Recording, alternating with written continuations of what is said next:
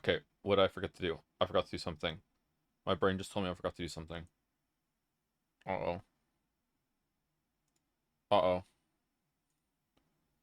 What did I forget to do? Hmm.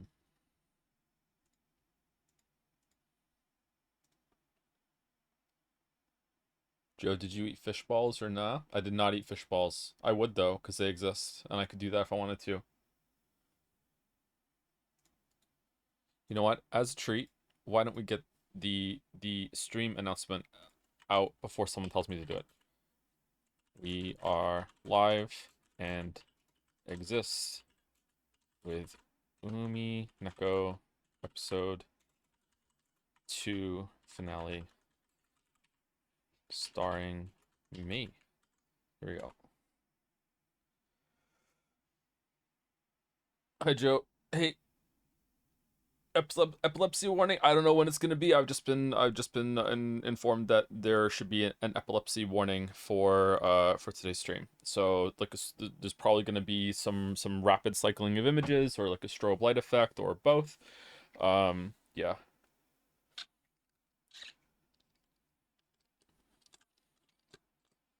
Hey Joe, have you seen the Netflix show Midnight Mass? It is pretty fantastic. I have not, no, but I would like to. I would like to watch that.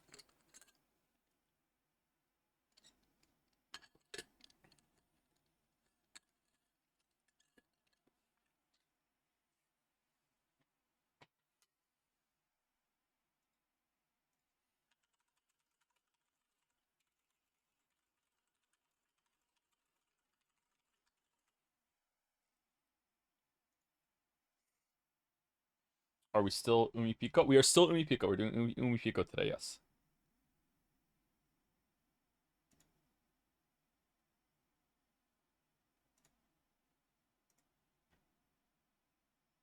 Did you see Jelly started StarCraft 2 yesterday? I did not. How is Jelly finding it? I really like StarCraft 2. So I hope Jelly is enjoying StarCraft 2. Not my favorite RTS, but it's up there.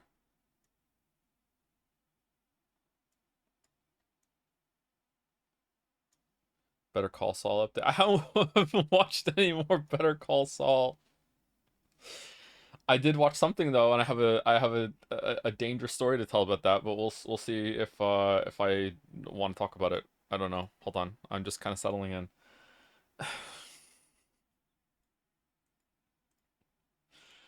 All right. Anyway, give me 1 second. Some were worried yesterday would be a cliff. Yeah, yesterday. Yesterday? What happened yesterday?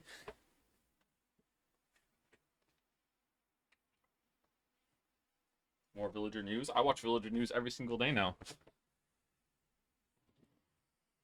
Do do do do do do do do do do do. Oh, Rodney's here. Okay, I think it doesn't really matter, but I'm going to turn Rodney into Modney.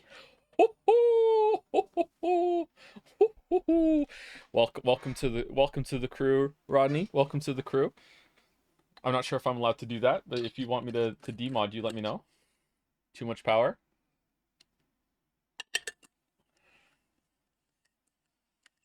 I just finished watching the VODs. Why the fuck does the furniture have swords now? I don't know. I don't know. You're allowed to do that, sure? Okay, that's cool. That's cool. Okay, so I have two things to talk about before I potentially say a story. The first is, how do I sound right now? There is noise suppression on OBS. Can we actually hear the difference? Can we, if I turn it off, what do we like? Hold on. Noise suppression. Okay, I'm gonna turn it off, and you tell me, does it change? Okay, the noise suppression is now gone. Is it a big change? Or what? Can't hear a difference? It's literally the same. More background noise when it's off. Some people notice quite a bit. Noticeable? Okay. There's a hum. Yeah, it's probably the heat pump. Yeah. Okay, let me turn it back on then. Hey, Wuggy, how's it going? Okay, noise suppression. Okay. And I moved it back up to the top. I'm telling this for Boulder. Okay, so I'm talking right now. I'm going to turn myself up to -3 instead of -6. Okay, how do I sound now? Still good? Too loud? Too quiet? Could I be louder? What do you think? What noise suppression do you use? The NVIDIA one? I just use the one that is built into OBS right now. I couldn't get it working before, but now it's working for some reason. Way better. Hello, Jojo. Hey, how's it going? You sound hot. Thank you. Thank you. Do I want to say this? uh, um, I posted a picture of myself on Discord over the weekend. So if you want to go and see what I look like, you can do that if you want to. So if you would like to have an image to go with the voice, you can post search my history if you want. Did you get a haircut? I did not get a haircut, no. Will you cosplay as Battler? Yeah, sure. Okay, second thing. Can you hear this?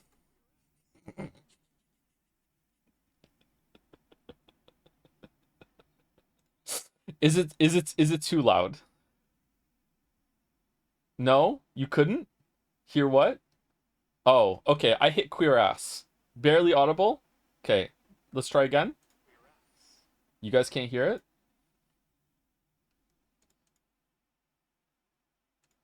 Very quiet. It's probably coming through my headset then. All right. Chrome browser sound is not working.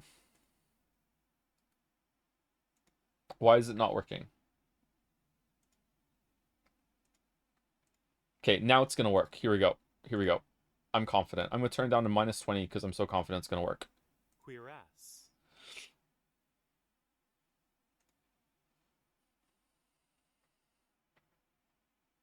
Yeah, it worked. But you weren't lying, you're not bald. Yeah, I'm not bald. I'm just thinning, and you can't tell. Barely, it's too quiet. Okay, let's turn it up.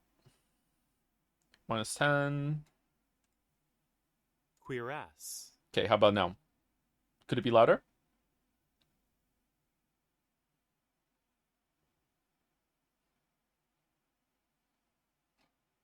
Good would be drowned out by a game. Okay, let's go -6 then. Queer ass. Queer ass calibrating.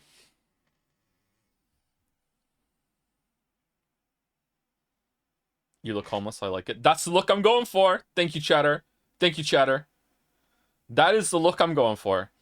-4, maybe?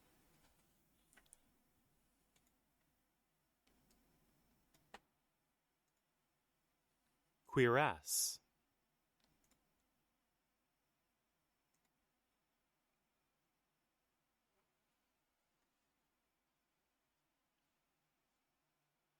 Put it at 0? Really? Okay, let's get the not a game on and we'll have some background music to compare it to. Hold on. Umineko. When the Persona 3 fans cry. Is this the first public Joseph face since co-optional? Yes. 6 years? 7 years?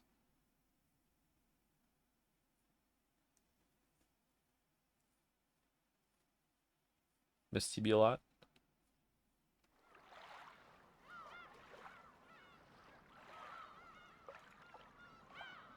Okay, now we can hear the crying, and now we're gonna add queer ass to the crying.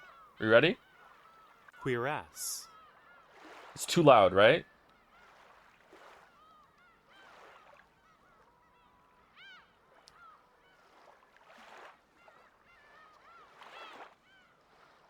Bit quiet still? Really? Where is Mouse and who is this clown? Mouse will be streaming soon. You could make that a reality. All right. So speaking of, last night I watched with Mouse the first episode of Twin Peaks. And let me tell you, I'm mad. I am mad at a lot of you in chat. I'm mad. I'm mad. I'm mad. Mouse was cry laughing pretty much the whole entire time for the first half. I am so unbelievably owned and angry. You don't get it? Yo, you don't get it. You don't get it. Okay, let's go through it then, my weeps. Let's go through it. Getting a lot of Twin Peaks vibes from this game you're playing, Joe. Getting a lot of Twin Peaks vibes from this stream you're doing, Joe. Hey, do I have to watch Twin Peaks before I play this game? Nah, you don't have to do that. It'll be fine. Okay, did you consider what it's gonna be like going backwards through this fucking experience, motherfuckers? Do you know what it's like to have played Deadly Premonition and Alan Wake and Life is Strange before you watch Twin Peaks? Do you have any idea what it does to a person? Do you have any idea how many fucking like, oh, that's where they got it from? Oh, that's the location. Oh, that's the hotel. Oh, that's the lodge. Oh, that's the coast. Oh, here's fucking Cooper. Literally 1-to-1 is fucking Francis York Morgan. What are we doing? What are we doing? What the fuck are we doing? Balder, Alan Wake 2 is down from a 9 out of 10 to an 8 out of 10. I cannot believe, just like fucking hell. Fucking hell.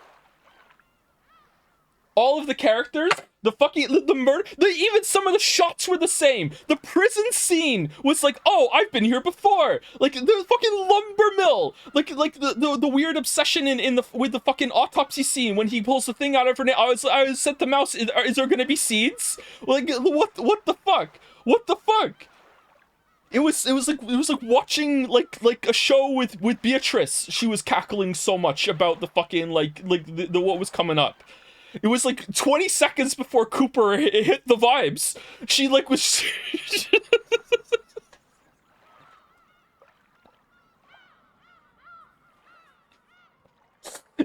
Oh God. Now watch Evangelion after Persona 3 Reload. I've twinned these peaks before, yeah. There was this like gorgeous shot of this like waterfall and this like really like huge building behind it, and I'm like, that's just the asylum place that Alan went to at the end of the first game, and then they're in the hotel. I'm like, this is just the hotel from Deadly Premonition. And then there was this weird shot of this lady like flicking the lights up and down, and I'm like, oh, that's the pot lady. And then they went to the fucking diner, and even the uniforms, the Alan Wake 2 diner with the uniform. I'm like, what the fuck? They just ripped right from it. Just every single scene for the first 30 to 40 minutes, I was like, oh, what the shit? Nothing is original. I wish I had this experience before playing the games. So you watch one episode? I watched an episode. They homage from it? They do homage? What the fuck are you talking about? This goes beyond homage. For like, even the way Cooper was talking into his receiver and talking about bullshit, which I could barely hear, by the way, because cackle E was like just straight up. I thought he was gonna pull out a cigarette at some point. Now you have to replay all those games. I feel like I'm doing that in TV form.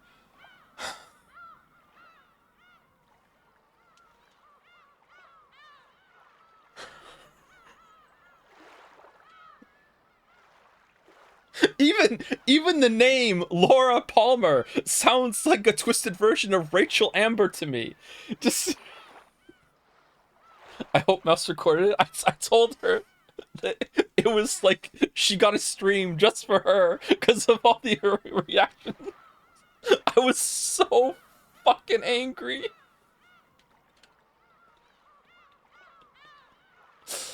Oh my God. Oh man. Can't wait for episode 2. Are we gonna do an episode 2 after that? I don't know how I feel about the show. It was really weird. It was a weird experience. It was kind of weird. Oh shit. Okay, you can't hear that, right? Because that's audio. Okay, sorry. The Explorer Edge just updated or something like that. You haven't even got to the good part. Oh, we're animating Twin Peaks. Okay. It's Peak Joe. There's 2 peaks, 2 cliffs. Oh man. The Roadhouse was like the bar that you go to at the end of one of the chapters of Deadly Premonition as well, with someone singing there. Just the hits just kept coming, man. The hits just kept coming. Jesus. Oh. Okay. All right. I'm done. I got it out. Okay.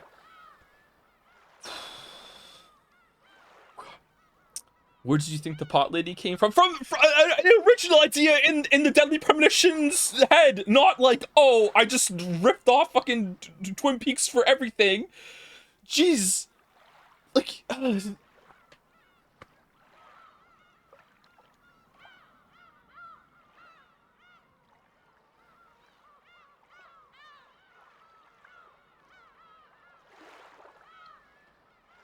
should have told me. You should have told me to watch it first. You have ruined this for me. You have ruined this for me. We did. You did not. You did not. I think we made it better for you, maybe. Not for me.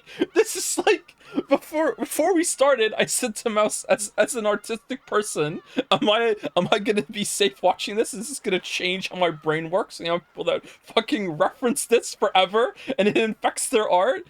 Like I don't get to get that experience now because the whole time I'm like, oh, I see where everyone got their shit from.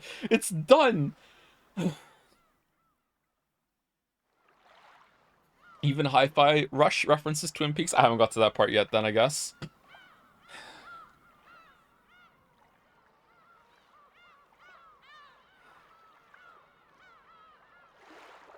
Your photo looks like you're gonna sit down in an old armchair in a cozy study by a roaring fire and read The Hobbit to me. 10 out of 10 British professor vibes. I have fucking lifting straps on my wrists, my dude. What? Where are you getting that from? Hi Joe, today is my birthday and it couldn't get any better than spending it with my favorite WeTuber and Umineko. As a birthday gift, a lesser being would ask for a marble, Red Truth, but instead, I implore you to have Mouse on the Umineko streams as much as possible. She generally nails her role as Beatrice of the stream, in many different ways. Her cackle legit elevates everything. Squeak squeak. Oh, that's nice. That's nice. I think she will be on for another one, and I'm also considering asking Jelly on if Jelly would like to read something with me. And we'll see how it goes with some collabs with trading reading, because then we can have longer streams for this. Yeah.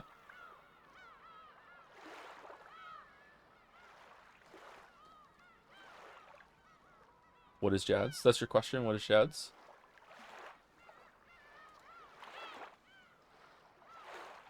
$12-hour stream.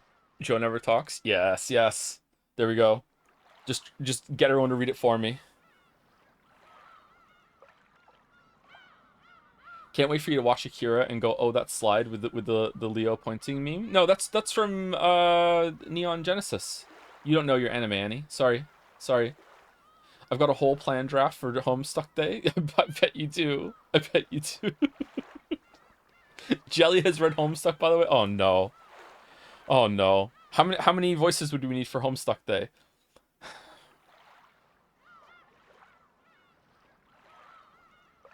There's so much media you need to see before Homestuck. Oh, because I don't want to have a, oh, this is where Homestuck got it from experience, like I did with Twin Peaks and like half the shit that we've streamed. Yeah, okay. All right. Give me my homework then, please, chatter. What do I need to do?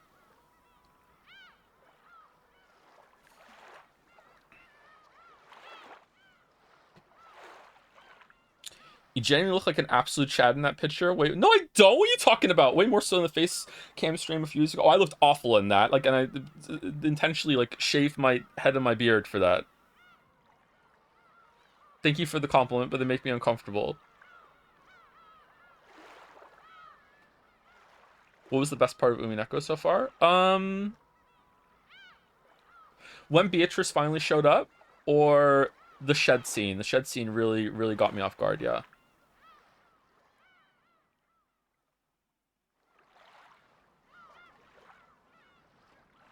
You need to watch every Nick Cage movie for Homestuck, not kidding.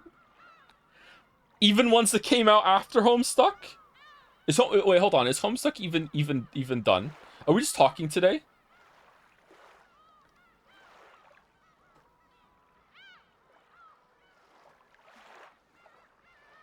Also the movie Armageddon. I've seen that already in the theaters. I'm that old. I shouldn't have bragged. Shit, I didn't think that went through. God damn it. God damn it. God damn it. God damn it. The self-report. The self-report that I saw Armageddon in the theater.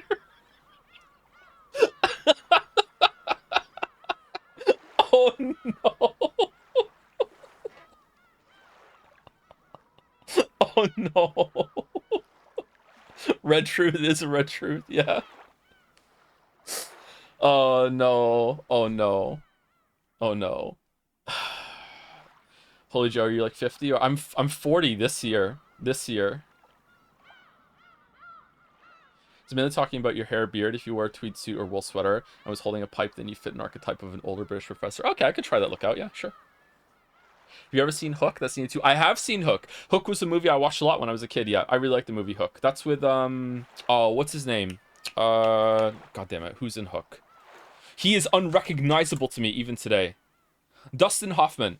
I do not see Dustin Hoffman in Hook at all. I can't see it. Even right now with the picture in front of me, I don't see Dustin Hoffman. I can't see it as Dustin Hoffman. I don't know how he just disappeared into being Hook. Yeah, that's a good movie. I like that movie a lot. I watched that a lot when I was a kid.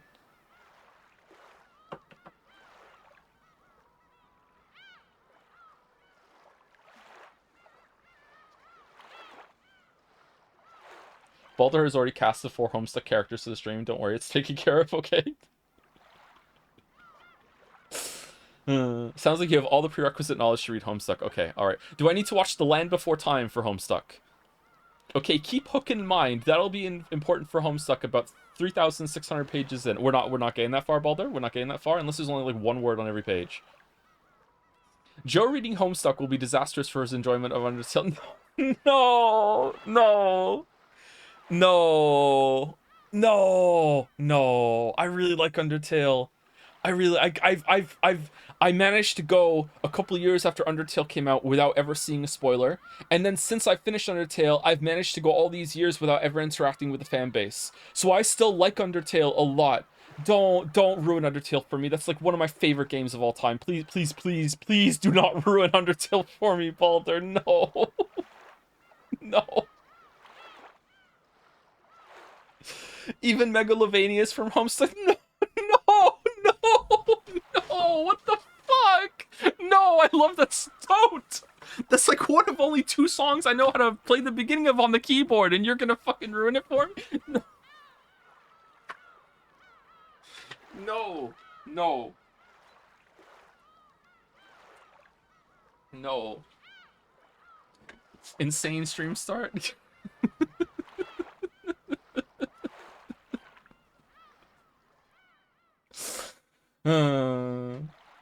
Man whose job is media analysis realizes media draw from other media. Yeah, but I like it when they do it in the way that I like, not in the way that I don't like.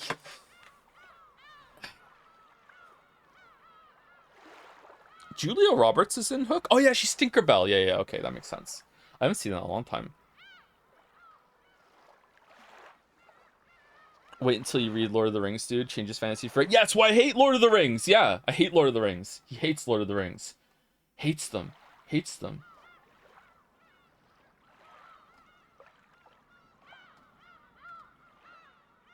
Megalovania predates Homestuck. Ignore the chatter. Okay, alright. It was a mod, but okay. I'll ignore the mod. Yeah. Okay, alright. Okay. Does the sword fighting stuff in Umineko bother you at all? I think it bothers me a little bit, but hasn't ruined anything. It might. Here's the problem I have with it. I don't really. This is why I didn't really talk about it, but much like last stream. Is because I don't know if it's even real. Like I just kind of like wait, what? Like what's going on?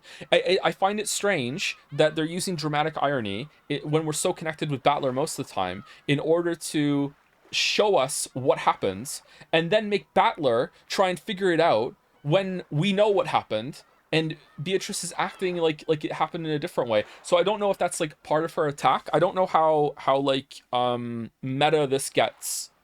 Like, cause like this is like it's really interesting to me that it says here, right? Oh shit! No.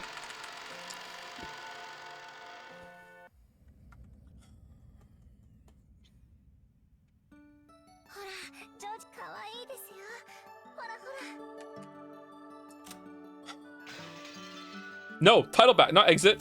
Title.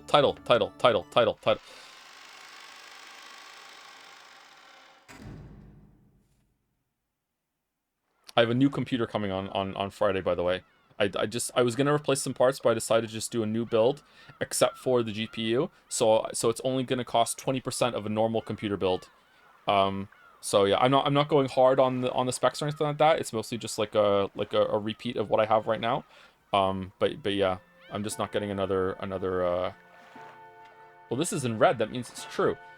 Okay, yeah, this is interesting to me. It says, "Good morning. The Golden Witch eagerly awaits your arrival. Please do not Please do grant her that wish. Were you able to get a good rest and perfect your strategy? The witch expects a lot from you and is more than ready to launch an assault right from the start. I also look forward to seeing your strategy. The difficulty level is extreme. The witch intends to make you surrender all at once." Right? So yeah, I don't know what this means. I feel like there's some untrustworthiness going on. Are you a PC gamer, Joe? Yes, yes.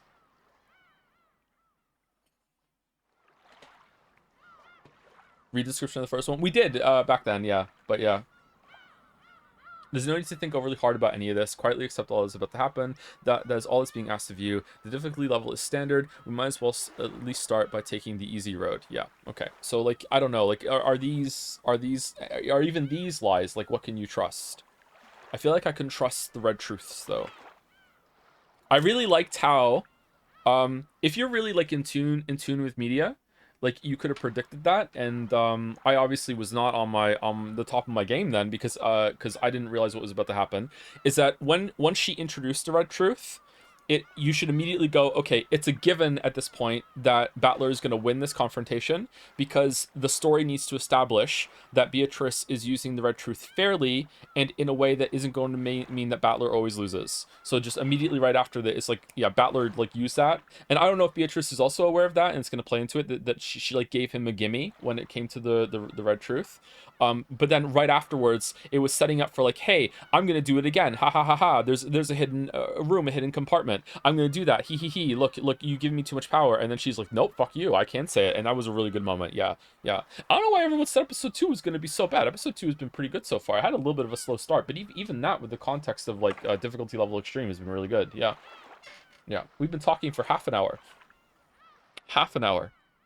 So owned about Twin Peaks. So owned about Twin Peaks.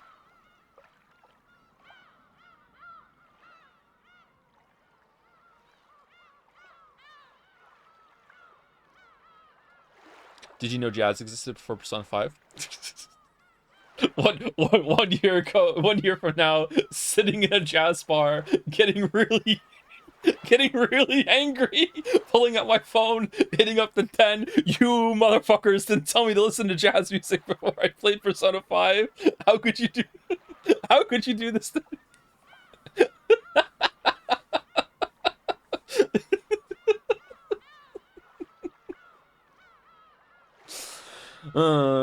Cackly, cackly, cackly. Episode 2 makes everything look bad by comparison. It's going to be so bad I haven't read it. Ah, okay, okay, okay. All right. Let me say thank you to some people, and then we will continue.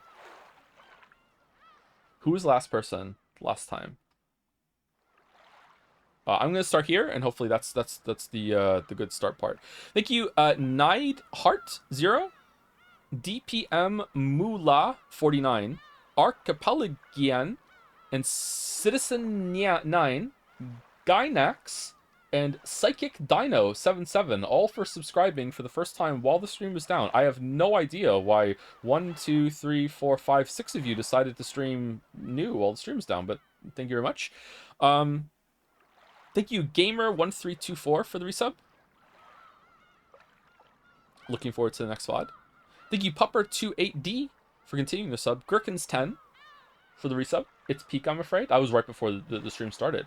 Okay, I'm going to be reading messages today, but I just want to give another forewarning that at some time in the future, I might just, like, for a month, just try it out and see how it feels. I might just stop reading bits and sub messages. I like reading them, but it does make it so that the show is delayed a little bit, especially if I end up yapping for the first like 40 minutes of chat. I like yapping, so that's something we might have to institute for a little while. I don't know. If there was a way to like cap the messages, that would be good.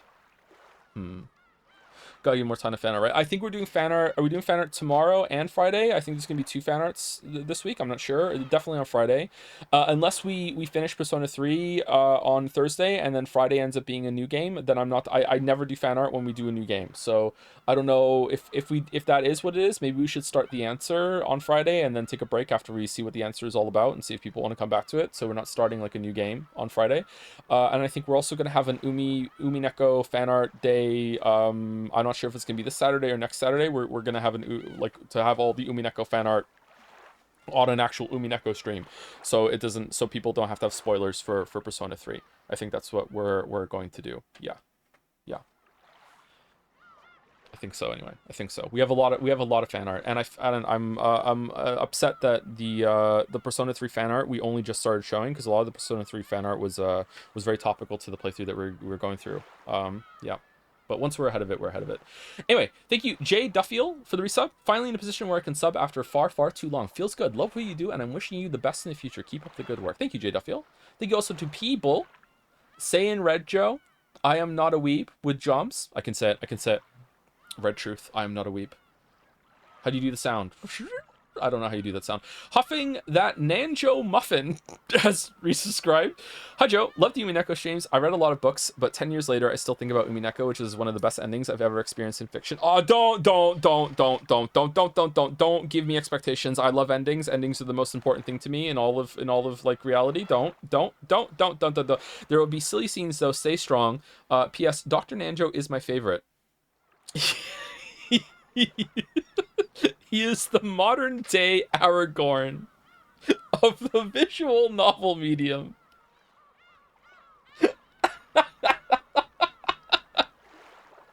Thank you, Dirk Grayson, for the resub. Celebrating year 3s with 3 months subbed and going back to college at 30. Cheers, guys. Good luck going back to college at 30. That's pretty based. Good luck, Dirk. Good luck. Thank you, Junie Daydreamer. Junie Daydreamer for the resub. Longtime VOD watcher, sub to catch the Umineko streams. I'm really enjoying your good faith approach to the VN. I'm really interested in seeing your opinions on a lot of the cast of this VN, considering a lot of them are parents like you, and it'll be a fresh perspective compared to the relatively young fan base. I hope you enjoy till the end. I think I've had some comments about that yet so far, like a parent's perspective. It's been a little the scene with Rosa on the train was pretty emotional for me. I'm not sure if it showed, but yeah, and it's really really rare that anything we stream gets to me like that. So yeah, definitely from a parent's perspective, it's interesting. Yeah. I do want to say about the characters that are showing up that Umineko is guilty itself of preemptive chanting by chanting the stakes. So that's a red card against it, I think, chat, right? Thank you, Swazi Magic, for the resub. That Nitum for the resub as well. Thanks for all the streams, Joe. I'm up to episode 6 on my own Umi read-through. A while ago, you talked about how you can't get British bacon. Is butcher's cut bacon or center cut bacon more in line with what you meant? I believe the bacon I'm talking about is just called Danish bacon in the UK. I know that Danish somewhere else, yeah, Danish bacon. I think it's more it's a cut of meat that has more fat on it than more meat on it than fat. And it's slightly thicker. It's not pea meal that's up here, but it's definitely not strip bacon that they have. There's been some bacon here that I get that's kind of close to it, but it's not really the same. I think it's not just about the cut; it's about how it's smoked. Like a rasher, yeah, like a rasher. Like if you're in the UK right now and you can just go have like a bacon Sammy or a bacon Biddy or whatever the hell you guys are calling it nowadays, you can't get those in Canada. So that kind of bacon just isn't here. So condolences accepted from you on my behalf, because it's like just amazing to have that, right? Yeah, they don't have that here. You mean back bacon? There is back bacon up here, but it's just not the same thing. It must be how it's smoked as well as how it's cut. Yep. You're Welsh, Joe. It's a bacon butty. Oh, is it butt? All right then. Where are you from? Thank you, Pace5. I don't know why I did that. Thank you, Pace5H, for the resub. Parkir and Honda also for the resub. Thank you, Neodunks, for the new sub. Welcome. Hugs and misses. Fish my balls. Okay. Thank you, Liquin, for the resub. Almost 2 years making this mistake. Love you, Joe. Thank you, Charlie Jan, for the resub. Mr. So Much, chat. Mr. So Much. Charlie Chan is Jomsing. Thank you, Tick Dickler. New name just dropped. 1,000 bits. I humbly submit for your consideration a formal petition for an Umineko stream where every time Maria says "ooh," you play the gnome sound effect. Gnome sound effect.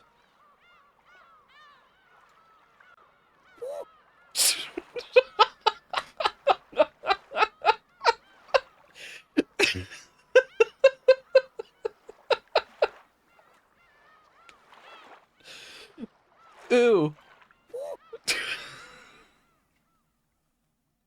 Battler, I told you before, Beatrice exists. Ooh. I don't know if I can keep that up, but we'll see. We'll see. You've never been gnomed? No, what do you mean have I ever been gnomed? No? Is this new? What is this?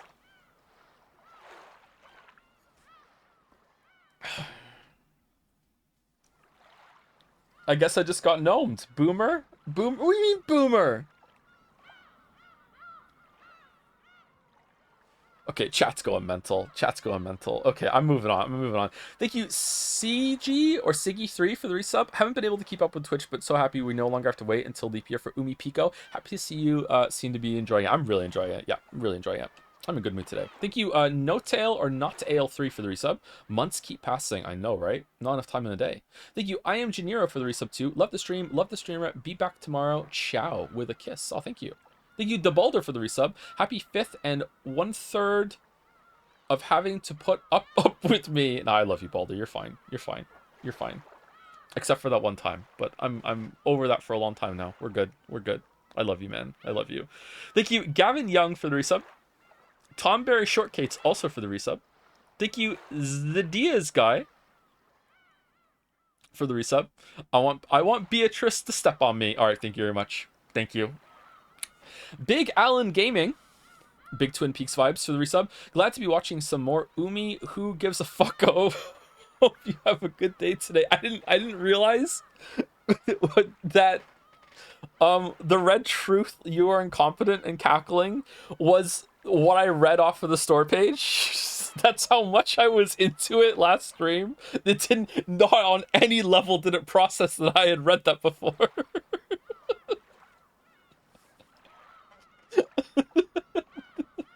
That was pretty funny. Man. Anyway, thank you, Sunny JC, for the new sub. Be a Pick 3, also for the new sub. Welcome. Capri Sun Sue for the resub. Mark Lord 45 with the final episode 2 cliff could happen today. All these cliffs. You can't have the cliff without peak. Thank you, Ciacid. Fucking hell. Ace, god damn it. For the bits, quick aside, does Beatrice exist? Yes, no. This will not be the last time chat asks this, I bet. I think right now that Beatrice exists. Yes. I think she exists. I don't necessarily believe in magic and everything that she's saying, but at this moment, I would say yes, Beatrice exists. Yeah, she exists. Yes. Thank you, Iron Raft, for the resub. Can we get a live Nanjo reaction in the corner whenever Nanjo is on screen, please? Yeah, I could possibly do that, but I would have to like set up the hotkey. So I'll see if I can get that set up for next stream. Iron Raft, that's a good idea. I'll put it on 5 because right now I have this one, right? Let's see. I have this one to mute the mic. And now I'm back. I said something really funny, and I can press 4, and I can make that show up, and then I can bring it back. Yeah, okay. I need a button to say queer ass whenever I press it. You should have a hotkey for the red truth sound effects whenever you say something that's true as fuck. Yeah. Like Odyssey being a 6 out of 10. Red truth. Thank you. Yuri was taken for the bits. Come on then, repeat it in red if you can. I like Umineko more than Disco Elysium. I can't. Not yet. I'm sorry, not yet. Maybe, if it holds up, maybe. But right now, no. Disco Elysium takes it. I'm sorry. I am really enjoying Umineko. It's surprisingly close, dangerously close. I'm worried. But yeah. Thank you, Kata Ben, for the resub. X Violet Void X for the bits. Me and my boyfriend watch every stream together, and I just wanted to say how much joy you bring us both. Oh, that's nice. Thank you. Couple watching. That's nice. Thank you, Violet Void. Thank you, Chud2112 for the resub. Ketrub for the resub too. Hi, hey, how's it going? Thank you, Numinatus for the resub.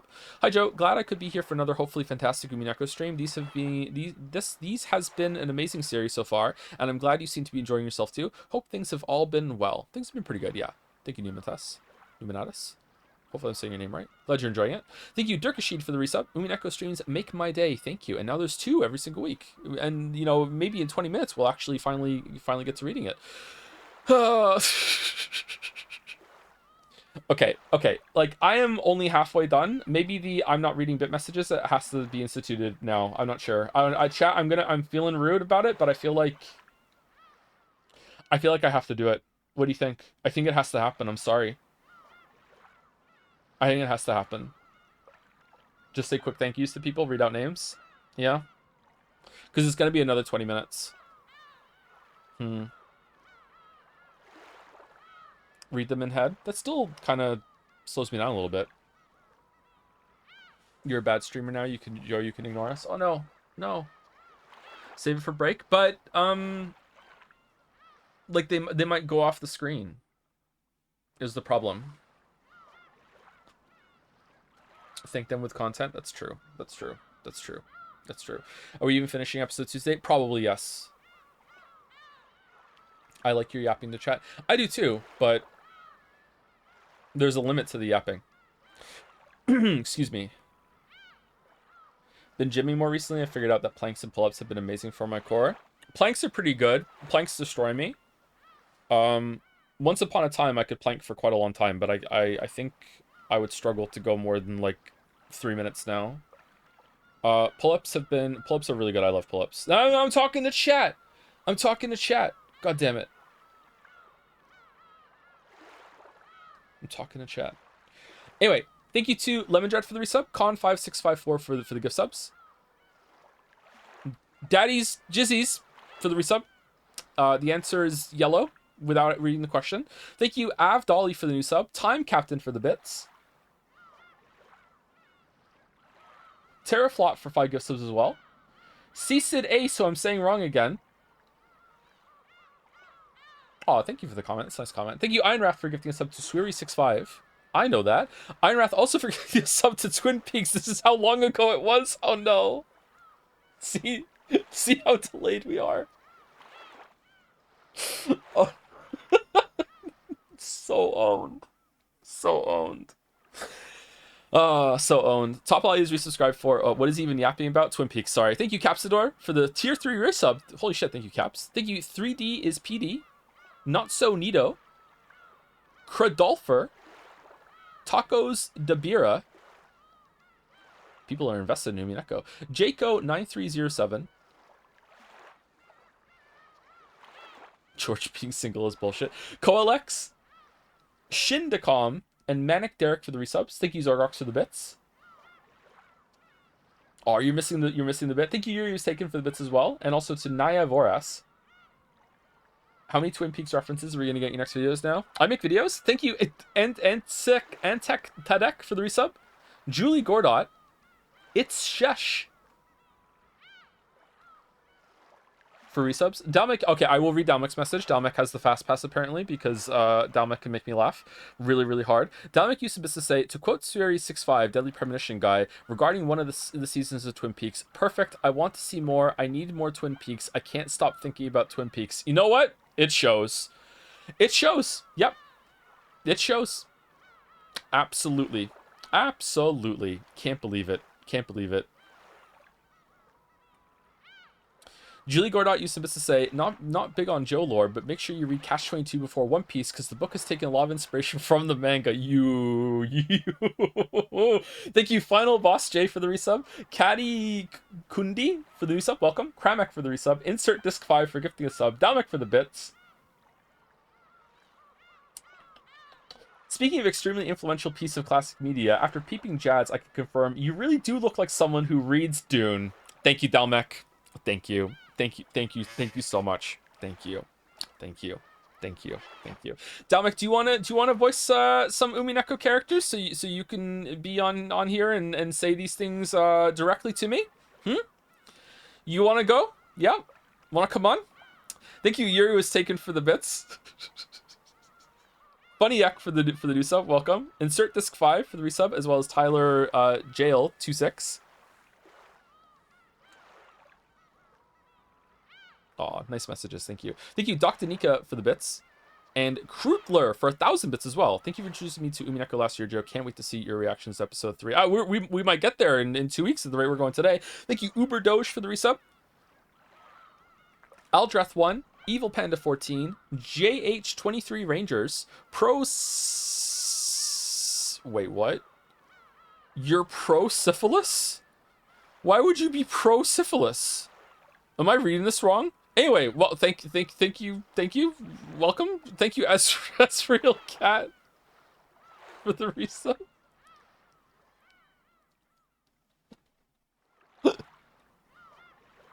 I think I read it wrong. I'm sorry. Thank you, Paulin916_2 for the resub. Kami Mummy has used the bits to say, Sup Jodeler, loving Umi and I have gotten on to episode 3 and my own read, hoping to blast through it before Saturday's stream. Gotta become an Umi fuller before the streams are over. Goals. Thank you, Malice the Malicious, for gifting a sub to Beatrice the Pegger. Thank you, Whizbang, for the resub. Limbus Patron. Double Side Kai for the resub. Welcome. Tomo Komat for 3,000 bits. Holy shit. Thank you, Tomo Komat. With a thumbs up. Damn. Yuri was taken for some bits. Funny chat message. +2. Accordion. Getting in for the Exodus. I'm still reading. Thank you, Crust Dog, for the new sub. Any for Prez for the resub, for the bits, not resub. I'm getting confused. Oh no. And last on my list is It's Easy and Ushadi Divan for the resubs and continuing the sub. Mouse has Joe back on. How exciting! Thank you, Tafcom, for the resub also. Thoughts on music discussion channel on Jazz? I don't know. That could possibly go into the art one right now. I'm not sure what Shivabra wants to do with it. Maybe, I don't know. I don't want to. Also, Dragon's Den in general. We could do that. Thank you, Got PT, for the resub, and also Vaki for the resub as well. Okay, so last order of business before we get in is actually to talk about Saturday stream. How did we feel about a more serious collab where we are mostly just like mainlining the story? I feel like I there was some criticism about last time with me not speculating as much. I think that Saturday was a pretty good balance. I don't think there was anything that I didn't want to say on Saturday that I didn't say, if that makes sense. So I think that it worked out well. So if that was just every Saturday from now on, would you all be fine with that? I think yes. I think that would be good. The streams can be longer. I know Mouse had a lot of fun. So we can't make that happen this Saturday or next Saturday, but we can't make it happen every single Saturday. But maybe after the next couple Saturdays, we can make it like a semi-regular thing. And like I said, there's also other people that want to come on. Jelly, I think, expressed some interest in coming on, so we could maybe try out some different rotations and see what it's like.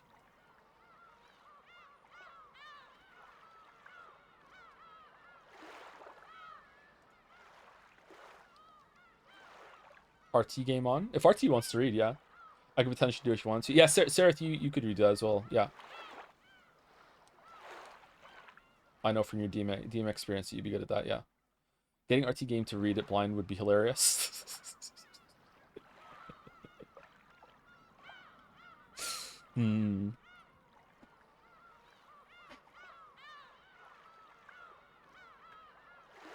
Poll is positive? Okay.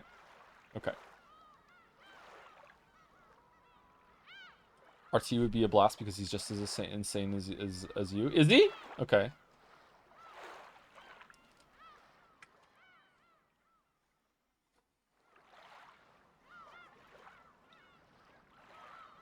Get Mandalore on. Mandalore and I have already done some co-op reading together. Just a couple of lines. If you know, you know. Did you see his PowerPoint? Has he been here for the Umineko streams and seen ours? If there was a way, maybe we should move bit messages to only like 500 plus bits to be read. It's too easy for people to give $1 every time they think of a comment. Yeah, we could possibly do that. I feel kind of like scummy about it, but maybe for the good of like moving forward, we should do it. Yeah, yeah.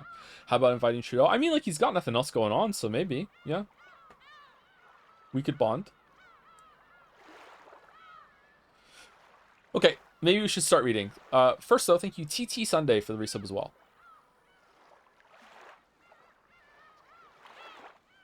Bring Trudeau on a Saturday for no particular reason. Oh, okay. All right.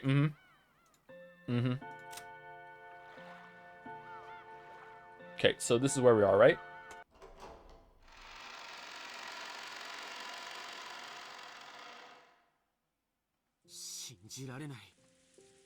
Just saw your photo. When are you getting the yoga ball to sit on one of your videos?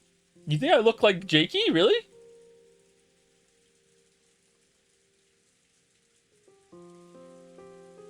It only took us 50 minutes to start this time. Yay! Progress! Yay!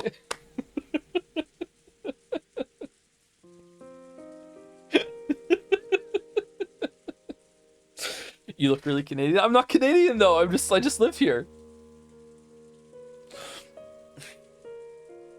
Can we have break? No, we have break in an hour and 10 minutes.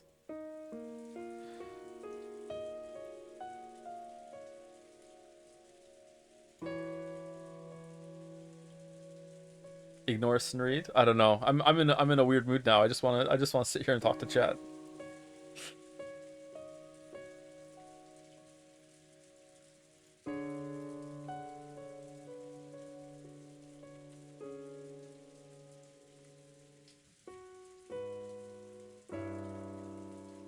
Queer ass.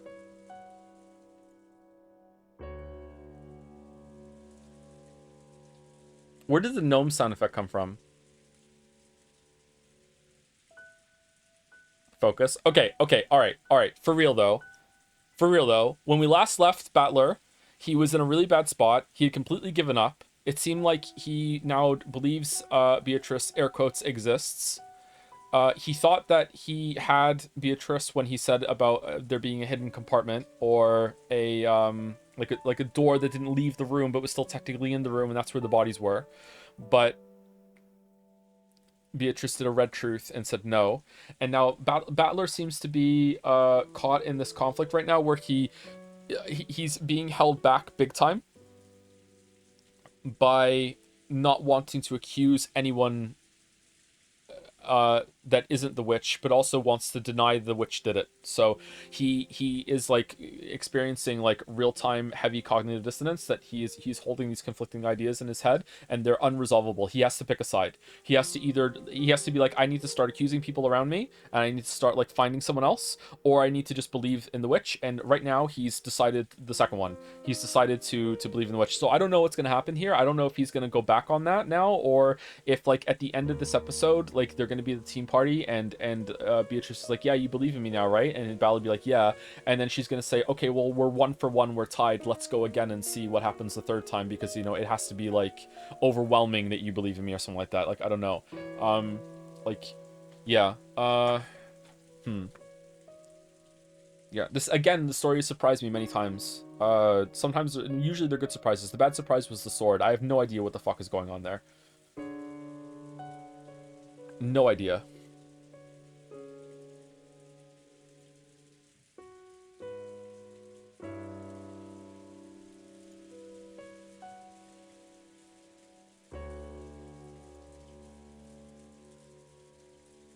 Okay. Is there anything else that we need to talk about? Oh, you know what we should do? We should review who's dead.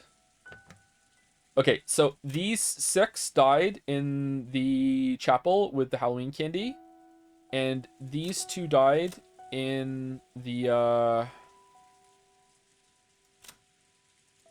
in Jessica's room, and the corpse disappeared somehow after the fight.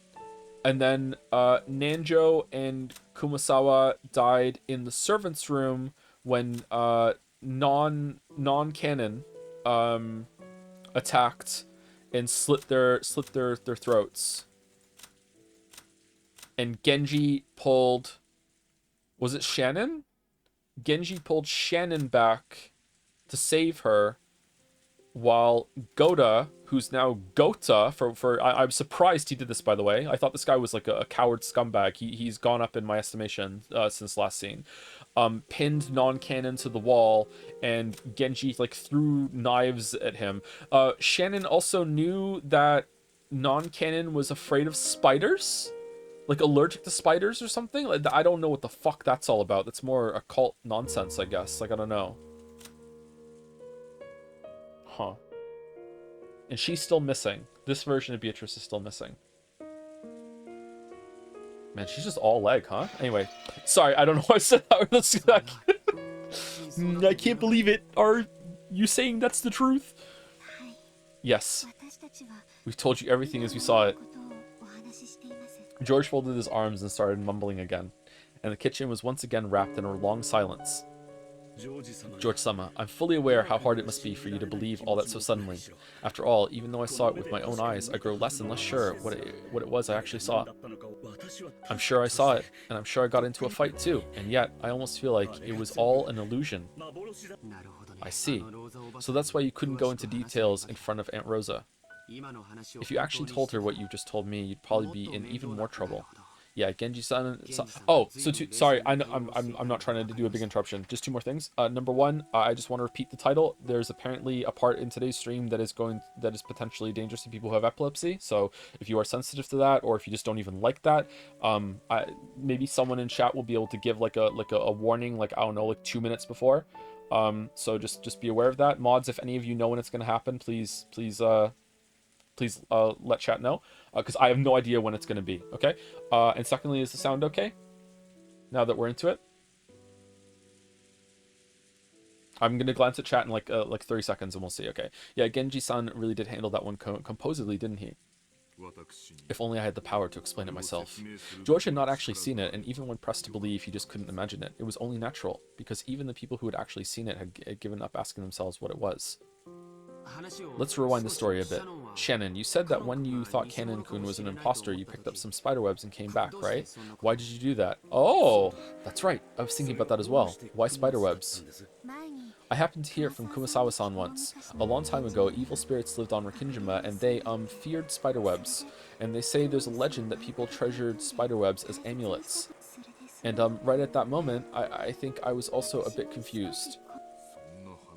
This is bullshit. When it comes to those old stories, Kumasawa was very knowledgeable. Well, spiders are very useful bugs after all. The more animals, yes, it wouldn't be at all strange for a belief system like that to come into being. I'm sure that the Tori Shrine was suppressing the power of those evil spirits, and because the spirit mirror was broken by me, that power came back. That power must be what allowed Beatrice-sama to revive. If I, weak-hearted as I am, hadn't done such an outrageous thing. Get on my level, mouse. Get on my level. Shannon, you don't have to worry about that anymore. I don't blame you for it.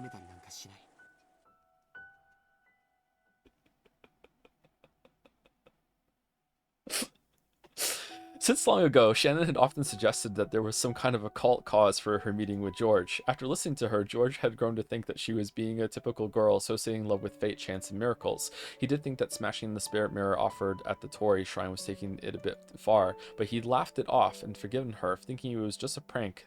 Thinking of it as just a prank that showed how serious she was about her relationship with him. Just breaking a mirror in some musty shrine wouldn't have changed the fate of our meeting, and it would never cause any curse. He tried to cheer her up, saying it was only a musty mirror covered in dust. Ever since I started working on this island, I've heard the story of a spirit called Beatrice-sama from several co-workers. Challenge accepted? Ooh, in the beginning I thought it was ridiculous, but since it would appear indiscreet to say anything out loud, outwardly I conducted myself as though I also believed it. But could it really? She existed. Beatrice-sama was in this mansion all along, but she'd lost her powers and wasn't able to appear before us. She did exist all this time, it's just that we couldn't see her. I like to hear Genji-san's opinion. Is this just like mass hysteria? Okay, I know there are like legit reports of mass hysteria, right? Like if people are in a stressful enough situation that Especially if they're isolated, they can start to believe, like, and actually truly believe that they experienced some things that didn't happen, right? Like seeing 6 people die in that like really fucked up way. Like I wonder maybe that's why they start off with such like a brutal like holy shit, so many people are dead. Look at this, look how grotesque this is. Be paranoid of everyone. Like I wonder if it's just trying to like induce mass hysteria. That would be an unsatisfying answer. I don't know why I'm looking at chat, but yeah, I agree with you actually. I hope it's a little bit more than that, but I wonder if that's part of it. I have no opinion. All I want to say is that at the time there were. Oh, it's like being Battler again. It's like, okay, like, well, I don't like that answer. That's kind of unsatisfying. So you know what? I'm just gonna believe in magic instead. It's just like no, that's probably it. Because if it's not it, then yeah, I guess there has to be some sort of level of spellcraft going on, right? I have no opinion. All I want to say is that at that time there were 5 of us in this room. Then I thought the canon had returned through the back door. After that, we carried him into the servant room. Something happened, and now Dr. Nanjo and Kumasawa will never come back to us. I mean, give it time. They might be at the back door soon. That is all. We have already explained everything we saw. I understand how unreasonable it would be to try and force belief from one who didn't witness those events, such as yourself. How could he believe it? I was sure it was Canon-san, but it got up from the bed. And that's right. When it started to grope about that wound in its chest in that manner, I felt sure that it wasn't Canon-san, but something else. I doubt you'll be able to understand, George-sama. The terror of that moment, when the person I thought I knew well exposed that it was in fact someone else entirely. I can't explain. I can't explain it at all. I understand. I can tell that whatever happened, it was terrifying enough to give you such a shock. Thank you very much, George-sama. And they all fell silent silent again. Shannon kept crying no matter how many times she was consoled, thinking that listening to the witch's sweet whispers and breaking the spirit mirror on that day had been the mistake that ruined everything. Goda-san! The witch who whispered these things to you loses her powers if that mirror exists, right? I think she explained it to me a little, but I don't really remember. I think she said something about how she couldn't release her power as long as that mirror existed. What happened to this mirror that you broke? I don't remember. I left it behind when I broke it, so it's probably just how I left it. So when, as they say, the reef was struck by lightning and disappeared, it must have sank to the bottom of the ocean.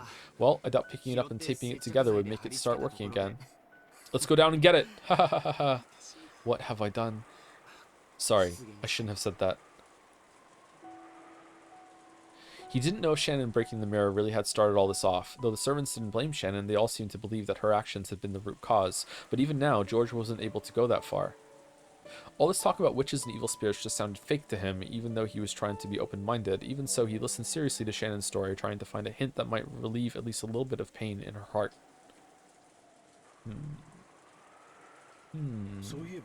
Come to think of it, though it's surely different from the one in the Torii, I have heard that Madame keeps the spirit mirror as a charm.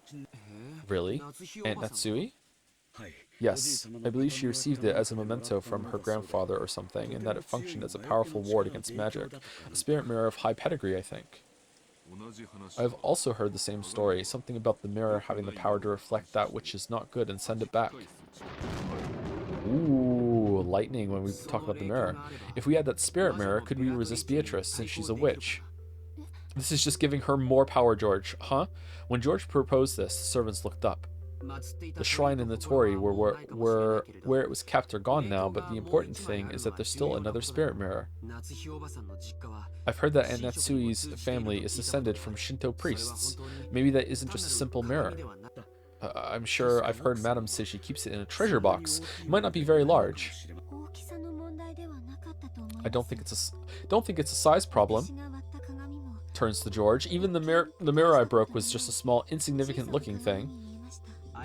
If our opponent is a cult, then we'll have to use the occult to fight back. No! Opposite! No! Sitting around here won't solve anything. It's worth trying, if only for some peace of mind. Of course, this didn't mean George had accepted the witch. However, he thought it'd be necessary to have some kind of purification ceremony to heal the wounds in Shannon's heart. So this story about Natsui's spirit mirror was really convenient. Let's go. I won't say anything crazy like, let's go get it and finish off the witch. However, I think it'd be useful to have some sort of charm that can protect us from her.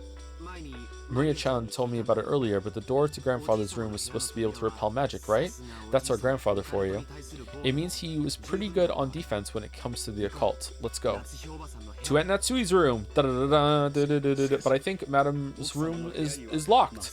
We returned the master keys to Rosa-sama, and even the key box in the servant room is now locked away. In that case, Aunt Natsui should have had a key on her person. Aunt Natsui's corpse should still be in the chapel. We probably shouldn't be disturbing it before the police come, but we can give a full explanation later. Yes, we needed the key to get into the room to get a mirror that's magic to repel the witch that was killing us all, officer. Okay. However, the entrance to the chapel is also locked. Haha, Goda-san, can't you break a single glass window with your physical strength? You could smash it with a nearby rock. Would it really be okay to break the window of that important chapel? Okay, what's gonna happen here? I have a sense of foreboding. When grandfather gets mad at us, I'll take responsibility. From the beginning, I've been ready to fight the whole Ushiromiya family today. Gee, I wonder why. I've got to get them to accept my engagement to you, so I've been prepared from the start. Let's break the glass. Then let's borrow the key from Aunt Natsui's corpse. George's announcement that he'd take responsibility seemed to have given the servants a great deal of courage. Shannon and Goda looked at each other, then looked at George's face again. Grandfather knows everything about the occult. I'm sure he'll understand if it's the power of Aunt Natsui's spirit mirror we're talking about. Don't worry, he won't get mad at you. I wonder if Madame's mirror will really be able to seal Beatrice-sama once again. I don't know, but I think it's worth trying. So let's go. It's getting darker and darker outside. Quickly! To the George Mobile. Shannon, get a flashlight. Goda-san, find something that looks like it can break the glass. Sorry, Genji, but can you be on umbrella duty? Yes, sir! The servants, who had been rejected by Rosa, gained a new master and started to move. George, who was normally calm and gentle, was now radiating dignity. Shannon checked the emergency flashlight, just in case she changed the batteries.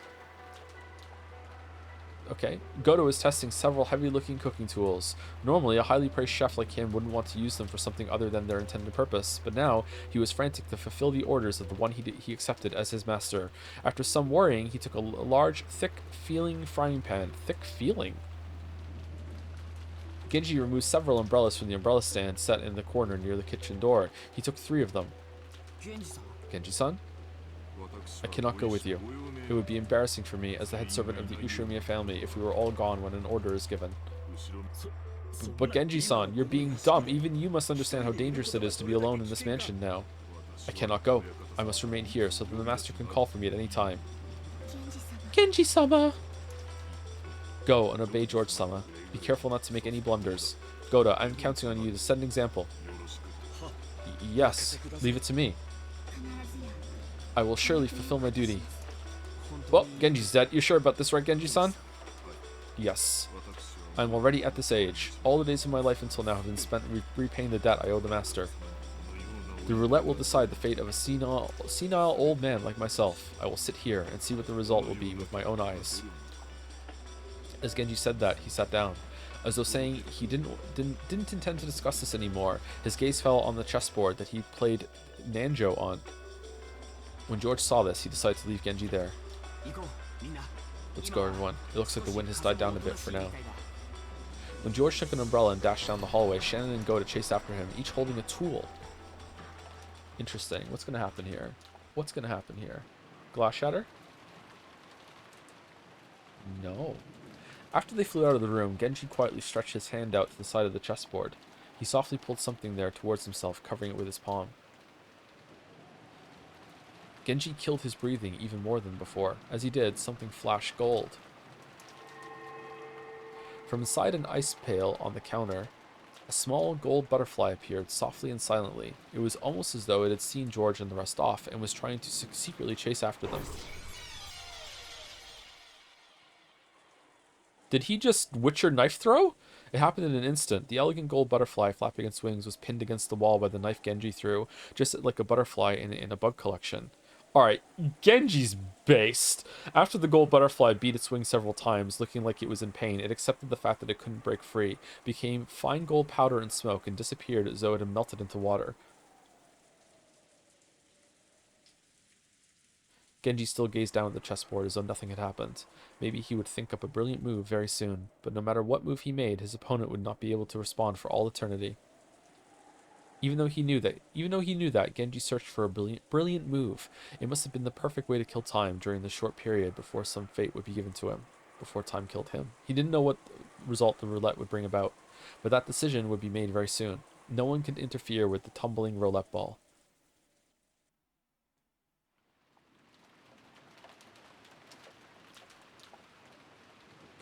The door to the parlor was not only locked, but blocked with a barricade made of sofas and the like. Because of that, Aunt Rosa seemed to suspect that any suspicious person approaching would break in through the window. Sitting on a one-person sofa, her back to the door, she continued to hold onto her gun. I didn't know what it was anymore, and even though my body and mind were worn out, I played with Maria as she wanted. Didn't know what it was anymore. I didn't know what was.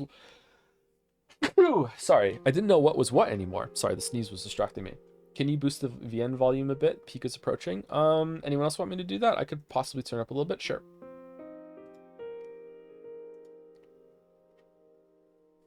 I'm furniture. Yeah. I'm a furniture.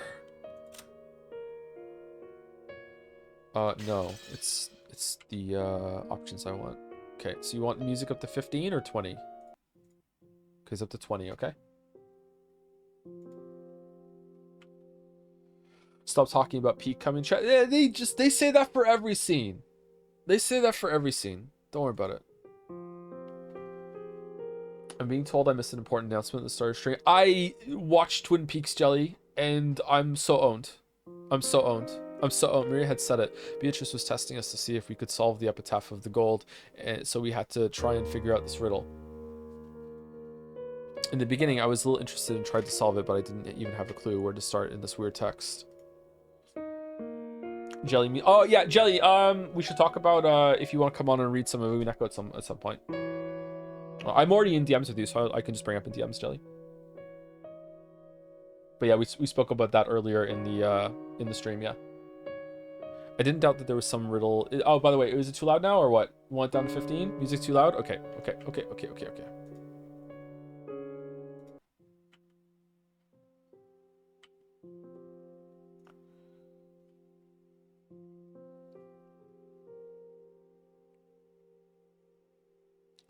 Maria had said it. Beatrice was testing us to see if we could solve the epitaph of the gold, so we had to try and figure out this riddle. In the beginning, it was a little interest. I was a little interested and tried to solve it, but I didn't even have a clue where to start in this weird text.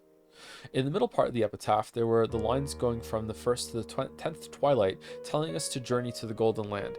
Hold on, hasn't the twilight thing been busted?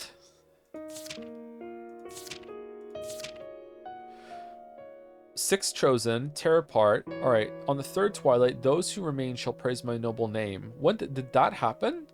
Fourth twilight, maybe it did. Fourth twilight, gouge the head and kill. Nope. It was the neck. On the fifth twilight, gouge the chest and kill. I mean, like the neck is between the head and the chest, so maybe that's fine. Maybe it's like a gray area. I don't know. Huh. I wonder if did she take the corpses and then gouge the head and gouge the chest somewhere to make it fit? Is that important, or is it just flavor? IMO, keep the music and the voices the level they were at and just the general VN volume in OBS instead. I can't turn that up. Oh wait, no, I can. Hold on.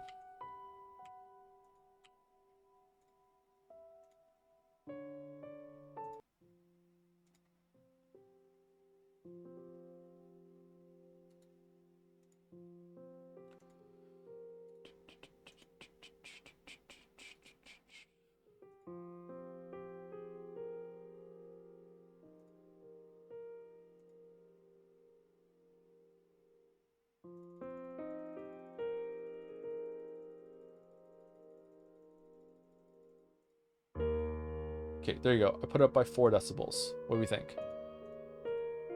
On the first twilight, offer the 6 chosen by the key as sacrifices. On the second twilight, those who remain shall tear apart the 2 who are close.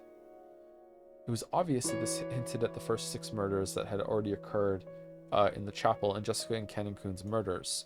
If those who remain, though, if this was being followed, we still had to prepare for 5 more people to be killed. On the 4th twilight, gouge the head and kill. On the 5th twilight, gouge the chest and kill. On the 6th twilight, gouge the stomach and kill. On the 7th twilight, gouge the knee and kill. On the 8th twilight, gouge the leg and kill. Dr. Nanjo and Kumasawa Ba-chan's corpses still haven't been found. However, if this follows the pattern and there's sacrifices for the 4th and 5th twilights, I still think this is kind of like some sort of referring code where you have to go through and like find out what the twilights mean in respect to the epitaph itself, and then like you remove something from here, and it kind of like spells something out in some way.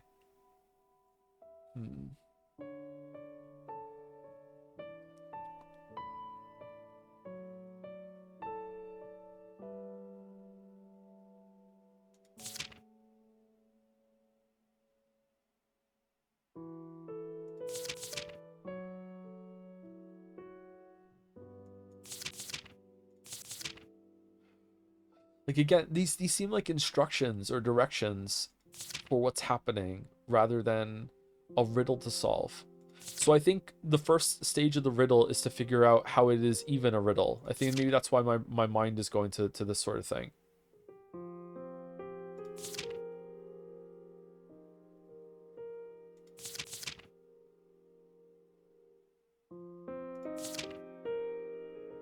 Gouge the head and kill. I did paragraphs before, right? I did like 1, 2, 3, 4. No. What was the line I thought I was doing? I was like 1 and 6 was the first one, so it'd be 6 word. 1, 2, 3, 4, 5, 6 through, and the second one would be 2 through you, something like that. Is it lines though instead? I'm gonna run out of paragraphs. Lines through second to. That's through who? Third? That doesn't even have anything there. Through twilight, those who remain shall praise my noble name. Key? No, no. However, if this follows the pattern and their sacrifices for the 4th and 5th twilights, they'll surely be found in a pitiful state with their heads and chests. Okay, Battler's doing it now. Okay, cool. So we can expect that 3 more of us will be gouged in the stomach, knee, and leg and killed. Who will it be? I looked around the room, noticing that there were 3 people here, but how should I put it? My emotions seemed paralyzed. Strangely, I didn't feel frightened. As I leaned against the sofa with the top part of my body gazing up at the ceiling, Maria noticed. Apparently, she felt I was slacking off in my riddle solving. She got mad at me for not taking this seriously enough. Hey, Maria. Ew. What was it again that Beatrice said she'd do if we solved this? I'm sure the witch wrote in her letter that she'd give up on collecting interest or something abstract like that. I optimistically took that to mean she'd given up on killing the whole family. But was it really written with that meaning? For some reason, I couldn't convince myself that solving the riddle would really save me. I'm sorry this is obnoxious, but I just want to check. Did we even read Rose's letter? I don't remember that being opened.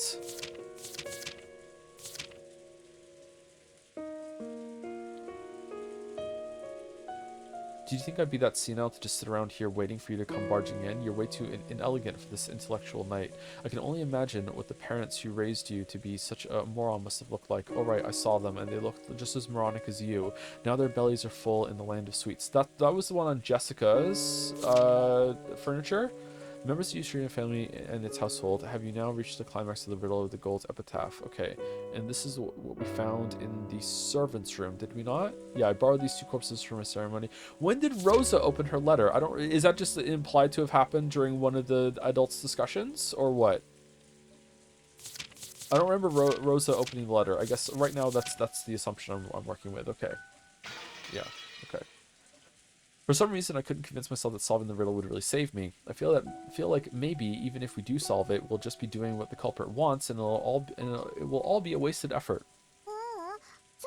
No, that's not true. If you saw the epitaph,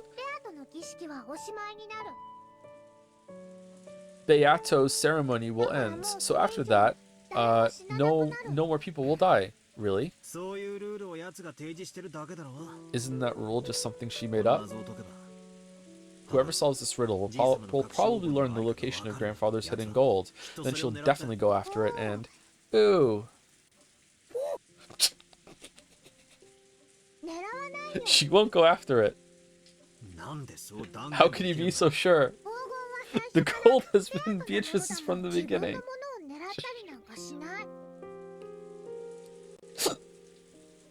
She wouldn't go after something that's hers.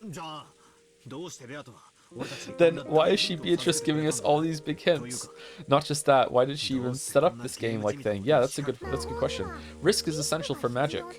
Oh yeah, that is true, yeah. Kinzo said that, risk. I don't really know what you mean.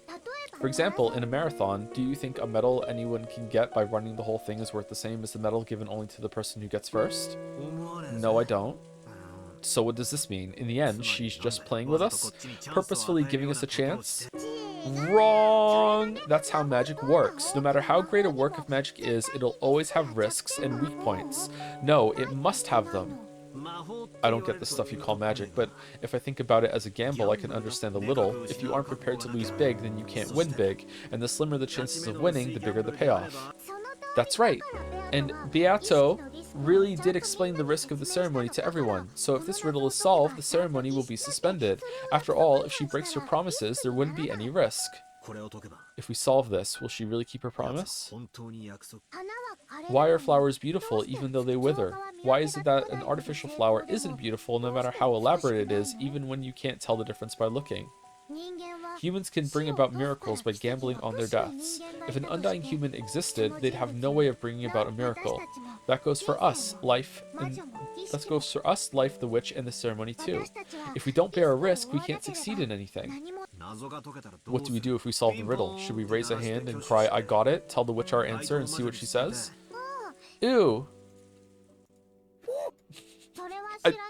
I don't know about that, but if we solve it, the ceremony will surely end automatically.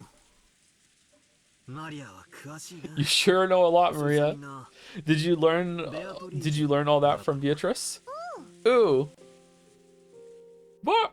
No, we're not doing it. We're not doing it all the time. We're not doing it all the time. We're not doing it all the time. So if you don't bear a risk, nothing can be gained. Is that it? That definitely is the way of the world, but it's sort of in conflict with the chessboard thinking I like so much. At least when making moves in chess, players grope for the best move, always trying to avoid risk and hoping for an advantageous turn of events.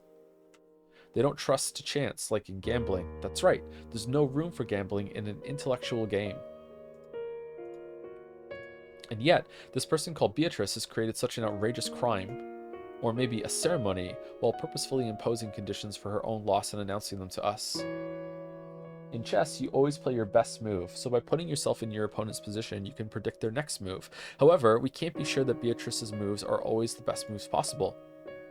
I thought she was probably making us focus on the epitaph to fool us in some way, speaking real. That's true. In the Nickelodeon hit show Smart Guy, the Smart Guy main character was really upset that a chess computer kept beating him in chess and then at the end of the episode twist, he started playing bad moves to confuse the computer and was able to win by purposely playing like shit. Yeah. There we go. Smart Guy was a Disney show that there wasn't Disney Channel in the UK when I was growing up, so it was on Nickelodeon for me. I'm sorry. Maybe it was a Disney one. Sorry. I thought she was probably making us focus on the epitaph to fool us in some way, speaking in riddles. But according to Maria, that alone was impossible. She said this was a genuine risk that the witch had taken, and therefore proof that this was a formal ceremony for magic. I can't understand this witch called Beatrice. If she's committing this chain of murders with some goal in mind, why did she go to all the trouble of exposing the conditions for her defeat? No matter how I spin the chessboard around and think from my opponent's perspective, I can't understand why she'd give up if this riddle is solved. Isn't it almost as though Beatrice doesn't care whether she wins or loses? Of course chessboard reasoning won't work against an opponent like that. I don't understand. What is Beatrice after that's making her carry out this crime? She just wants to have fun. If she just wanted to massacre us all, she could have done it quietly without this whole crazy setup. There was no need for that kind-hearted advance notice, all this self-aware closed room stuff, or any of the rest. It's all overacting. I've got no clue what it means. Will I be unable to understand everything as long as I keep thinking of Beatrice as a greedy human culprit? If I don't accept her as a witch, will my chessboard thinking be stuck before I've even lined up the pieces? If she really is a witch and everything Maria said is true, then there's only one thing for us to do. The theory building and discord and searching for the culprit has all been pointless. We should have all gathered in the dining hall, combining our knowledge to solve the riddle. By combining the... Yeah, but everyone who plays Among Us in that way is a killjoy. Alright, I've decided I'm gonna be king shit of shit mountain here for this Among Us playthrough. Okay, we did a report. Everyone shut up. Hey, you, what did you do this round? Okay, you, what did you do this round? Hey, you, what did you do this round? Just the fucking worst way ever to play fucking Among Us. By combining the knowledge of that many people, we might have been able to grasp at least a thread of the answer. The greedy humans, each desiring to gain something over their opponents, were getting offered up as sacrifices one by one without gathering their knowledge together. In the end, did the humans get what they deserved? They thought they were using their brains, but were they actually thinking only of their greedy selves? In the end, chessboard theory is a thinking technique where you project yourself on your opponent, so greedy people see their greedy selves inside their opponents. Oh, Rosa's here. I looked lazily at Aunt Rosa. It's just the three of us in here, right? Eating Dominoes upstairs, going to the chapel with Shannon and Goda, being killed in the kitchen right now, and in the parlor, being hot somewhere. Okay. I looked lazily at Aunt Rosa. She was probably tired from being under all this tension the whole time. She couldn't sleep, but she kept staring vaguely at some point off in space. Aunt Rosa had announced that we couldn't trust anyone who hadn't been killed. Aunt Rosa's chessboard thinking saw herself inside her opponent. In other words, maybe Aunt Rosa was an isolated woman, unable to trust anyone and unable to let her guard down. Long ago, I think I heard a bit about it from my dad. Aunt Rosa was originally a very obedient child, but her age was too far separated from the other siblings, and they often made conflicting demands of her during their confrontations. Thanks to this, she'd undergone a lot of psychologically harsh experiences in her youth. Often, when she copied one of her siblings, another sibling would give her a hard time. Oh, that hard, huh? True, Aunt Rosa said many things today that could be taken as abusive, but that means those words were once showered upon her, which is why they were engraved in her vocabulary. The many abusive words that she'd spoken were also words that she'd been showered with in the past. Now that I think about it, I've had the feeling that her style of speech sometimes has traces of Uncle Kraus or Aunt Eva in it. I'd understood it as them being similar because they were siblings, but maybe it wasn't just that. For the first time, I truly sympathized with Aunt Rosa, whom I'd always assumed was just quiet and gentle. Then what about Maria? Maria's been making a certain claim for a while now. If we can solve the riddle that the witch displayed for us, the ceremony will be halted and will definitely be saved. I thought Kinzo put it on display. Is it like a teamwork between the two of them? And I think she also said that Beatrice will never break a promise. But this is Maria we're talking about. She herself never breaks promises, and she has the most innocent heart. So she believes Beatrice won't break her promises. She's able to believe that. Yep, but isn't that just an image of Beatrice in Maria's mind? There's no proof that the real Beatrice always keeps her promises, right? I keep my promises.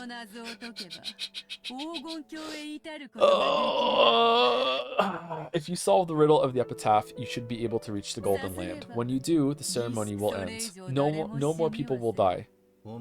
So you're saying a complete monster like you follows the rules? I won't deny that I am brutal and unjust and a monster. However, I am a witch. I use magic. In order to use magic, there are some rules that must be followed. Because I am a witch, I cannot neglect those. You should believe at least that much. So even after all the crazy stuff you've done, you're still telling me to believe at least in the rules. I do play tricks. Of course, I also deceive people. I'm no different from humans in that regard, but not once have I disregarded a promise I've spoken. What about humans? Do you always keep your promises?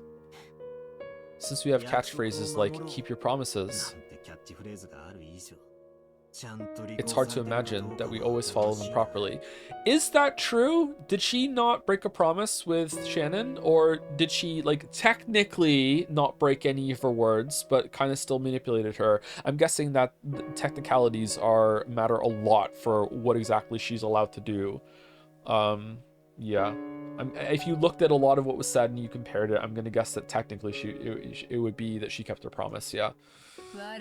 From my perspective, humans are truly selfish monsters. There's nothing as dubious as a human's promise. Even I sometimes make contracts with humans, but you wouldn't imagine how strict an agreement must be made just to grant a single foolish wish. Are we bonding? What's going on here? If there's even a small loophole, they'll immediately say something like increase the number of wishes to 100 or go turn yourself into a bean. Okay, there's this thing Dad always says. He says there's nothing as scary as contracts. According to him, it's only natural that people who sign without reading them thoroughly will get chewed to the bone. He's made a killing through vice. Imagine it. When people are born, they know nothing of fraud. They get it from somewhere, and so they learn it. Yes, the crimes of the human world where people must press up against each other. Let me see, I've heard that from a witch somewhere.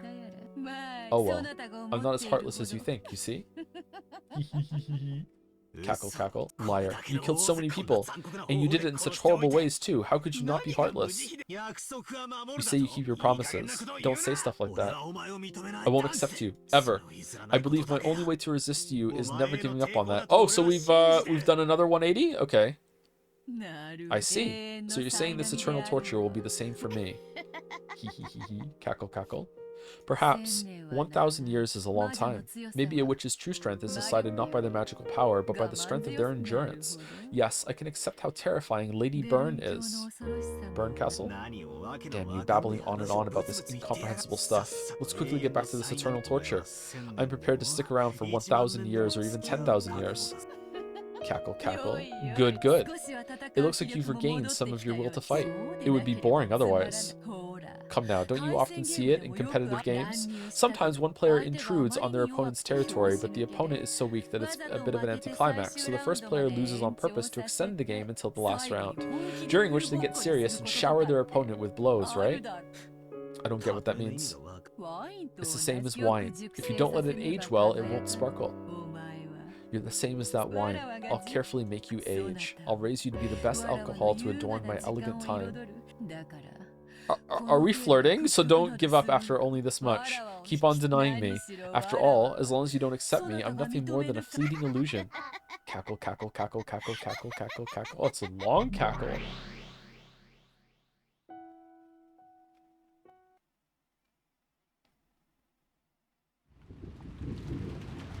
Groomer Beato. Is she gonna make Battler use conditioner? Oh, was that a scene break? Because I heard the glass shatter, but I didn't see it.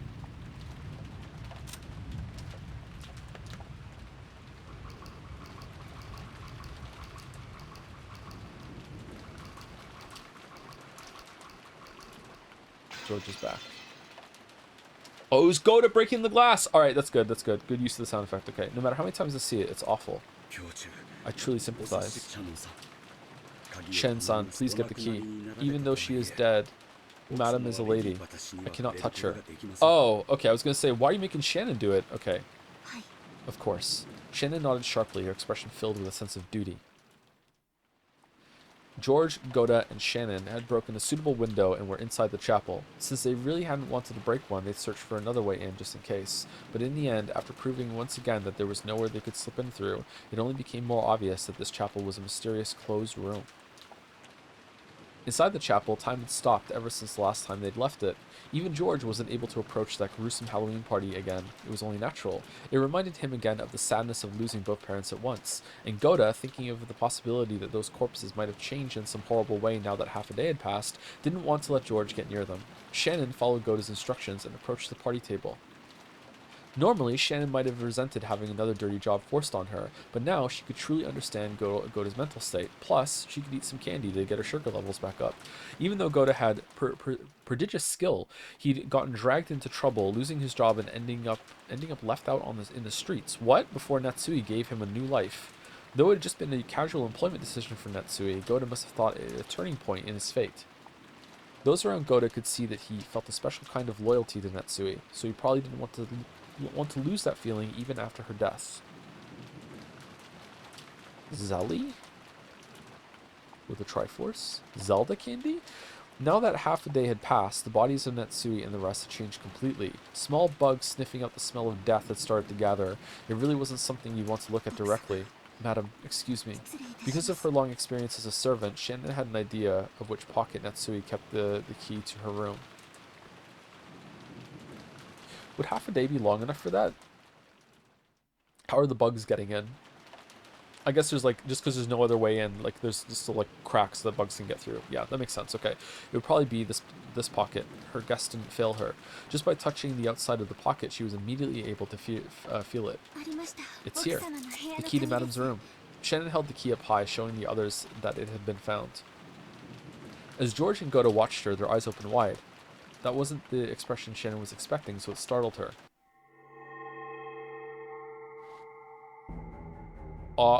Oh, after all, Shannon hadn't noticed. George and Goda, watching from afar, noticed it first. After all, when Shannon held the key up high, a blizzard of gold leaf had seeped up from around the table. There were countless gold butterflies. It was the first time George had seen them, so it might have looked like some kind of illusion, but Goda already knew. He knew that those gold butterflies were far from beautiful, and that they would bring about some kind of misfortune. And that gold swelled, trying to suck Shannon in. Shannon-san, run! Huh? Yeah! Shannon also realized that the gold butterflies were trying to swallow her up. She ran unsteadily, her expression still shocked. Excuse me, as she did, the gold butterflies danced around her all at once. They grouped together. They tried to swallow her up. Shannon! Damn it, what is this? Are these the gold butterflies you guys were talking about? Oh, George sees them. Okay, outside, quickly.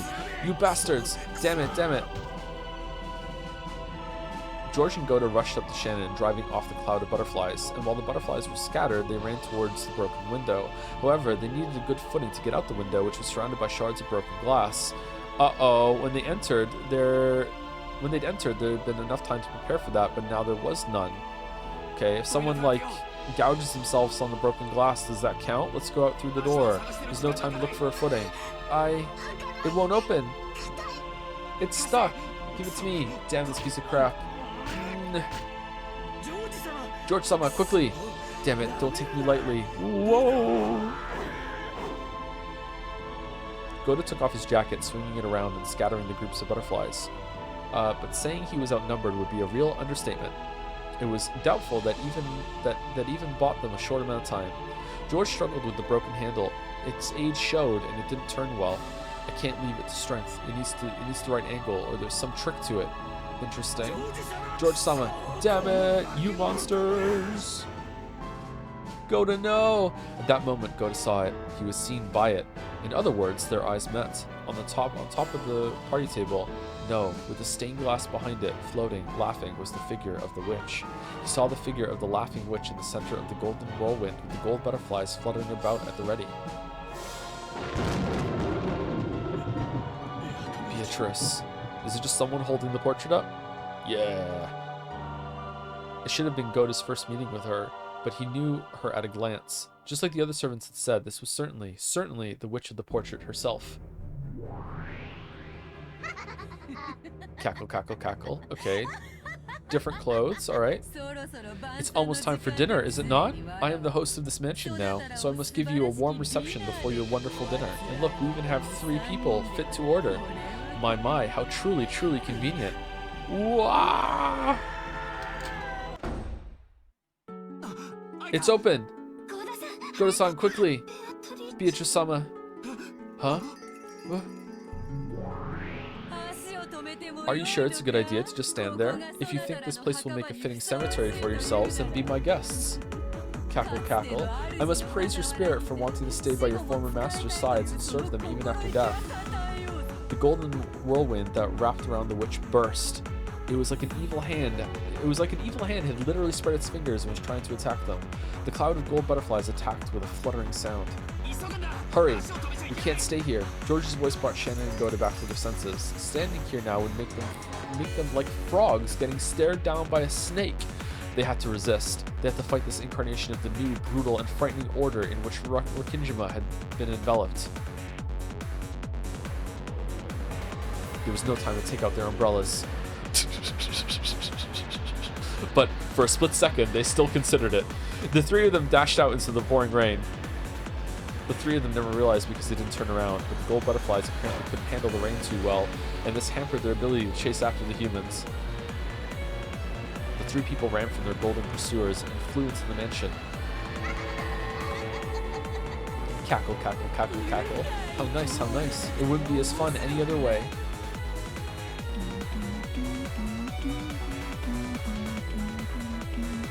They unlocked the door and dashed into the room. A bit of the scent from Natsui's favorite gentle incense remained in there. However, there was no time to let that calm them down. Where is it? You said it was in the treasure box, right? It's just a story I heard. I never heard exactly where it was. Might not even be a mirror. I think it'll probably be in her dresser or next to the bed.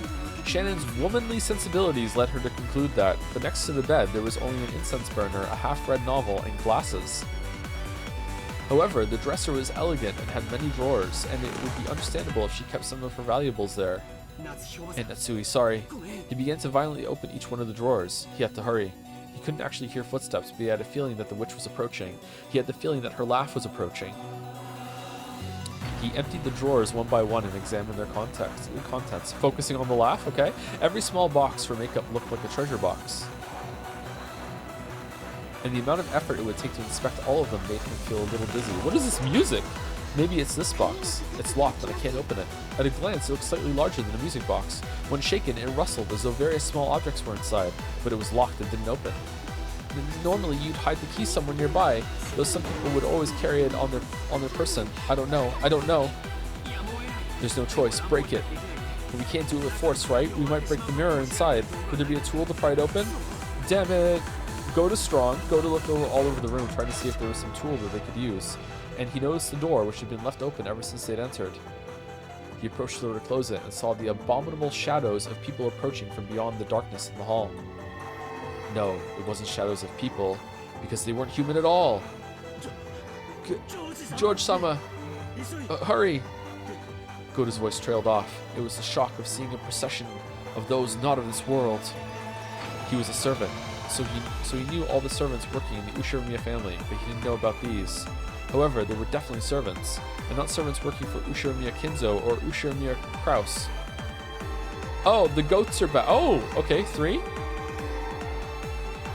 These new servants who worked for the new master of the mansion, the Golden Witch Beatrice, had goat heads and bright red boiled eyes of lava. They were Godas.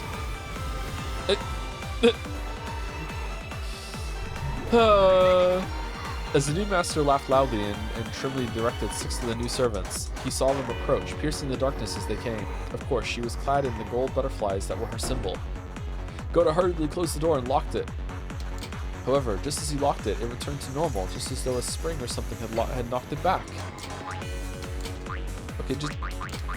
Boing, boing, boing, boing, boing, boing, boing. Okay, just hold the key in. It gave the illusion that some prankster beyond the door was unlocking it every time he locked it. They couldn't have reached the other side of the door yet. So who was doing it and how? It almost felt like playing with a broken toy. Click, boing. Click, boing. Click, boing. And then inside the simulation room, like, she keeps hitting Battler over the head with her pipe, being like, see, look, I can open doors and unlock it with magic. Look how trivial it is, even with the key. And boom, it did it again. Boom, I'll do it again. Boom, I'll do it again. This is the whole point right now. I'd be like, maybe you just have a really strong magnet that you can turn it with. You prove that you don't have a really strong magnet. Oh, I can't. Oh, I love it. It won't lock. Even if I lock it, it unlocks. What's going on? Damn it, damn it, damn it, damn it. Yeah. Did you think a lock would stop me? Did you think the doors to that room could hold back that room's new master? It was like the witch could see Goda's frantic effort through the door. Even now, the footsteps continued to approach. And when not just their footsteps, but even their breath could be heard, Goda gave up on the lock and slammed into the door, locking it using his own large body. And then she unlocked that too. George-sama, quickly, quickly, quickly. George-sama, what about this? The letter opener? That's better. Let me have it. The fountain pen isn't working. George took it and once again dug into the crack under the lid of the treasure box. It looks like it's working. Quickly, quickly. Eep! Gwa! The pressure from across the door grew even stronger. Goda screamed. This wasn't a war cry during a test of strength. He was terrified. He was simply terrified that nothing but a single wooden door was stopping him from touching something not of this world. But he was still lucky. He wasn't touching the things directly, because they were on the other side of the door. So if he were to touch them directly, Goda's cry would surely turn from something brave into a pathetic, piercing scream, and therefore one that was more real. Quoi? Goda couldn't believe what was happening right before his eyes. Coming through the door, an arm was slipping straight through the wood like it was water, as though doing this was the most natural thing in the world, and it rubbed the back of Goda's head as he frantically tried to hold the door shut. It slid up his arm, to his chest, and then up to his chin. And Goda said, "Mommy?" By now, Goda's scream wasn't even audible anymore. He could hear a sweet whispering voice from across the door. It wasn't coming from the witch, but it sounded like a young woman. However, that didn't change the fact that came from someone not of this world. I am not reading that properly, maybe. Beelzebub! Giggle, giggle. So cute. Hey, you see it, right? Your life flashing before your eyes? Let me know when it's over, Kay? Thanks. It's over already, isn't it? Goda's one weakness. A woman. Oh no.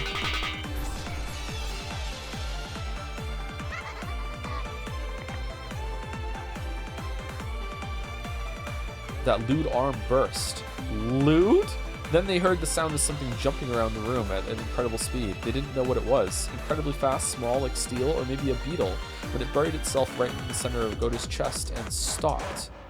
They realized for the first time that its true form was something like a stake with a strange design on it. Preemptive chanting again. Goda's large body shook, bent backwards, and fell over. As it did, the door opened softly, even though no one was pushing it, welcoming in the new master of this room. It looked almost as though the door itself had accepted her.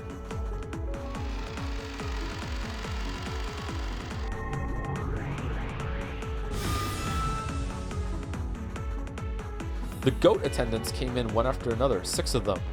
Then that witch came in, and the gold butterflies came in. And then Santa Claus came in. Everyone's here. Kinzo's here. What are we doing? The room was wrapped in a blizzard of gold leaf, which fell and piled up, turning it more and more into a world of gold. Oh. Shannon, the roulette has chosen you and George. Thank me for your day of release. Do you have any regrets? You don't, do you? Receiving the engagement ring for the man you fell for and then being killed before spending your first night together? That hardly counts as a regret at all, right? You wanted him to hold you, didn't you? You wanted him to teach you a woman's joy, right? Oh no. No, Shannon. You're dribbling, see? Your regret is dribbling down from your mouth. I can see it dribbling down from your mouth, Shannon. Crack. It was the sound of the lid to the treasure box breaking open. When George turned it over, accessories, charms, various small objects that Natsui had treasured when she was a girl fell out. Mixed in with that was a pouch that stood out from the rest. He picked it up and was immediately sure. This was it. I found it. This is it. So close and yet so far. Cackle, cackle, cackle, cackle. Die. Damn it! All at once, the gold butterflies attacked George, who was hurriedly trying to remove the contents of the pouch. What?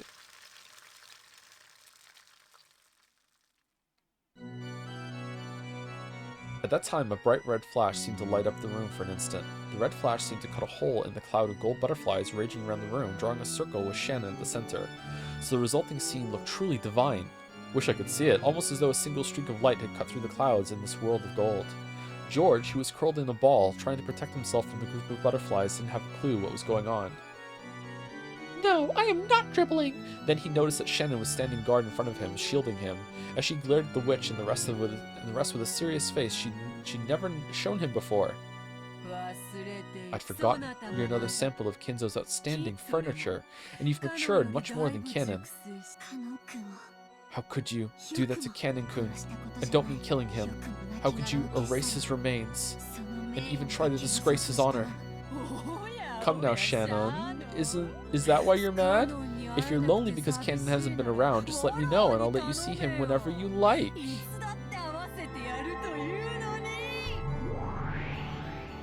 Uh-oh. When the witch snapped her fingers, one of the 6 goat attendants glittered gold and changed into Cannon. It was definitely a sight to make one doubt their eyes. It was definitely Cannon's face. However, in those eyes, the glint of Cannon's integrity was nowhere to be seen. They were the hazy eyes of furniture that only obeyed the orders of the witch.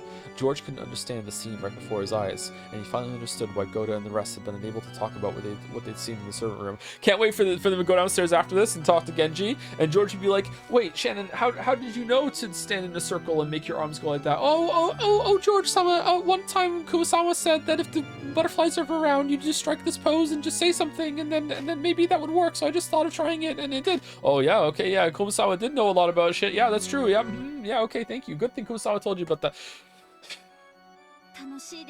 Are you enjoying this? Yes, I am. She really is. It's always fun to reunite a pair that have been torn apart by death. After all, I get to enjoy tearing them apart by death, reuniting them, and then tearing them apart again. So, Cannon, go and play with your sister. If she knocks you about, Sister? If she knocks you about, let her see you suffer with all the anguish you can manage. Cackle, cackle, cackle, cackle. From the imposter Cannon's arm, a strangely shining curve extended. He planned to tear Shannon apart with that. With a single stroke, he would attack Shannon, who still hadn't prepared her heart, and... I won't forgive you. I'll never forgive you for dishonoring the dead, not just once, but twice. Ooh, enough babbling. Go get killed by your brother, Shannon. I'm sure. Okay, are they like explicitly brother and sister, or just like adopted brother and sister from the orphanage? Was that said? Because if that was said, I do not remember that they were actually literally brother and sister. Is that true? That's a little troubling if I've forgotten that.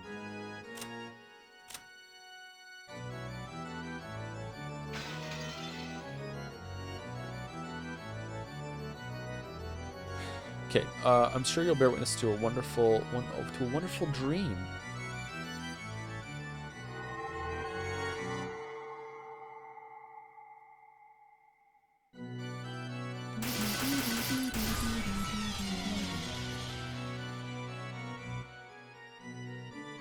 The imposter cannon certainly seemed to lunge at Shannon, drawing several purple curves, but when he flew at her, it was as though some kind of invisible wall had been placed in front of her. Meanwhile, George just can't quite get the mirror out of this pouch. The wall repelled the imposter, leaving a bright red ripple on its surface. George-sama, why isn't the mirror here? It's got one of those string tags. I don't know how to open it. Well, you squeeze the plastic thing with your thumb and finger, George, and lift up the thing so you can get the drawstring out. No, I can't. It's too hard. It's too hard. It's stuck. No, I'm just gonna rip it open. Well, hurry up. Don't worry. I'm fine. It didn't repel him. It smashed him and knocked him back, turning him into gold dust and into little bits, scattering him.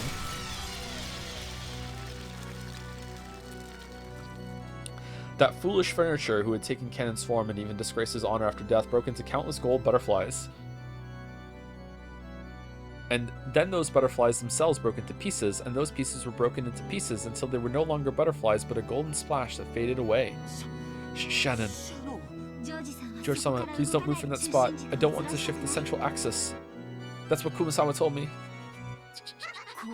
Well, this is certainly a surprise. So, though your face makes it look as though you wouldn't hurt a fly, you can display such power? I see. So that spirit mirror is lending you strength, but you don't have the tools or the time to draw out its true power. I won't let you have either of those. Cackle, cackle, cackle. The spirit mirror George gripped had let out a divine glow, displaying a strength powerful enough to not to submit to wicked forces. But that glow was no match for the witch's sinister nature. This is why furniture can be frightening. That feeling like unexpectedly stubbing your little toe on the corner of a cabinet. I hate doing that. Yes, this is why furniture can be frightening. Your furniture, furniture, furniture. I am not furniture. And right now, you seem very pitiful to me. Ooh, what? Oh. What does this furniture, who hasn't lived even 100 years, just say to a 1,000-year-old witch? You're a very pitiful person. Of course, two people in love will have regrets when they're separated. But they'll feel none of the kind of regret you're hoping for. You dare to speak, furniture? Have you forgotten the days when you were so desperate to be tied to George that you licked my shoes? Living with love and crawling through the muck is what humans do. When did you lick her shoes? If you sneer down and look on them for that, then you're, or is it like symbolic licking of the shoes when you went and broke the mirror? If you sneer down and look on them for that, then you're far inferior to them.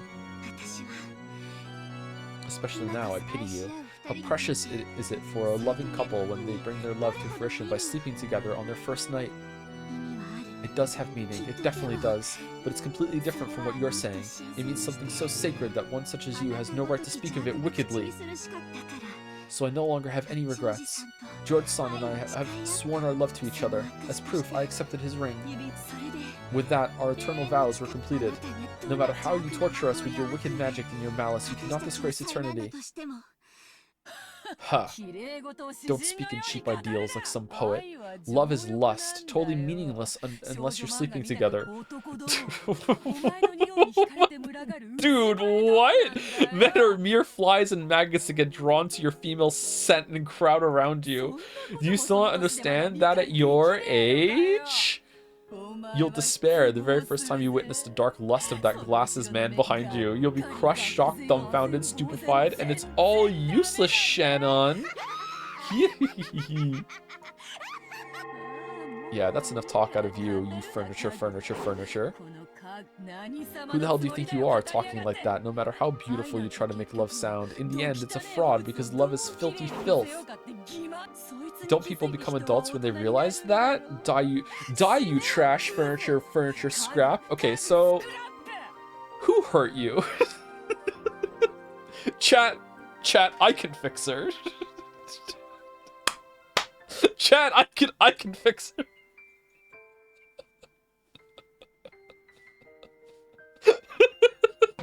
How bad was Kinzo?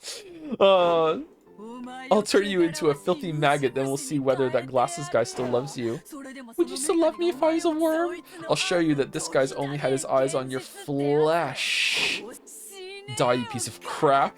Don't you tell me about love.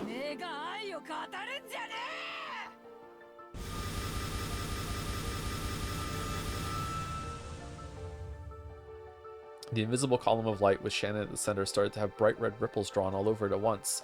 The wall did its best to withstand the unseeable malice that tried to corrode in on them from all directions. What, do you actually think you're resisting? You're insignificant, you're frail, just like your cheap ideals, just a frail pretense. She's fucking mad. You're just hiding what you don't want to see by covering it with a veil. Do you still not understand why you're furniture? You furniture? I am furniture, said furniture. See? It's being erased. Crack, crunch, smack, snap, how thin, how shameful. Parmigiano Reggiano would be harder to cut through than your frail resistance. Is this some type of cheese? Hi-ya-ya-ya-ya-ya-ya.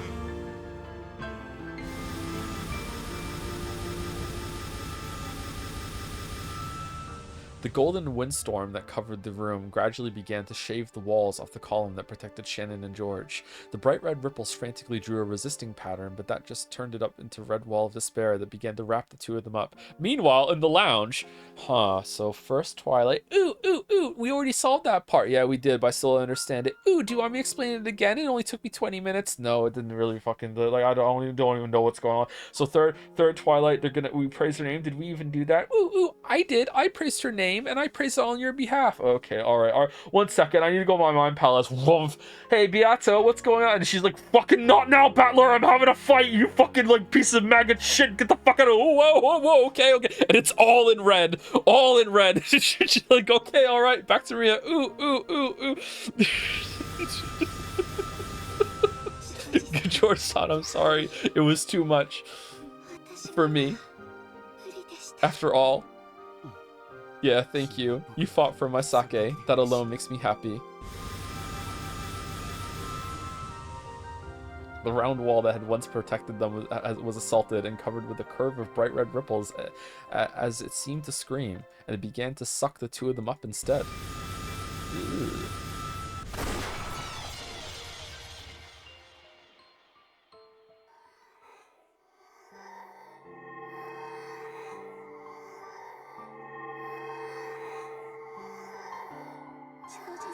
George-san, can I ask a favor? Shannon grasped George's hand behind her, so George hugged her shoulders just as strongly.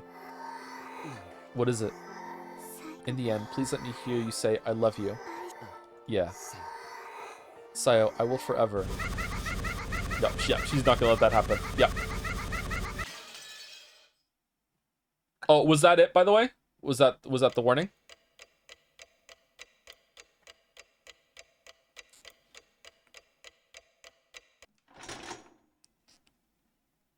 There's another one? Okay.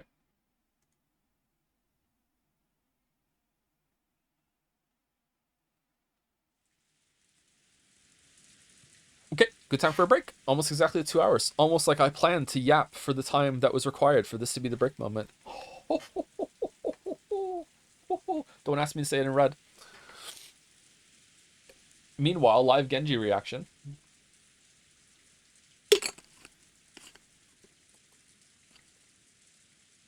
Okay, I will be right back in about 5 minutes. If you've been sitting the whole time, get up, get a drink, get some water, use the bathroom, brush your teeth. I lied. Real quick before I go, let me say thank you to people. Thank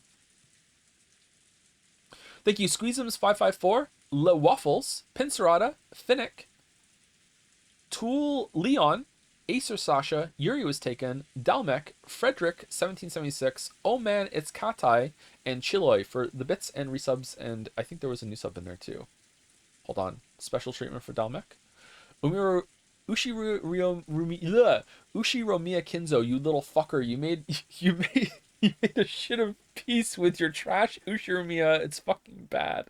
This trash family, I will become back my gold. I hope you will in your next time. A pawn on a trash chessboard. You sucker. Cackle E, cackle E. Alright, we're back. We're back. We're back.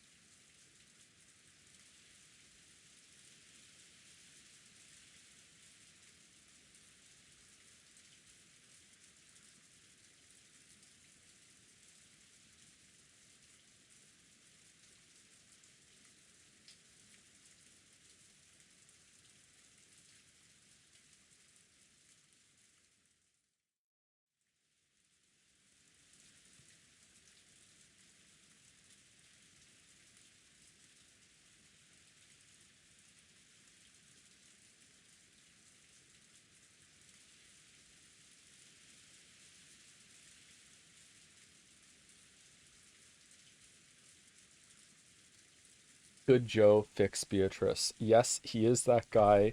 34%. No, 66%. Yeah, that's true. Yeah, the answer is no. The answer is no. Hmm. Have you seen the Lies of P trailer? Hey, yeah. No, not only have I seen it, we played that game. Yeah, we saw that trailer together live on one of the Game Awards. Yeah,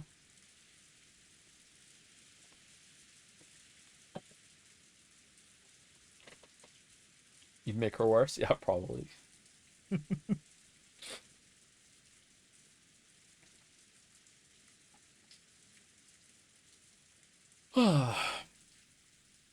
Thank you, just Hash or just Hi Tanker 358 for the resubs while we're on break just now.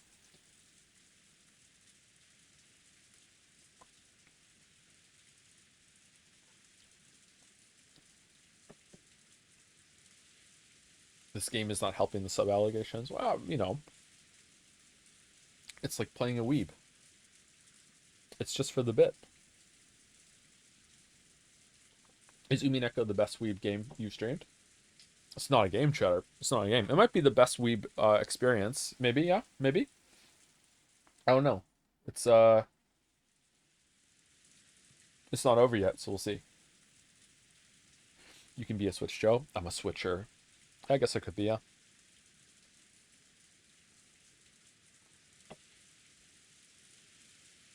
I guess it depends on what turns me on. Get it? Because it's a Switch? 13 Sentinels? Yeah, 13 Sentinels was really good, but the ending, it disappointed me a little bit. So, like, I don't know.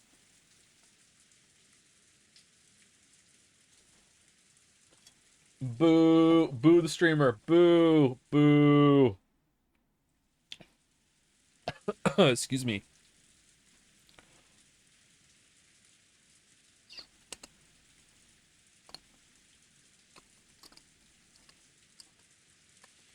Are you a weeboo? I just play one on TV.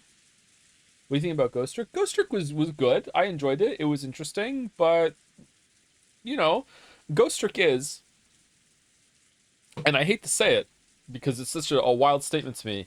Ghost Trick is one of the multiple Weeb games that we've played that suffers from what I like to call "oh no, the meteorites" syndrome, where just all of a sudden, oh no, the meteorites, and it's a plot point. You have no idea how much I just lost my shit in front of all my kids when we watched together as a family the Bad Guys, the 3D animated thing, because that also suffers from just out of nowhere. Oh no, the meteorites! Like,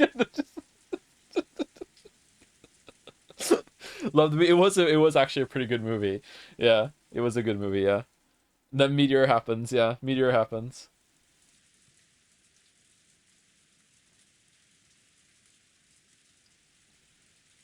When are you going to Japan to see the stage adaptation of Umineko? I don't know.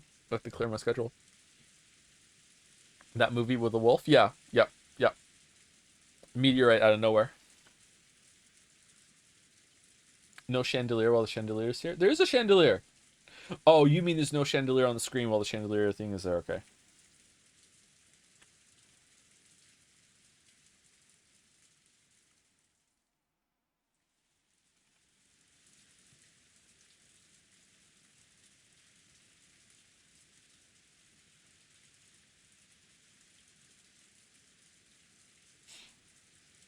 You can watch the Umineko stage play on YouTube. Yeah, but I'd rather like watch it live.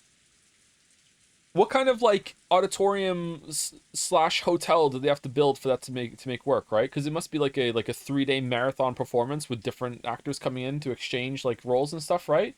Do you just like sleep in shifts while they go through the whole entire story? Like, how would that go? Don't watch it until you finish. Yeah, I know, I know, I know, I know, I know. Okay, all right, all right, all right. After Genji finished his late meal, he went out to do the nighttime rounds inside the mansion. How is this dude still doing work? By the way, are there deaths here? No, hasn't shown up. Okay. Again, that makes me think yet again that there's some sort of like different version of events happening. Like if you believe in the witch, you see something else, but if you don't, you see something else instead. Hmm. Because they're not here until we actually see it with like Battler, or is it anyone else, or does it have to be Battler? He'd eaten some reheated soup that Goda had made, along with some random leftovers from the refrigerator. Those were all the things Goda had made himself, and were, of course, delicious. Sorry, those were all things. He had half-heartedly gone to ask Rosa and the others what they would do for dinner, but he'd been yelled at by a voice telling him that the canned food they had would be enough, and the door wasn't even open for him. How did they go into the bathroom in there? So, ironically, the servant Genji was able to eat a more delicious meal.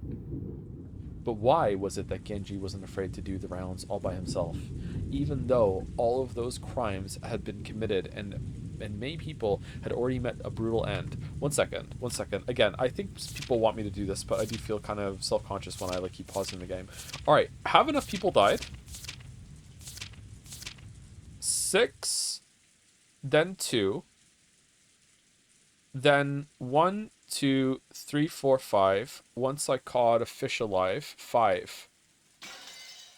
So are they dead? Is this enough?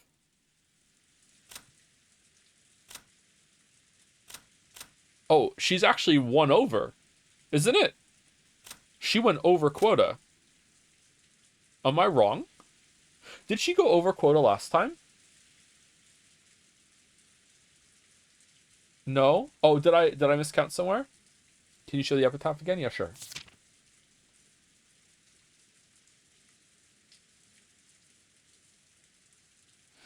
Okay, so she needs to kill 6, then 7 and 8, then 9, 10, 11, 12, 13. So she needs to kill 13.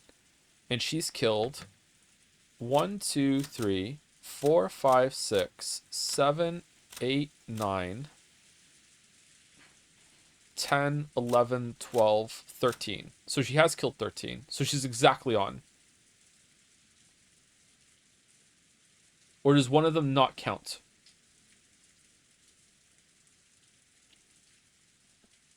Or did I miscount again?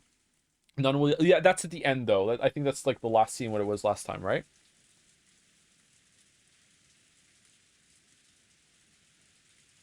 I'm assuming that it's going to end similarly to episode 1, but maybe it won't.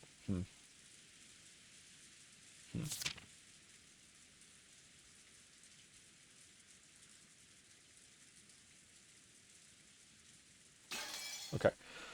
But why was it that Genji wasn't afraid to do the rounds? Yeah, okay. Judging by his appearance as he carried out his usual tasks without a trace of fear, as though everything was normal, you might think all the horrible events that day had been no more than a dream or an illusion. Was he taking a philosophic view, or had he just accepted his fate? Genji must have considered it a virtue that, when the fate that awaited him was unavoidable, he carry out his duty systemically until the last moment. Good subversion here that Genji was the only one that survived of the kitchen group. The depths of his heart would probably remain hidden for all eternity unless he spoke of them himself. He had returned his master key to Rosa, so the places he could reach were extremely limited. All he could do was walk around the hallways, checking to make sure all the windows were closed. That probably made his rounds go a lot faster than usual.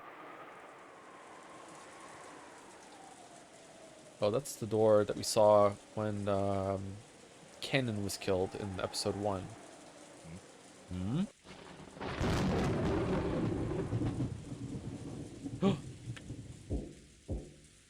At the sound of a reserved knock, Aunt Rosa, who had been falling into a doze, jumped and woke up, pointing the barrel of the gun at the door. She yelled, "Who is it?" I was napping on a sofa, and that voice also brought me back to reality. Rosa-sama. It is I, Genji. Do you have some business? Don't worry about opening the door. Okay, is this like we're seeing the other perspective version of him asking about food, or is this happening after what happened in the outside right now? Tell us from there. Yes, ma'am. In that case, forgive me for speaking in this fashion. I have found Dr. Nanjo and Kumasawa's corpses. Okay, yeah. What did you say? I see. Very well. Let's go and check them. Until I see the corpses, I won't believe anyone. No, let's not do that. Let's not do that. Ooh. It's okay, Battler. If you stay with me, it'll definitely be okay. Maybe my face seemed to be darkened with anxiety. Maria grasped my hand with her small hand and spoke softly, trying to give me courage.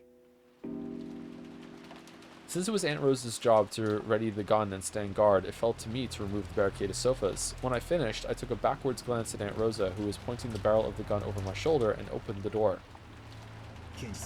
Genji-san, where are their corpses? In the courtyard. I shall guide you. Battler-kun, wait. Just in case, let's check the doors and windows of this room. Wait a second. Aunt Rosa called me to a halt to prevent me from going on ahead, and began to carefully check the locks on each of the windows, but those locks had already been checked once. It felt kind of unpleasant, as though she suspected that I might have secretly unlocked them when she wasn't looking. No, maybe Aunt Rosa was right to be this cautious. Yeah, Aunt Rosa's the only one that's taking this seriously, but she should be leaving the room. Though it was called the courtyard, it wasn't really a pretty place you could take a walk in like the Rose Garden. On the contrary, since it was surrounded by the mansion on all sides, it made you feel a little uncomfortable, as though it was telling you that there would be no escape from this mansion no matter where you tried to run. On the other hand, that meant that even though we could still hear the violent winds, the wind itself was blocked. Genji-san held out an umbrella, but Aunt Rosa ignored him. She was probably hinting that the gun took two hands, and it would be dangerous if she took the umbrella.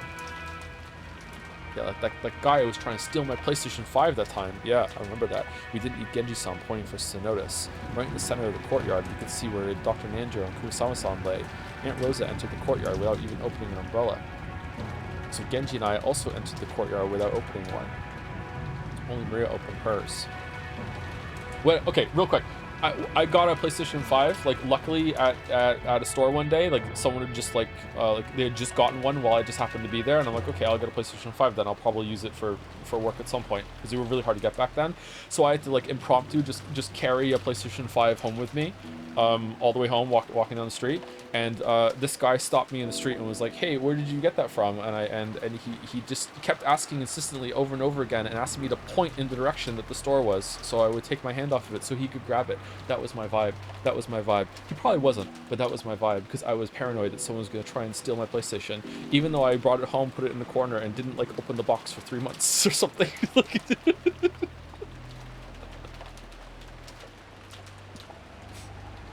Maria, is this, you know what?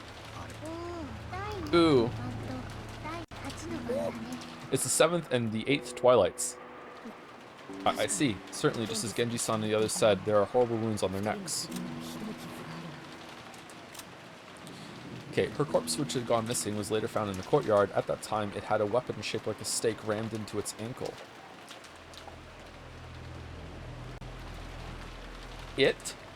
With this, even the 8th Twilight is finished. Nanjo. His corpse, which had gone missing, was later found in the courtyard. At that time, it had a weapon shaped like a stake rammed into its knee.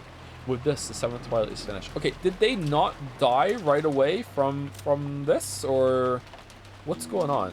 Like, this counts? This is kind of fuzzy rules here, I'm not gonna lie. I'm a little disappointed in the, oh, you can kill then gouge. Okay? The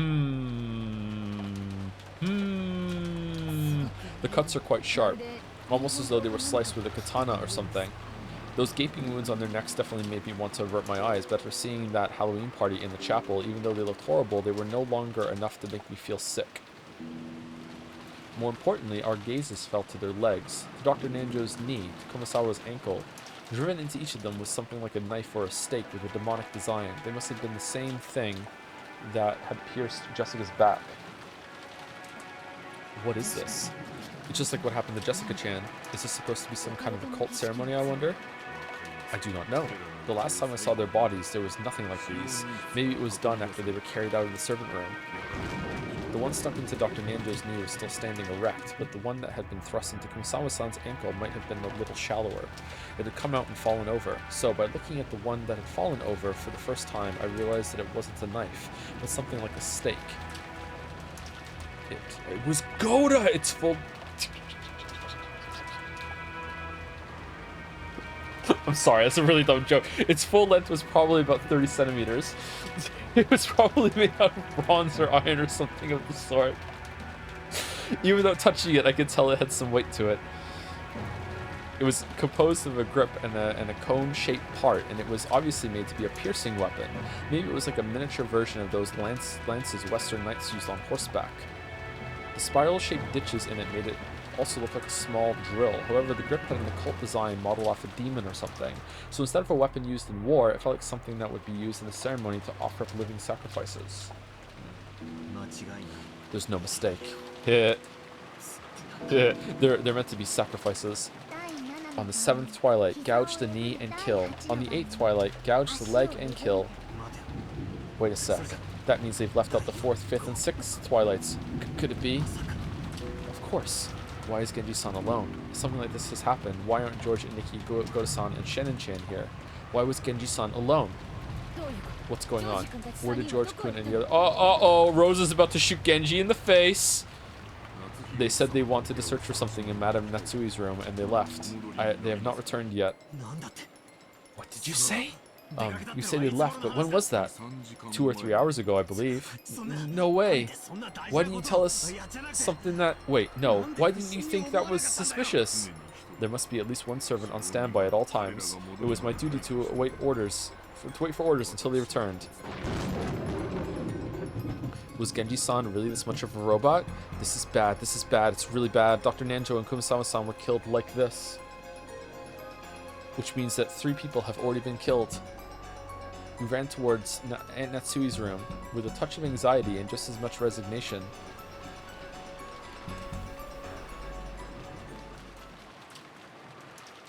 Before we even saw the inside of Aunt Natsui's room, we were forced to resign ourselves to a certain fact. George was no longer single. On that door was a bizarre scribble. No. Filth?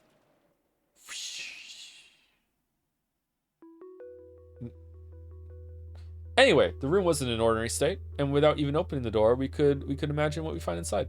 On the face of the door, how should I say it? Handprints done heavily with the same red paint as the magic circles from before. Had banged on the door, scratched at it, dirtied it. It looked like the aftermath of a kindergartner playing in the mud. I didn't know what it could mean.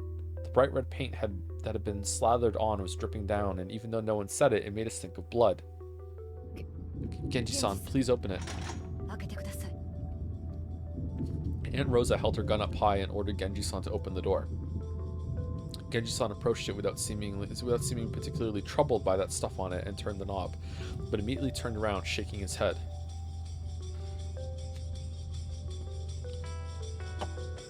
Okay, hold on.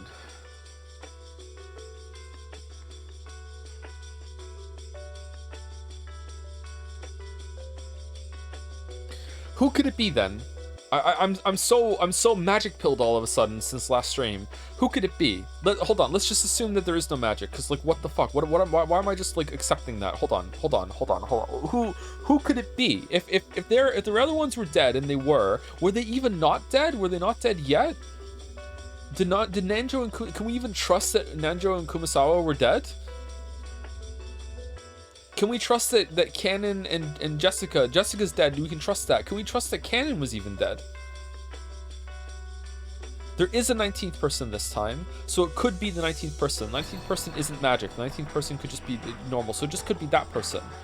Is that like meant to be like a confusing sort of like something adjacent to a red herring where you dismiss magic and then in your mind you automatically also dismiss the 19th person because it's the witch and you think that they're magic, but they could just be doing it without magic. It could be them. Because if it's not, and if we can trust that Kumasawa and Nanjo are dead and Canon is dead, then the only people it could possibly be that killed George and Goda and Shannon right now are either Genji, Featris, or Kinzo. That's it. Those are the only options. It has to be one of those 3. And I don't think it would be Genji, because why would Genji like pin the knife, the butterfly with the knife? But is that even reliable?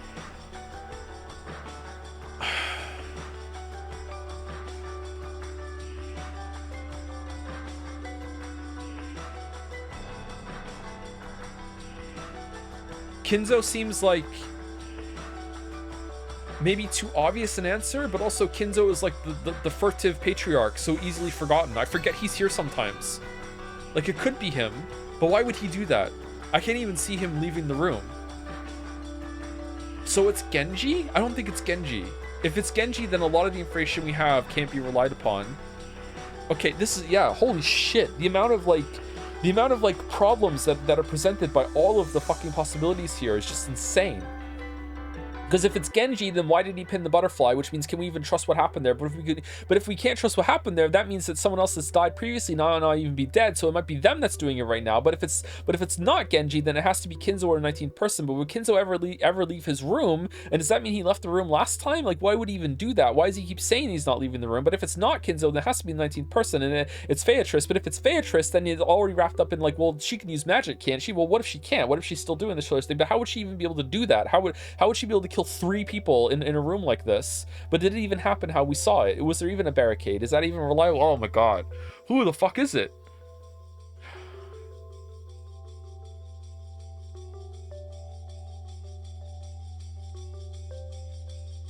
I don't know.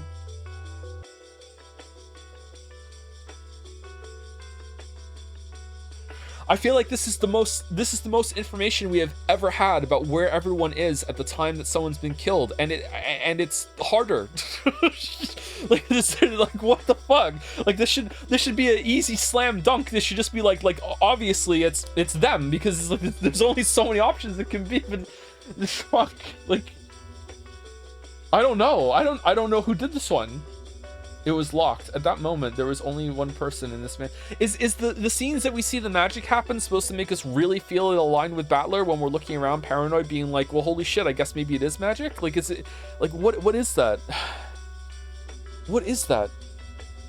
There's no way that they would show scenes where it's like, ha ha ha, the reader knows that it's magic and Battler is just a fucking idiot and is stuck on this, like, this dichotomy between the two when he's fighting with Beatrice, and we're just gonna waste time doing that. It still clearly is about, like, is it magic or is it not? So I don't think that's true. But is there a different version of it if you believe you see something else?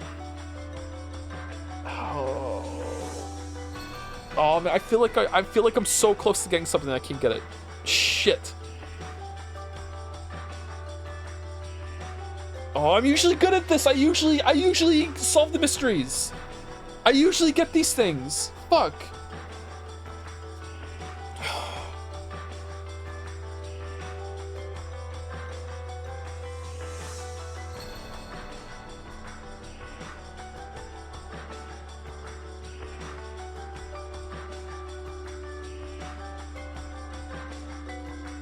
Okay, I think I'm not getting it, but I think it's 19th person. I think it's Beatrice. It's Featrice without magic. It's Triss. It's Triss without magic. Okay. It was locked. At that moment, there was only one person in this mansion who could lock and unlock doors at will, Aunt Rosa. At this time, Genji-san asked Aunt Rosa to unlock the door instead of the other way around. Oh, it's locked! Oh shit, what? After frowning slightly for a second, Aunt Rosa handed me a master key and told me to open the door. Okay, but you could still use Natsui's room, the key room, after you left. Battler-kun, would you open it for me with this? The key's gonna be inside. The key's gonna be inside. Just trusting Genji-san with something like that wouldn't... Aunt Rosa glared at me intensely. Getting into a fight here would only make the mood turn even more sour. What are these moods? Without talking back anymore, I approached that creepy door and tried the knob. It didn't open. It was definitely the resistance of lock. I stuck the master key into the keyhole. Clunk. There was a slight resistance. Aunt Rosa told me to be on my guard, and I opened the door without really guarding myself in any way. So last time, Aunt Natsui's room was safe, but this time it's a murder scene. And then there was a scene laid out before us that didn't betray my expectations at all.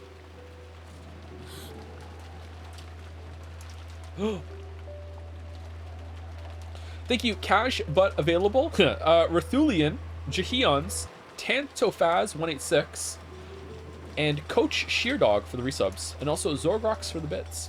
Come on, Joe, it's magic. What are you thinking? Ew. Ew, ew, ew. Horrible. Oh, shit.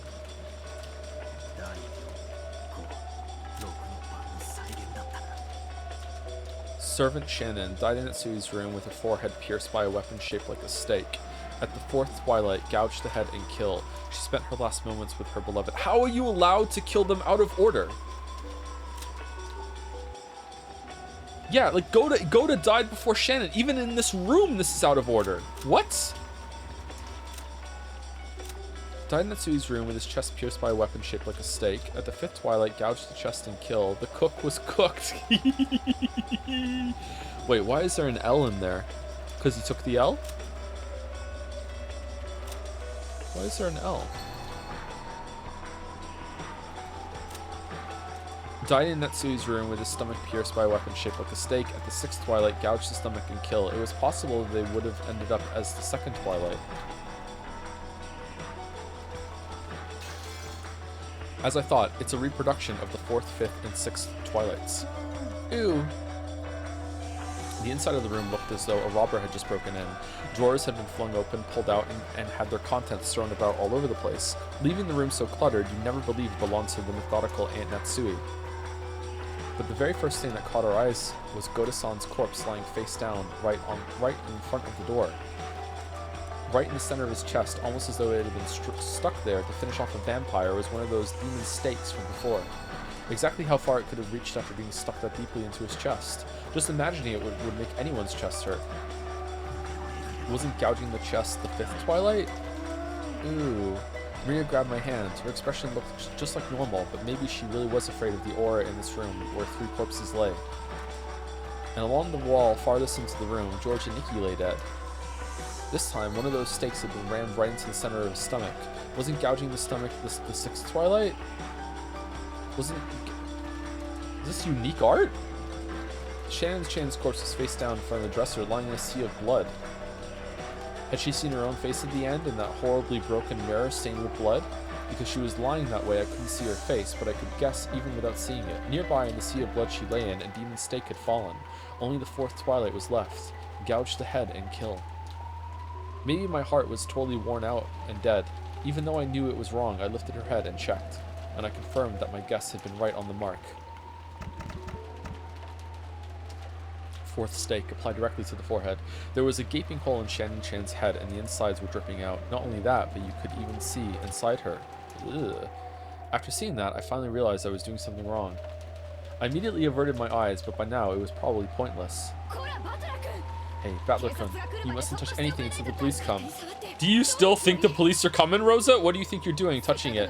What will you do if our precious evidence on the scene gets disturbed? Aunt Rosa got violently mad at me and even tugged at the back of my collar. I tottered limply and fell on my butt, gazing dimly up at the ceiling. Maria. Ooh?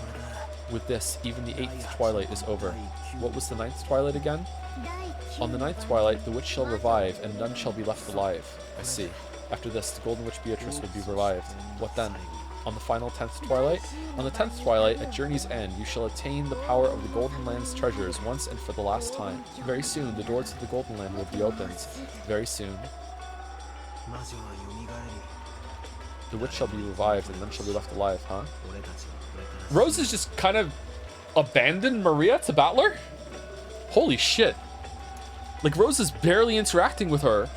We're gonna die now, or does this mean the ceremony of sacrifices is over, and that now at Journey's End we'll reach the Golden Land? What is our journey? We spent the whole day trying to find the culprit, spinning our heads as we tried to break out of this situation. Oh, I don't like it when Battler's upset, and we haven't gotten anywhere. It's like they say, thinking stupid is no better than sleeping. That's right, we spent the whole day burning ourselves up with hatred and paranoia. We were so sure we could only trust the dead, that we came all the way here just to confirm these three deaths with our own eyes. So we're like this. Why? Should we be able to make it to the Golden Land? That's right. If we couldn't resolve any of our problems anyway, it would have been so much better if we'd locked ourselves up the whole time without thinking at all. Grandfather is the wisest of us. He's been shut up in his room since yesterday without any contact with anyone. I think we should go see him. That was the right decision. Grandfather was the most correct of us all. It's okay, Battler. If you're with me, you'll be okay. The witch is very fickle, and she's a terrifying being who might kill humans partly for fun sometimes. However, if you're with me, you'll be okay, so don't be afraid. Thank you. Even if you're just saying it to console me, I'm glad. After Aunt Rosa finished investigating their corpses, she announced that she'd sealed this room again, chased the rest of us out, stole back the master key she'd lent me, and locked the door again. Apparently, George and Nikki had been holding the key to Aunt Natsui's room. She also collected that. Okay, how was door locked then? Wait a sec, she's got all the master keys on her person. If Natsui's own key was locked up inside this room, doesn't that make it another closed room? So, what Is this the fourth closed room? Okay, so...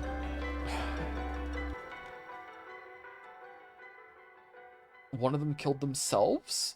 Now that suspicion surrounded those three had been cleared, we returned to the parlor once more. I don't have a clue what's going on anymore. If only the dead are innocent and everyone alive is a wolf, that leaves only me, Aunt Rosa, Maria, and Genji-san. And besides us, there's only grandfather and that 19th person, the guest we've seen no trace of, Beatrice. 13 people have died and 6 are left. Okay, I did count properly then. Okay, how would a wolves and sheep puzzle with only 6 people end? Even though a puzzle that started with 19 people has been reduced to 6. I can't think of an answer. You just don't want to.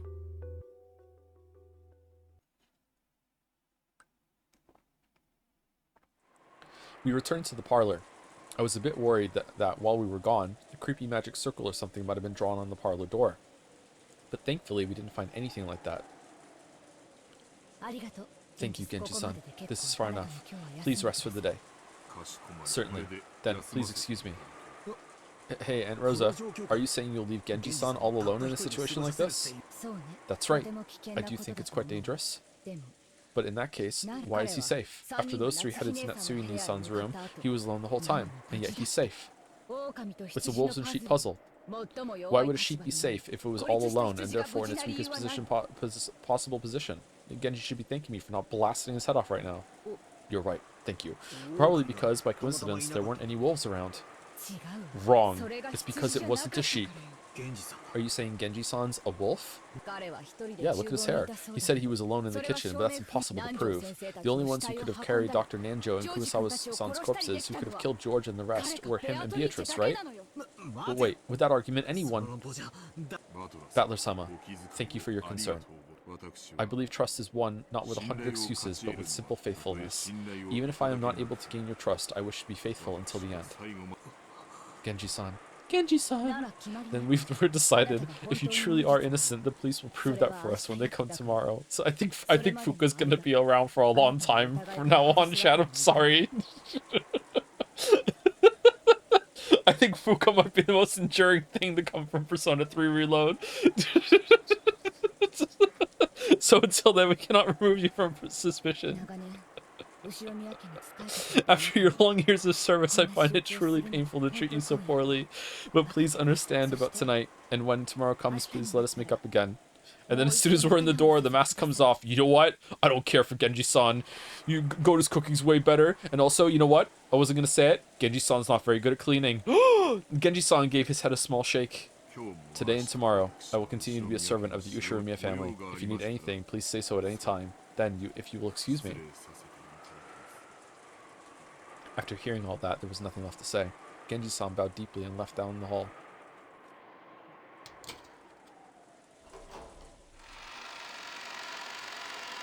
Then we entered the room. Even though Aunt Rosa still held all the master keys herself, she thoroughly checked the inside of the parlor again.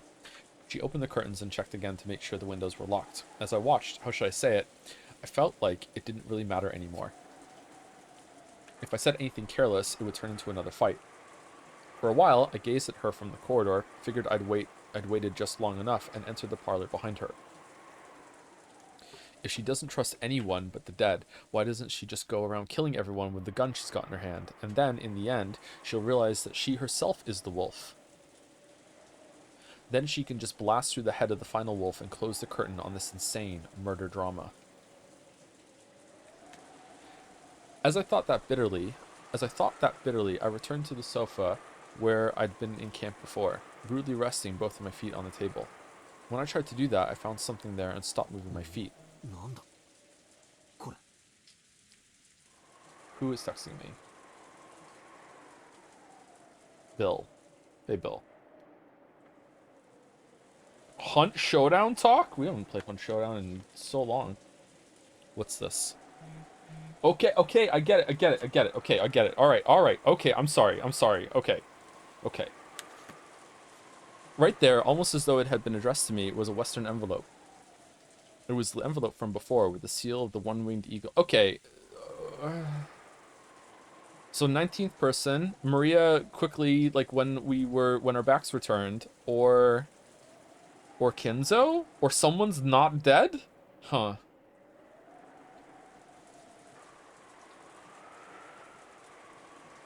What? It was the envelope from before with the seal of the one-winged eagle, and it was unopened. Wait. What is this? Who put it in a place like this and when? Until I went with everyone to check the corpses, I was sitting here the whole time, and there wasn't anything there then, and when I returned, it was here. It's okay. Everything's still locked up securely. This room is safe. I heard Rosa muttering that. Wait. We made sure this room was safe when we left it. We checked that the windows were all perfectly locked. Then we locked it up, came back, and the windows were still locked. Then, wait, who put this letter here and how? I opened the letter. 2 pieces of stationery came out. The first page had a magic circle drawn on it, it was something like blood. If I asked Maria, she'd probably know what it meant. And there was writing on the other page. Dear losers, have you made progress in solving the epitaph? In just a short while, your time will be up in a flash. The 9th twilight will begin quite soon. There was no mistake. It was a letter from Beatrice. Is it? Because it doesn't sound like Beatrice. The Beatrice we talked to seems like a completely different, much more playful person than this. Ooh. Fowler, what is that? When we came here just now, it was sitting right here. What happened, Maria? Huh? Battler-kun, that letter? Wait, it was sitting right here. Why? Even though we checked to make sure this room was locked. Why? Why? Maria, come here. Aunt Rosa closed her eyes a little, and after thinking silently for a moment, told Maria to come. Maria obeyed her mother's words. As she did, something unbelievable happened. She hugged her. Aunt Rosa pointed the barrel of that gun at me. Battler-kun, I've concluded that you are a wolf. Why? When I came into the room just now, I saw that there was nothing at all on the table, and I know that Maria did not approach that table. We're talking about a short stretch of time, but the only one who claims to have approached the table and found the letter is you. Okay, so if she actually did see the table and there's nothing on it, that's a good conclusion, but it means that either we're Katie or it is Maria. Okay. or it's Kinzo completely prone under both double coffee tables right now, who just like snaked his hand up, like put the letter on after Rosa turned his hand, and then put his hand right back down again, opened his domino box in front of him, and is now munching some pineapple pizza, like trying to stop himself from laughing. He's like, because how can you wait? That's all screwed up. Why would I put something like this here? Wait, I just found something suspicious and reported it, right? Why are you suspecting me? Because only you could have sent that letter there. That's right, this is all a charade. You pulled an envelope from your pocket and then it acted as though you just found it. To create the illusion that the witch entered a closed room, set down a letter, and left. Dumbass. Are you thinking like that again? Are you going to suspect me? I mean, I suspect Maria. Because of something like that? Cut it out. My dad and everyone else were killed. Why would I take part in the culprit's scheme? True. Even if you were offered a large sum of money, I don't want to believe in the existence of the sort of demon who could sell their own parents. Then again, maybe such a demon does exist. No, that's a bad way to say it. What if you didn't view Rudolph Nissan and Kyrie-san as your parents? What? Think about what you're saying. I have thought about it. You've been staying with your grandparents for 6 years, like maybe you don't even like them anymore, and who knows what really happened to your mother. Oh shit, dad is dad, right? I love how this is so much more paranoid than episode 1. Dad is dad, right? Of course I'm not related to Kyrie-san by blood, but she's like a big sister to me. No way in hell I'd let a comment like that slide, you bastard. Ooh. Stop it. Ooh. Stop saying ooh. I'm sorry, that was a bad way to put it. True, Ushiromiya Battler-kun may be Rudolph Nissan's child. But are you really that Battler-kun? What the hell are you talking about? If I'm not Battler, who else do I look like? All of us, including Rudolph Nissan, are seeing you for the first time in 6 years. This is so good. No one can prove that you really are Ushiromiya Battler, right? Yeah, that's true. Maybe you aren't Battler, but someone who snuck in, making a skillful bid to steal the wealth of the Ushiromiya family. Can you clearly prove that you're Ushiromiya Battler? Right here, right now? Do you have ID? Cut it out, damn it. I'm me, Ushiromiya Battler. If we're going to suspect even things like that, are you really Ushiromiya Rosa? I'm myself, no one else. Yeah, that's right. It's just as you say, you can't trust anyone but corpses and yourself. If you're going to go that far, let me make an objection. George and Nikki and the others were found dead, and Aunt Natsui's room was locked. George and Nikki had the key to that room, right? And by now, the only one with the master key is you, Aunt Rosa, right? Aren't you the only one who could have unlocked that room? My theory goes like this. While I was asleep, you moved all the sofas, opened the door, snuck up there, killed them all, then posed the corpses, fucking locked the door, came back downstairs, closed the door, locked it, moved all the sofas back over. You're in contact with the real culprit. Oh, okay. And while I was looking, you let one of the 5 master keys. Okay, okay, all right, sorry. I was more unhinged than Battler for a second. Oh no. You Batshit insane, Battler shit insane. I didn't do something like that. See, there are 5 of them here, right? As if that matters. You could have had them set it in a prearranged spot and collected it, right? And weren't you the one who doubted whether there were really 5 master keys? So how do you suggest that someone other than yourself placed that letter there? Until you find someone else did it, you're a wolf. Shut up. You're the one who said it wasn't there before. Then why don't you show me some proof? How do you claim the culprit killed George and Nikki and the rest in that closed room? How did they lock it? That's exactly right. Natsui's room was exactly the same, just like usual. The door... What? Why is this red? Like it's usually been ransacked for a mirror? I don't like this red statement. The door and the windows were locked from the inside. There were no frauds or tricks, no means of secret passage, no places in which to hide. Natsui's own key was in George's pocket, and the inside of the room was sealed off. Only the 5 master keys were left, and Rosa was holding all of them. And let me say this, the parlor is the same. The key to the parlor itself is sealed away in the servant room, so unlocking it without a master key is impossible. The definition of a closed room remains the same as always. Come on, now there's only one suspect. Or are you still playing innocent, Ushiromiya Battler? Shut up. You shut up too. You're the one who should shut up. How do you claim the letter was placed here by anyone other than you? Unless you can prove such a thing happened, you're a wolf. I feel like the gun is gonna go off.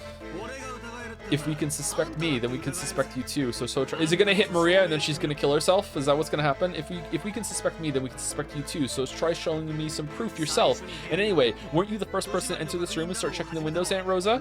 Then you guessed I'd go back to where I'd been sitting and secretly put that letter there. It's possible for us to suspect that this is a trap of yours, right? Why would I use a trap like that? If I was a wolf, I'd shoot you with this gun without question. Maybe you're stupid. That proves nothing. Maybe you chose the roundabout way of setting a clever trap because you couldn't commit murder in front of Maria. All the master keys are in your hands. So what happened? Both here and in the last room was all you're doing, right? If you think you can talk your way out of this, then let's hear your excuses.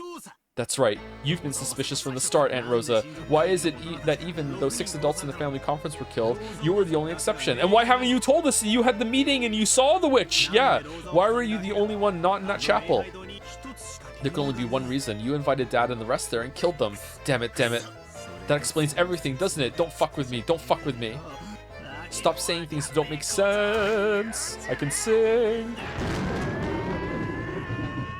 We're gonna do some theorizing like always, except this time, we'll sing it. Ooh, stop it. You mustn't fight. Mama too, Battler, stop it. Stop it. It's no one's fault. It's not Battler's or Mama's fault. The witch did all of this. It was done with magic. It's no one's fault. Ooh, ooh. Maria thrust herself in between Aunt Rosa and me as the blood started rising to our heads. I was taken aback by Maria's crying voice and returned to my senses. I had acted shamefully just now, my eyes filled with tears.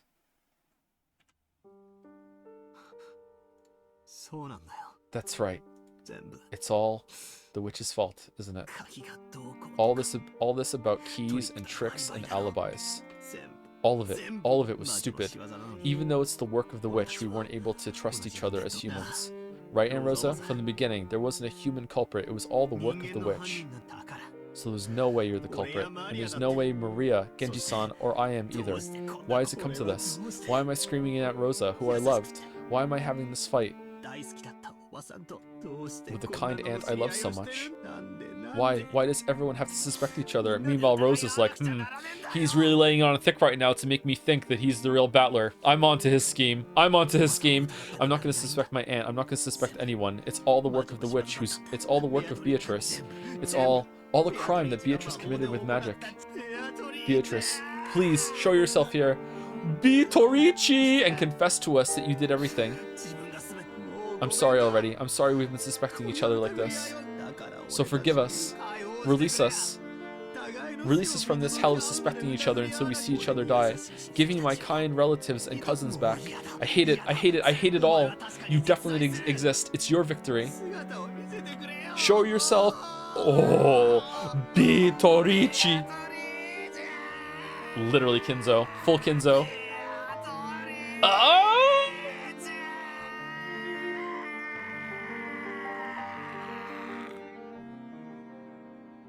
At what point does he go back in time and he's actually Kinzo for real? When does that happen?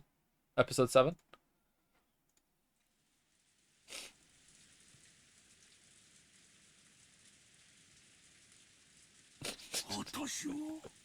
Back in like 1922 or something like that, looking around being like, well, you know, you might have just hired a bunch of actors and, like, you know, use some of that gold that you have in order to pay off a whole entire village in order to, like, pretend that it's 1922. Like,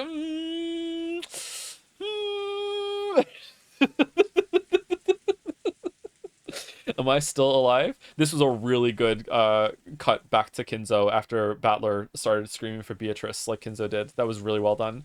Apparently some time ago, Kinzo had fallen into a doze. He searched for his spectacles and looked at the clock. It was 10 p.m. That person's ceremony, let's see, how far has it progressed? It must have come quite far by this time. Kinzo lifted his heavy body from the chair and approached the portrait of the witch that he had gazed at every day.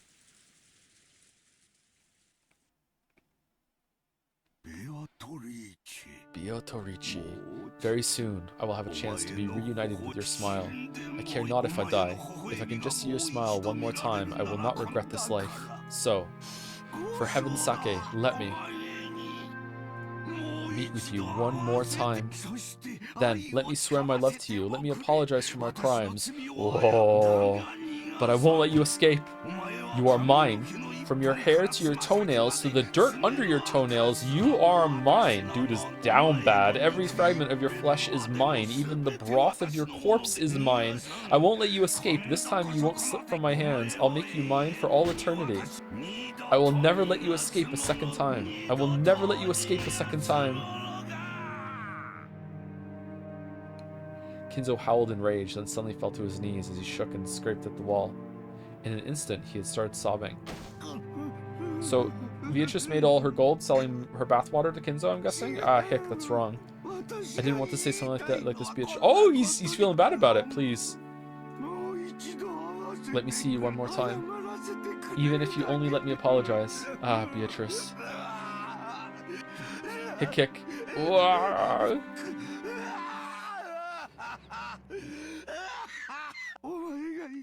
You are beloved, yearned for. I was mistaken. If you would just smile, I wouldn't need anything else. I made a mistake. I made a mistake back then. I did something that cannot be taken back. What about the thing Shannon wrote? In atonement, I offer all that remains of my life. In order to apologize to you, in order to atone for my crimes, I offered everything. Please, even if it must happen as I die, at least let me apologize. Just once, Beatrice. Beatrice.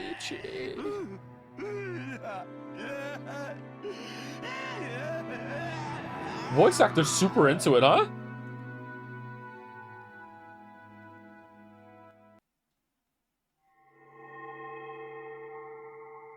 As Kinzo shook and cried, a butterfly appeared out of nowhere behind his small back, like a flake or of gold leaf, and softly descended. You fool, Kinzo. Did you think any woman out there would fall for a man's tears? Well, even if it wouldn't make a human woman fall for you, it might do the trick for a woman who is not human. Kinzo, do you remember? That game of chess you played with me, which is still ongoing. Wait, she's Nanjo? Kinzo, as though he had suddenly remembered something, approached the chess set. It was as it had been during the game he played with Nanjo until yesterday. After knocking all the pieces off the chessboard, he began to line them up one by one. It was a setup for an ongoing game. Oh! Okay. That's right, like this. I advanced my queen, who I call Beatrice. That was quite a spectacular move. Perhaps it was a little too intense for you. I worried whether you'd abandon your peace or not. Worried for so long. Kinzo waited, with the opposite seat empty. Surely, very soon, his opponent would appear there, and he would be able to restart this game again. You fool, Kinzo. You want to apologize? You want to see my face again? You want to make my smile an eternal thing? Why can't you say a much, much simpler word? Even though that is the sole element of this world. At that time, Kinzo muttered. Was it a prayer? An entreaty? It was probably best to just call it muttering. I love you, Beatrice. They were pure words, like something an innocent child would say without any evil intent. You really are a fool, Kinzo. If you ever have the chance to do your life over again, know that those words will never cause a woman to fall for you. That's right, not unless a miracle happens. That's what makes this. At that moment, Kinzo definitely heard a small knock, one with a tempo that differed from those of the servants. Who is it? The woman beyond the door didn't answer. I'm asking who you are. Will you not answer? The woman beyond the door didn't answer. Could it be? Oh, could it be? Be?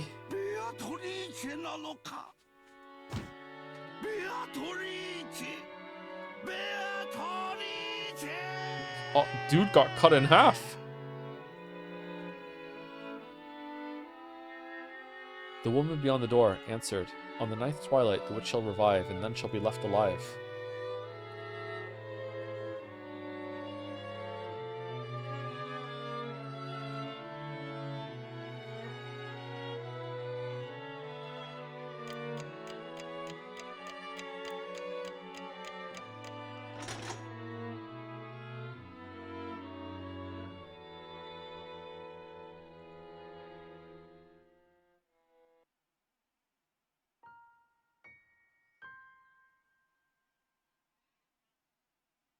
Huh. Okay.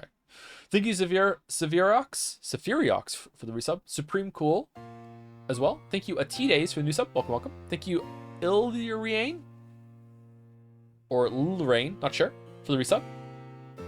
Thank you, Professor Magi for the new sub. Welcome. And Hallow Hugs for the resub also. Battler's figure was in the dining hall. He didn't feel like going back to the guest house in the middle of all this rain, and wandered half-heartedly around the mansion in search for any place where he could sit before setting up camp in the dining hall. He didn't even lock the door. He thought the shapeless murderer, or maybe the Golden Witch, might come to kill him now that he was isolated, but he no longer had any desire to resist. He didn't even feel like using a locked door to hold off the culprit. He wanted that person to come at him openly from the front. If it was the killer, he wanted to ask them about some of those wonderful closed room tricks as a parting gift. If it was the witch, he hoped she'd at least take his life with some spectacular magic. However, ironically, neither of these two came to meet him. Battler opened the liquor cabinet on his own and enjoyed the liquor to his heart's content. No longer was there anyone to scold him for drinking alcohol. He boldly rested his legs on the extravagant tablecloth and savored the high-quality liquor, which probably had a mind-boggling price, drinking it down straight from the bottle. This would make a great image. Then someone knocked. Battler realized that someone had finally come to greet him. Hey, it's not locked. Whoever you are, please come in. It's going to be Genji. And go ahead and introduce yourself. If you're human, please give me your name. If you're Beatrice, please tell me your bust size.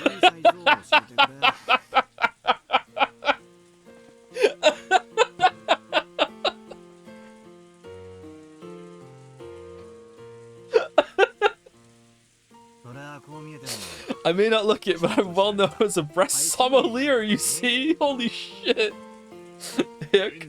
It is Genji, Battler-sama. Did I stutter? What's your bust size?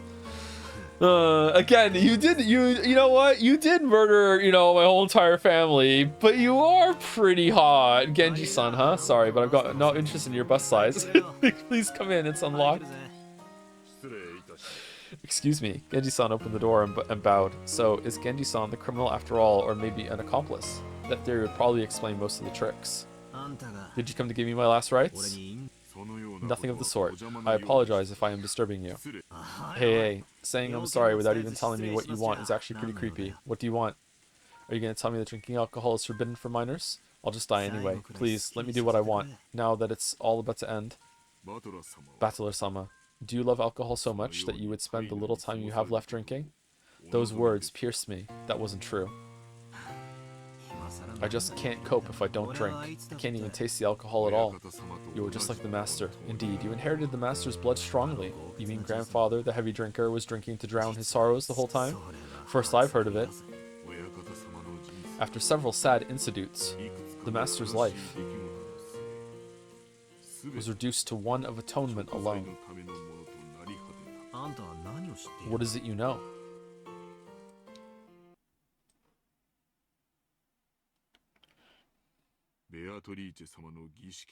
Beatrice's ceremony was completed when the 8th twilight ended.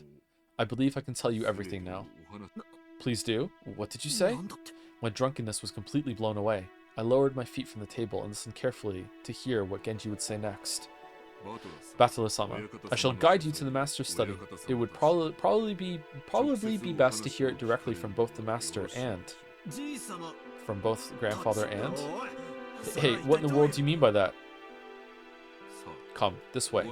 I shall guide you, Battler-sama. After Genji-san told me to follow him, he started to walk down the corridor. I threw my drunkenness off completely and went after him. We climbed a big staircase towards the 3rd floor. Genji-san stopped walking halfway. He then turned back and spoke. Battler-sama, from here on, you will probably see things you will not be able to understand. Don't think that'll scare me. I've already seen enough incomprehensible things today to make me sick. Please, accept what you see as you see it. There are so many Domino's boxes up there, and accept what you hear as you hear it. Why? What? There's no need for questions like that. You will learn the truth, and that is all. I will leave it completely up to you, Battler-sama, whether to accept it, believe it, or deny it. Genji-san checked one last time to see whether I was prepared to know the truth. The 8th twilight had already ended, and on the 9th twilight, the witch would revive, and nobody would be left alive. It meant that Beatrice had already been revived, and it probably also meant that none of us would be allowed to return alive. If I was going to lose my life anyway, I wanted to know the truth in the end. It didn't matter how hard it might be to accept. Yeah. Even if a demon or a witch shows up, I'm prepared. Indeed, you are just like the master in his youth. Battler-sama, please be diligent in your studies. In the future, you will surely have great aspirations, like going on a time-traveling hot air balloon and going around the world, and you're just gonna vanish one day, but you're totally dead. And when that time comes, see to it that you are never forced to regret a lack of studying and training. I'd be happy to, assuming I ever get a chance to work hard in my studies. Genji-san's silence felt like it was further confirming a certain resigned feeling I had.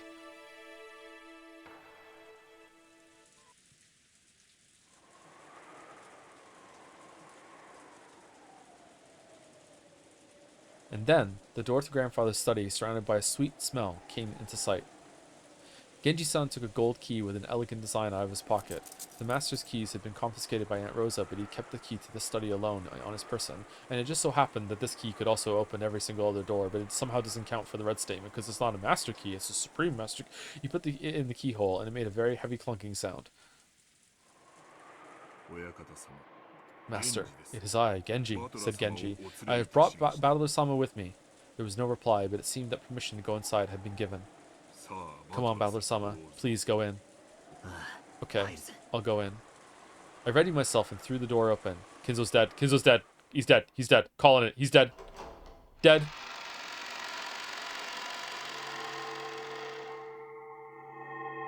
At that moment, I got slightly disoriented by the dazzling golden glow. It was, unbelievably, a swarm of butterflies that shone gold. Is this the first time Battler is seeing them? The gold butterflies that completely filled the inside of the study poured out all at once. What? What is this? It was almost like a golden leaf confetti. What if he goes up to Beatrice, the 19th person, like Beatrice, and says, hi, so I finally get to meet you here, and she looks at him and goes, who the fuck are you?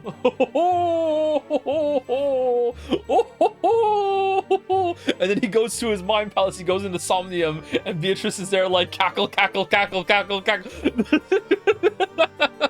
It was almost like gold leaf confetti. The interior of grandfather's study was filled with a golden glow. And on a sofa like a reception chair in front of the study desk, I could see grandfather's back. There was someone on the side opposite from grandfather. It was in shadow, so I couldn't see it well. Master, I've brought Battler-sama. Battler, is it? I'm busy thinking now. Be silent for a while. Kinzo declared that unhappily, his back still turned. It seemed he was enjoying a chess game with a visitor. Apparently, the opponent had counterattacked with a superb move. Kinzo seemed to be enjoying himself as he thought deeply, while occasionally laughing and groaning. I have thought for 30 years. I have thought for 30 years about how to counter this move. Have fun with the move. I have fermented for 30 years. Indeed, this is a deeply matured move. What fun, what fun. I see I'm no match for you. What is this? This is insane. So you came, Battler. I've been waiting for a while. Be silent for Kinzo's sake. Shit!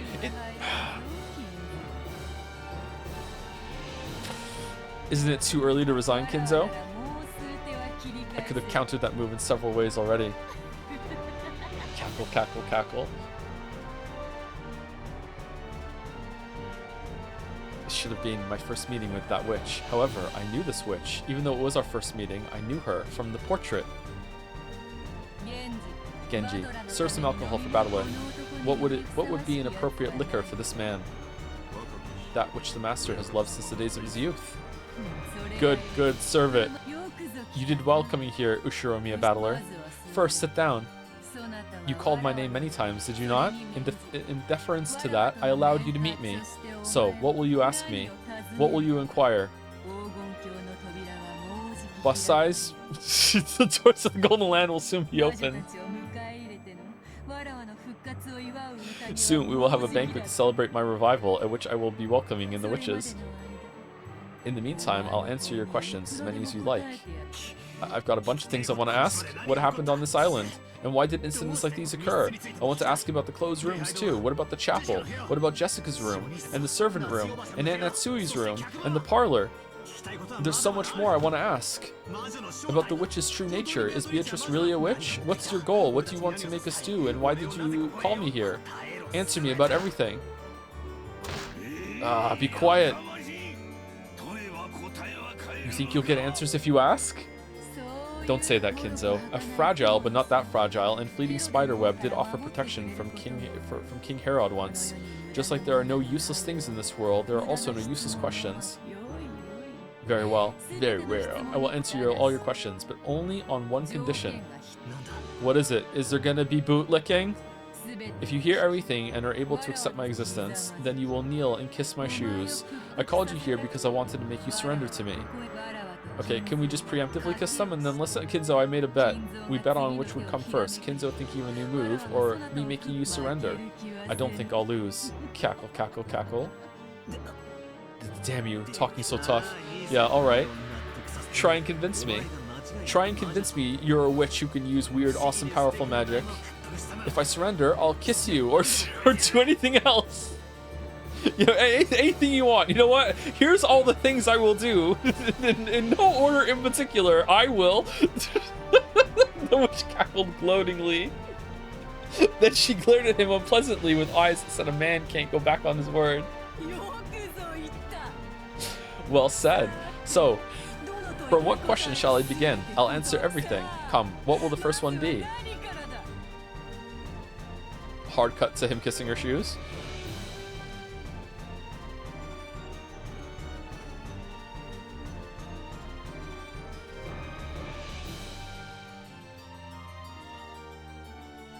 Wait, what?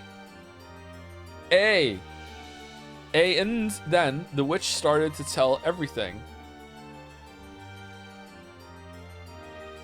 She began answering all of Battler's questions. Everything made sense. He was convinced by all of it. And then Battler had no choice but to admit it. The witch certainly did exist. He made sloppy noises while he kissed her shoes. It was really gross. Even Genji left the room. Okay, more to read because it's awkward. I thought there was going to be more to read right away instead of my joke just hanging in the air. What followed is a story that needs no retelling. I wish you would, though. When the king falls and you are defeated, it's time to start reflecting on your finished game, and then all you can do is set up the pieces one more time. This looks cool.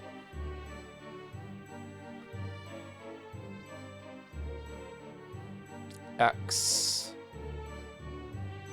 Second game, Turn of the Golden Witch. Results. She is gonna say we've won one each. She is gonna do that. Let's go again. That is gonna happen. Oh, shit.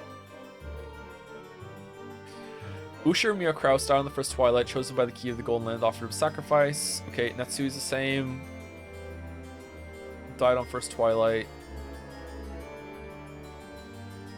Rudolph. Yep.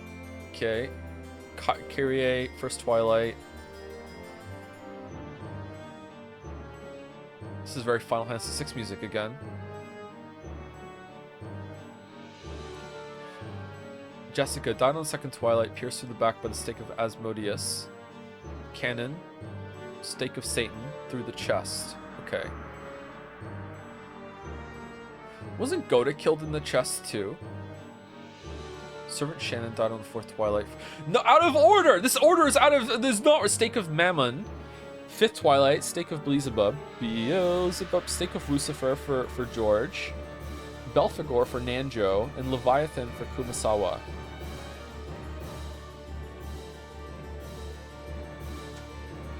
The witch Beatrice survives on the ninth twilight. She finally opens the door to the Golden Land.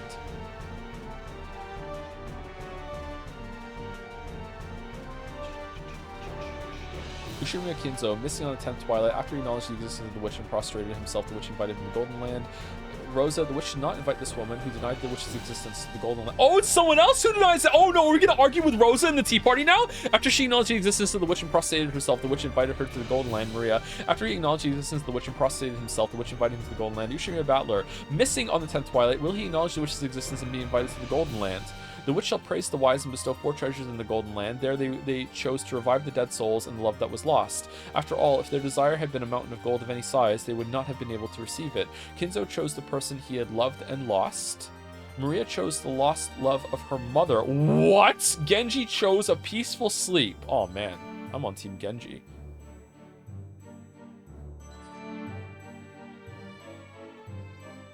Sleep peacefully, Beatrice. Let nothing disturb your slumber ever again.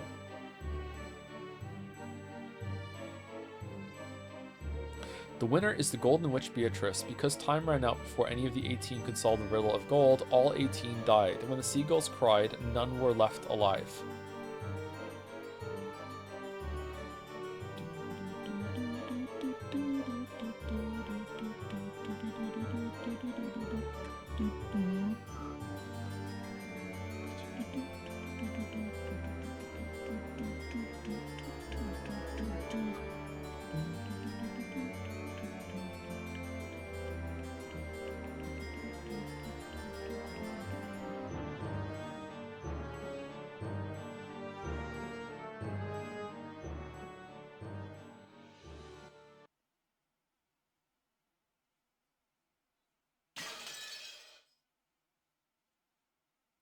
Is that a heart shape in the glass?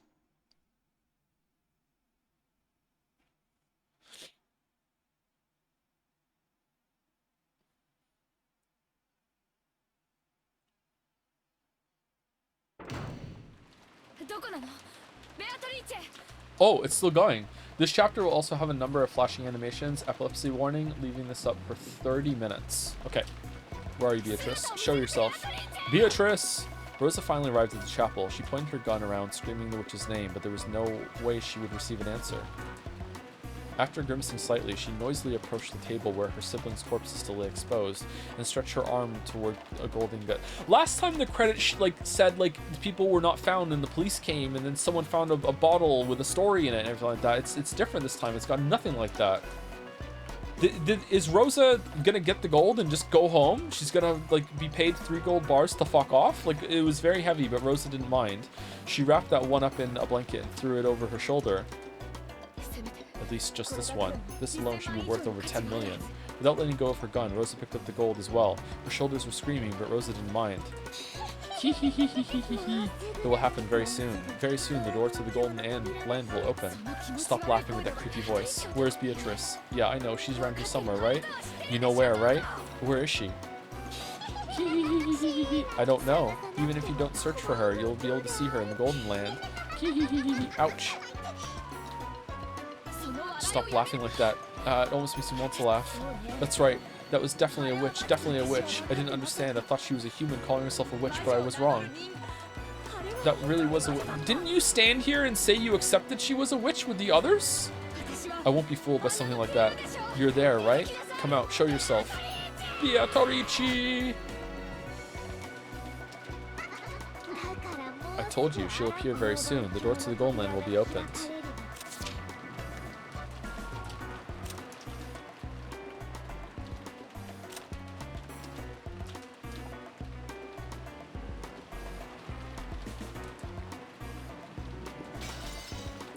Wait, hold on. I don't remember reading that before. When did she manages a design company, but she's yet to start taking it seriously, and its financial situation isn't far from favorable. I don't remember reading that. I guess I've read a lot. Maybe I just don't remember reading it because it was so long ago. I told you, she'll appear very soon. The door to the Golden Land will be opened. Hee.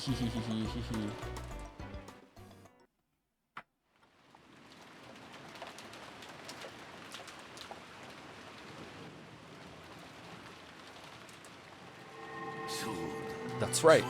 Isn't that splendid? I care not. I abandoned that rook. You, woman, are a king that cannot be reached without the resolve to lose everything one has. I'll corner you, Beatrice. At least call me a queen. Oh, what a brilliant move. So your blood, no, the Ushermia blood is bad at giving up. How pleasant. What a truly elegant night. He's having a great time.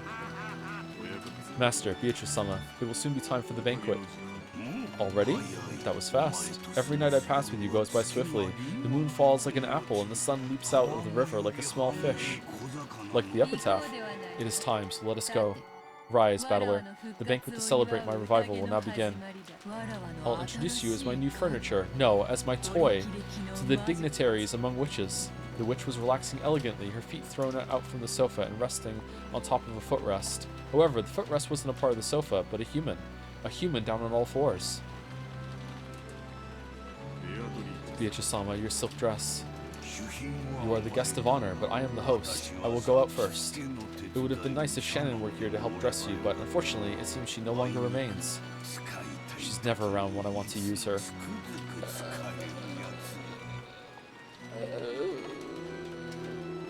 What? An entirely useless person. However, you did well to remain here. I'm happy, my friend. I am grateful for your words. Good. Wait downstairs, you two. Genji, good work. Set the dress down over there. Certainly. Well then, master. We will go first. Beatrice, I will see you later. In my host suit, indeed. Kinzo and Genji left the study. After that, the witch and the dress and the furniture remained. Do you know why I'm not embarrassed to show myself to you naked? It's because you're furniture. Furniture. Understand? Furniture. Just furniture. Who would feel shame in exposing their body to furniture? So there's no reason for me to feel shame in front of you. Cackle, cackle, cackle, cackle.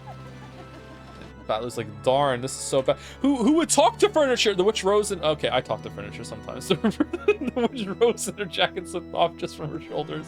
After that, the jacket fell to the gold with a thumb. When the furniture respectfully approached to pick up those clothes, the witch gave it a small kick and it fell over.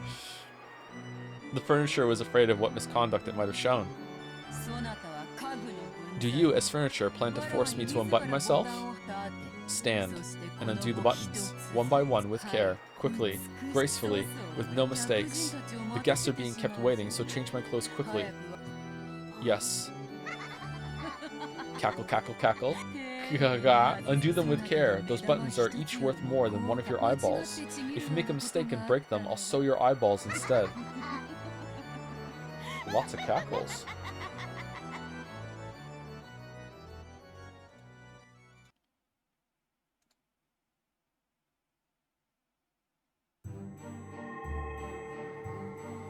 The entrance hall was bustling with a crowd of shadowy people, and it sparked gold with the gold butterflies flying about. The gentlemen in suits and tuxedos and the ladies in dresses looked like they were having a great number of friendly chats.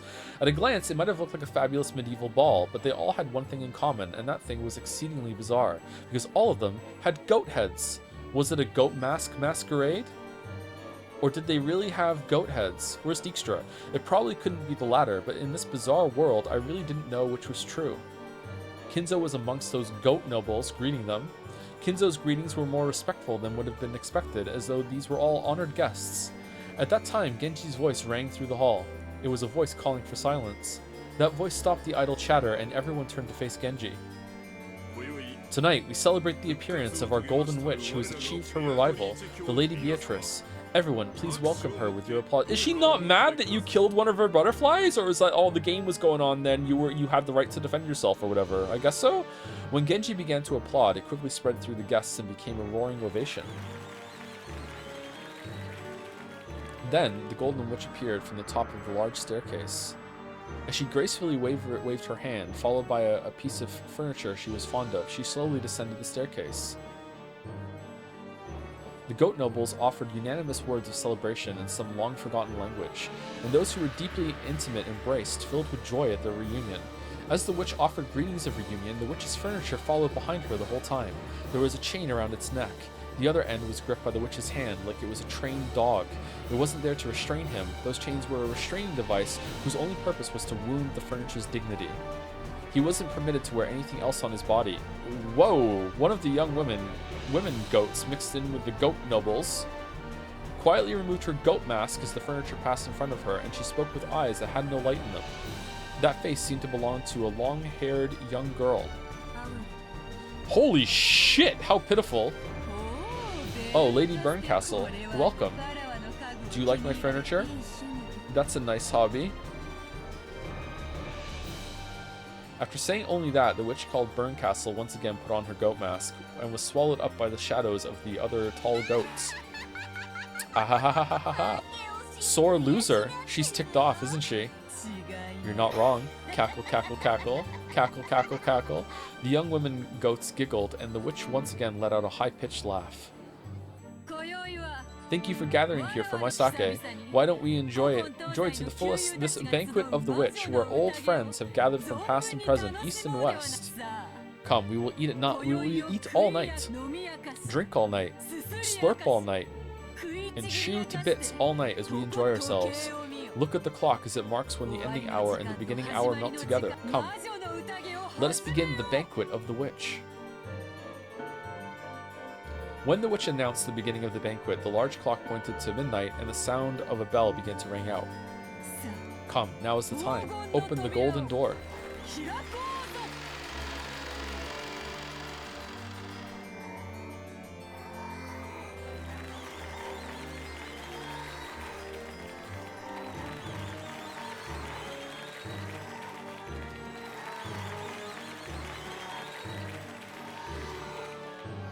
All at once, the butterflies leafed in gold flew all around the inside of the room. Amidst the golden storm, the brilliant gold-colored light, the barrier between this world and another was cut open. All right, the harmony between like reader and like protagonist, like reader's stand-in surrogate is like so strong right now because like she really did win. Like I have no idea how any of this was pulled off. Like she completely like I have no fucking clue. Like. Are you naked, Joe? I could be. I have no clue. I don't even know how to get started.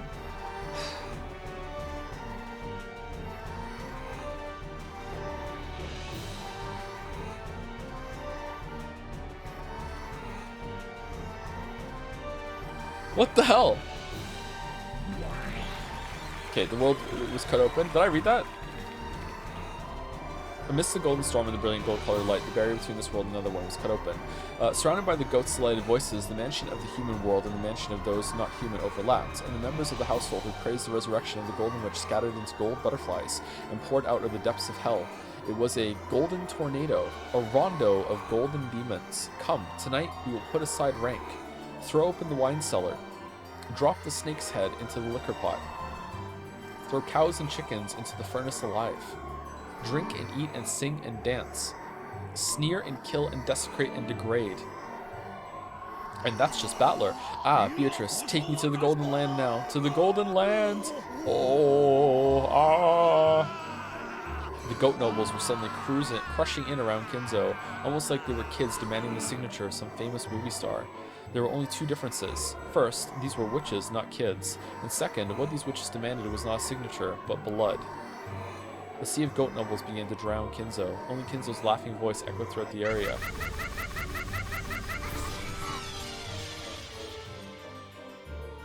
What the fuck is this? It was a grand mixture of laughter and his death throes, and Kinzo became wine and meat and bread. An aroma if slurped, a rich taste if gnawed, and pleasant to tear to bits. The sound of his death throes lingered on sweetly, and if adorned with melted chocolate and golden argent, would make a wonderful dessert. If you took the bones home, you could use them in a soup, and the remains could even become toys for the children to play with. And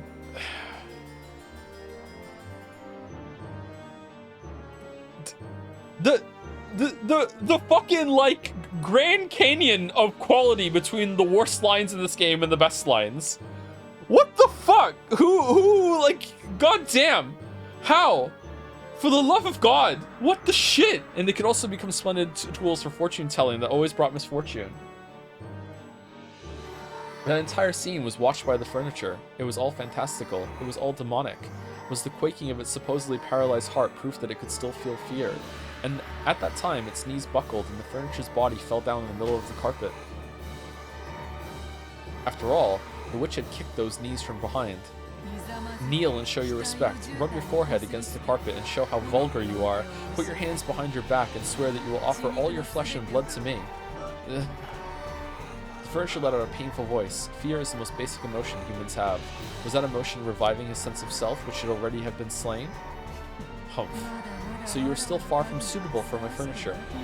Very well. I will carefully finish you, making you into the kind of furniture I like, the kind fitting only for me. As you are now, I doubt you can offer more than entertainment for our guests. The goat nobles were surrounding the crouching furniture. It seemed their blazing, blood-red eyes couldn't hide their ecstasy at this new young food they'd been given. And from the ugly teeth that stuck out of countless mouths, saliva, or maybe the traces of meat and wine they had just eaten dribbled down. As the furniture let out a wild scream, it retreated, still sitting on its backside, but the circle of goat nobles was closing in. Then the furniture looked at the witch's face. It had surrendered to the witch, so, believing that the witch would show some compassion, it stared at her face in the end. But there was nothing but scorn on the witch's face, and she wasn't even facing the furniture anymore. The witch went off to greet an honored guest with whom she had crossed gazes. The goat nobles looked down upon the furniture. Actually, they had been waiting, in their goat suits, just like how one must remove the cork in order to drink champagne. They had to wait for one thing before partaking of the offering served at this banquet. Of course, the furniture didn't know about this thing, but it came out of his mouth all by itself. Just like the unavoidable pop of a cork, it inevitably came out of his mouth. Yeah. It was a scream. It was a sign that marked the beginning of the modest banquet at which he was to be served. Yeah. Buki kayaku. Ugagyu. Ua. Buyakasha. Oh. Episode 2 complete. Banquet of the Witch. Gabu Bogi Yagu Kikiboru.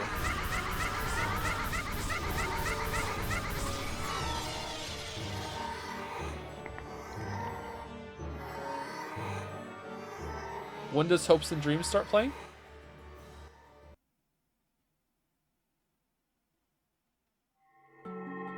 By now, the garden was one of both roses and gold. A gold-colored garden where gold butterflies, gold fairies, and gold lizards rampaged and flew about wildly. Maria, quickly, run! Quickly, quickly, quickly, quickly!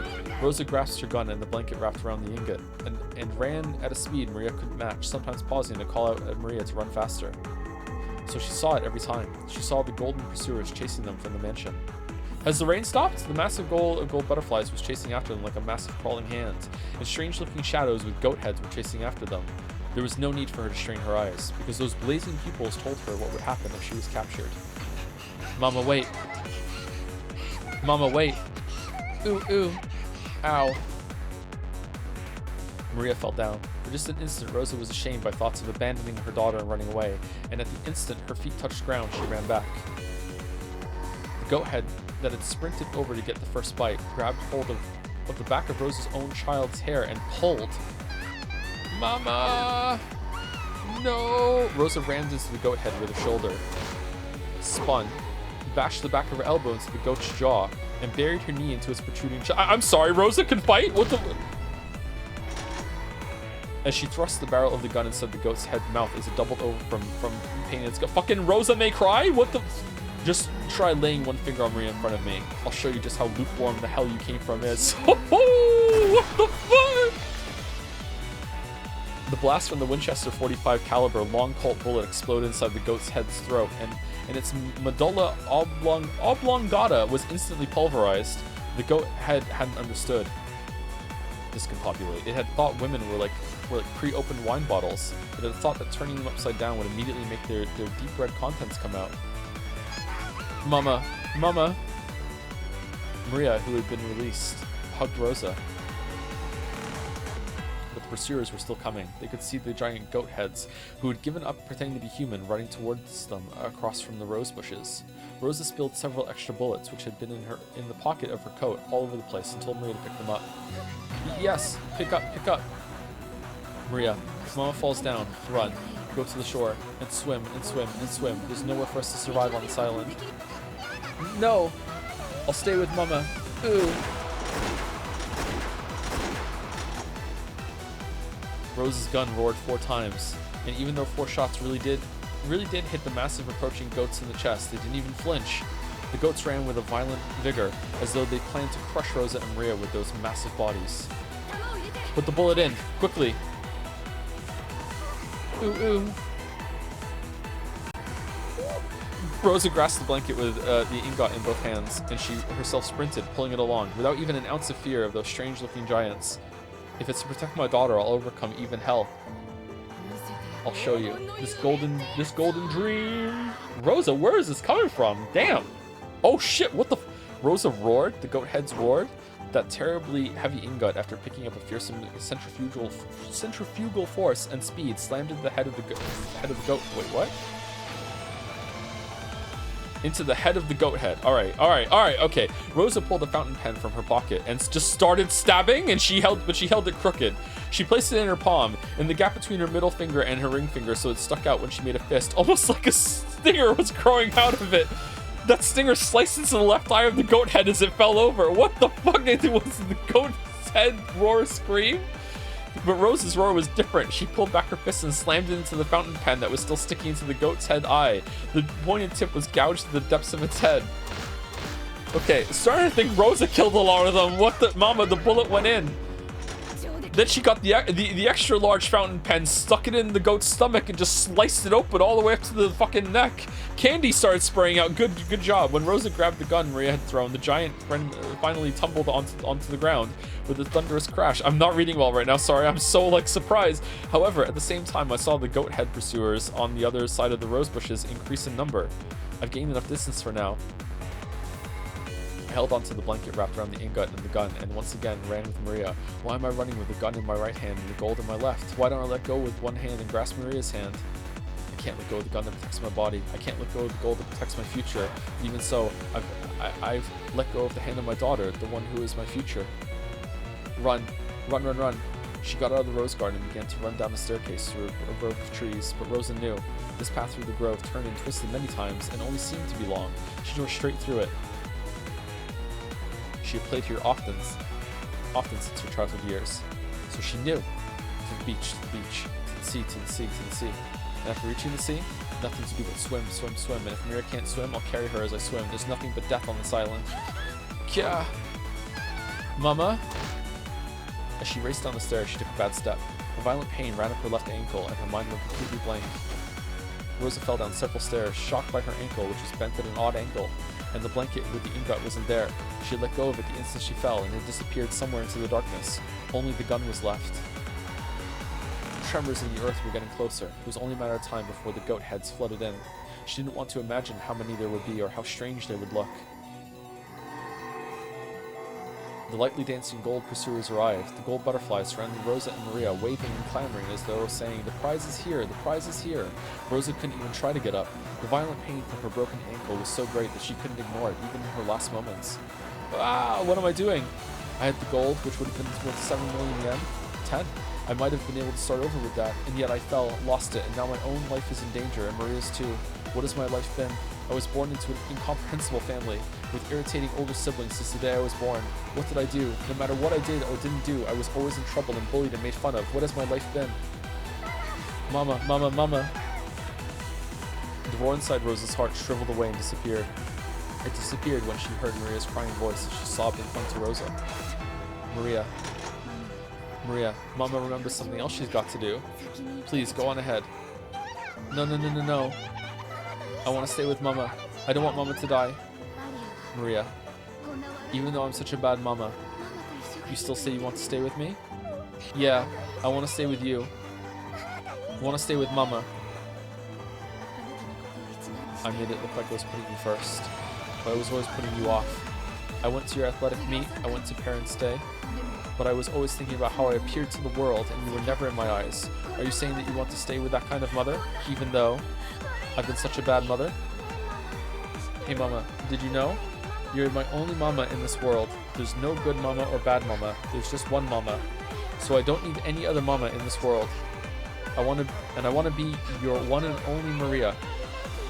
The Maria you want to spoil when you're in a good mood, and the Maria who's a nuisance and you don't want to be around aren't different people. There's only one Maria. So the scary Mama and the nice Mama are the same to me. They're my one and only. This is really different. Mama. I was such an idiot. I didn't need gold. If only I had just pulled you by the hand. I was such a stupid Mama. The shadows of the goats covered the sky even more thoroughly than the trees of the forest. Their roars blotted out the world with fear. Rosa, still hugging Maria, readied her gun with one hand. Maria, let's go together. I'll never leave you. Let's always stay together so that Mama never gets lost again. Yeah, we'll be able to see each other soon. We'll be together forever. We'll be able to see each other in the golden land. And then we'll play together. Play with the wolves and sheep puzzle. Mama hasn't solved more than one of the puzzles, but I've solved them all. So I'll be the riddle giver. She had bought it as a birthday present and then hadn't played it with Maria after that first night. Yes, we'll play together. I promise. Mama! Those eyes sparkling with red-hot lava looked just like a group of fireflies. They danced, closed in, and attacked. Come on! Let whoever wants to eat the bullet Maria chambered for me step forward.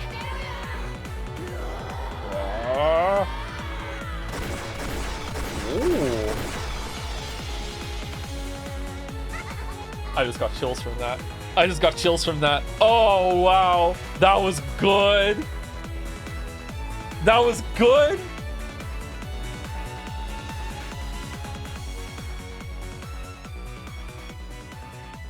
That was good. Damn. This is the worst episode? This is not going to be the worst episode. Mosu, need I say more? I don't know what that means. Addition of new features. The Golden Witch has prepared a gift for you in commemoration of your stay. You can find these new features on the title screen. Oh, 7th mod. 4th is the worst. Oh, so we're moving Cliff Post now? Alright. Alright. You're a bit quiet in comparison to the music. Am I? I can turn it down a little bit. Does anyone else want me to turn it down a little bit?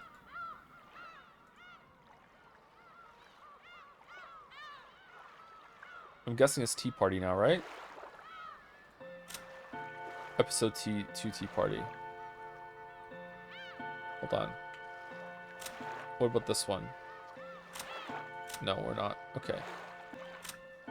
Okay, I'm guessing Tea Party. Pulse is fine. Okay, we are 18 minutes before break. Do we want to take a break before this? Probably, yeah. And then we can do Tea Party in the next one back to back. I'm assuming there's going to be another question mark, yeah? Let's take a break right now then, okay? Yeah. Before I go, thank you to Wiley Wub 13 for the resub. Uber Super Soft for some bits. Artem V for the resub as well. And Yuri was taken for some bits as well. Mama just killed a goat. Put a Winchester M1894 45 called against his mouth. Pulled the trigger. Now he's dead. Mama. Ooh. Very nice. Very nice. Very nice. Very nice. Okay. Let me leave it there, actually. I was gonna get into the first screen of the tea party, but we'll leave it there. Anyway, be back in 5 minutes.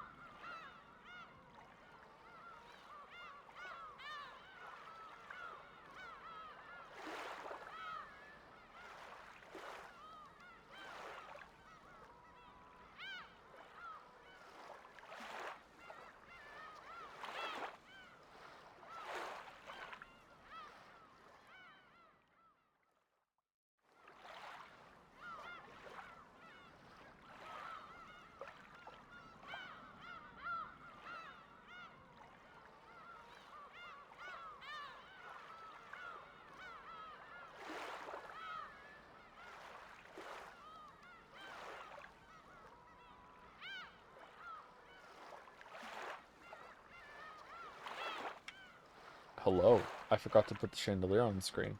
My bad. Sorry about that. Mom with guns poll ended. What was that?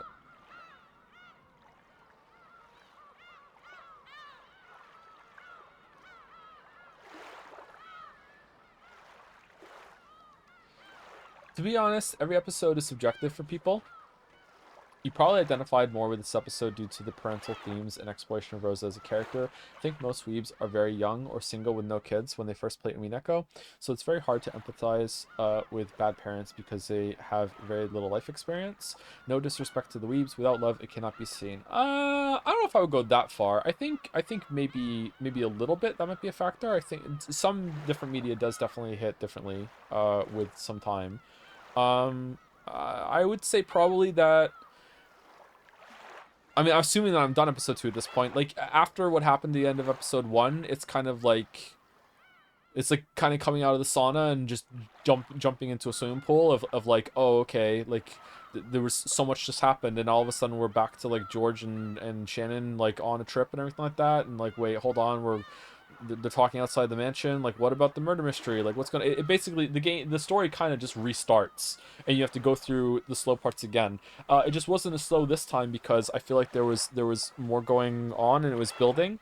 Also, I think I know that it's like this I know this is a very long story, so it's kind of a marathon, so I know there are going to be parts where it has to be slow and do some building and setup, and it's going to be important for later probably. But also I identified pretty quickly, I guess. I just got lucky that this was all a part of like building the argument because of the thing that that's said here, the witch's attack or whatever.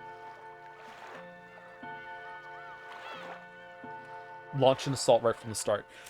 So that's just lucky that I got onto that, I think. Yeah, but I liked it. I episode 2, I don't know, like, it might be better than episode 1 to me right now, but it's biased, right? I really enjoyed that. I thought there was a lot going on. I really liked I really appreciate the banter between Beatrice and Battler, and that wasn't in episode 1. So I don't know.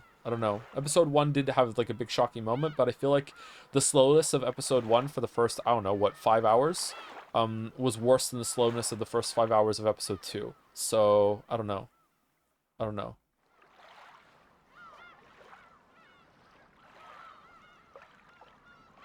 You have 6 more episodes.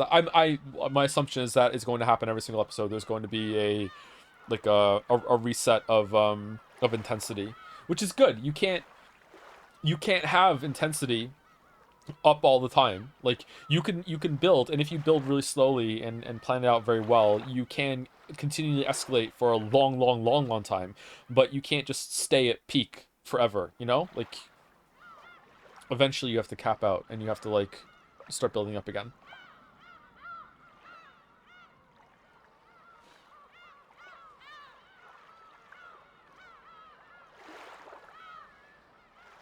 Like, not to get my hopes up or anything, but if this story, so far the story has been pretty good at building and then having the climax at the end with the episodes. If it is also simultaneously doing building within those climax sections, that is building up throughout all across all the episodes, to that at the end, like the final episodes have like a climax that has been built over the entirety of the story, like simultaneously, then that would be really good if it was managing to do that. That is very hard to do. I'd be very impressed.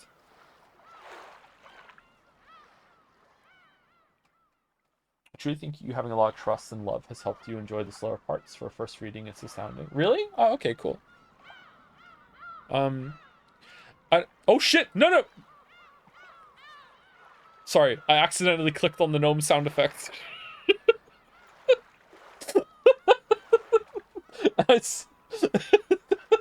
And I stopped it just in time. I didn't want the gnome sound effect to play like after saying that. uh, like I've said this a bunch of times before, and some people don't believe me, I guess. I'm actually not really that hard to please when it comes to storytelling and everything. It's just that most of what we do on stream is just it's just really that bad. I'm sorry, like video game writing is not good, chat. Like it's just not good. So it's if you only consume mostly video game media, you don't know, right? It's like most of the time I'm pretty easy to please. So we're not doing a game right now, so yeah, I'm enjoying this. So I usually I'm very willing to give myself over if there's some good stuff early on. Yeah.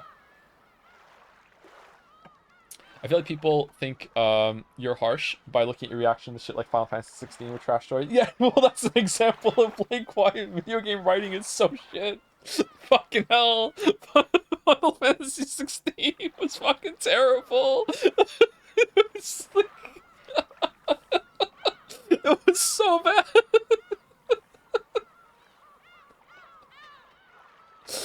On so many different levels was it bad. From the writers who watched Game of Thrones, for the audience that half watched it while grinding in Final Fantasy 14. Yep. How does 16 compare to 16? There's no contest. Final Fantasy 6. Hey, I haven't played Final Fantasy 6 in a long time, okay? And I really enjoyed that when I was a kid. But Final Fantasy 6 has even for one moment alone in Final Fantasy 6, just one moment like blows all of 16 out of the water. Okay, so even if the rest of 6 is just shit and I just forgot how shit it was, there is at least one moment in Final Fantasy 6 that is just god tier, so much better than all of 16. Yeah, so I don't know. The opera of the moment, that which moment? The opera would probably qualify, but I think in my head when I was saying that right now, it was I can't say it because it's spoilers. The end of Act 2 transition. Okay, if you want to separate it like that. The halfway point of the game. Okay.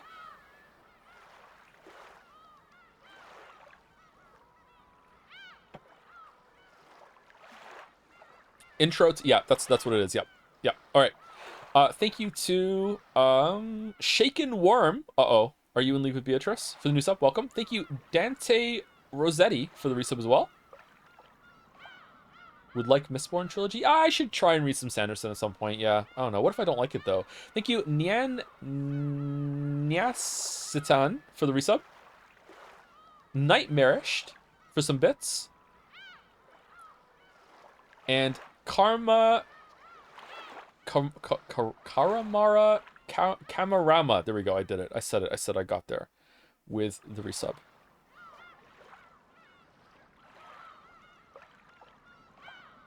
Do you think you'll start taking notes? I don't think I still need to take notes just yet. We'll see. We'll see. If I have to, then I will. I would like to keep it all in my head. If I start forgetting things, and I don't know how many times that has to happen, but if it starts happening fairly regularly, consistently, and chat is like, yo, like it was said that before, like what the fuck, like, then I will start taking notes. Sure. I'm reading Stormlight right now and enjoying it, but I don't think you would like it. Oh, Jelly Jonah, episode 2, Jelly? Stormlight? Ooh. Actually, do you think that would be a more accessible choice? Hmm. I would really recommend noting down the red lines at least. Okay. Your suggestion has been noted. It's been noted. Onward. To the tea party.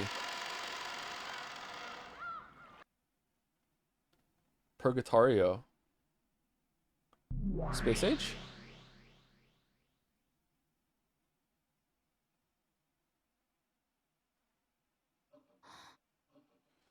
Ushi Ramia Rosa. Rosa awoke from her doza.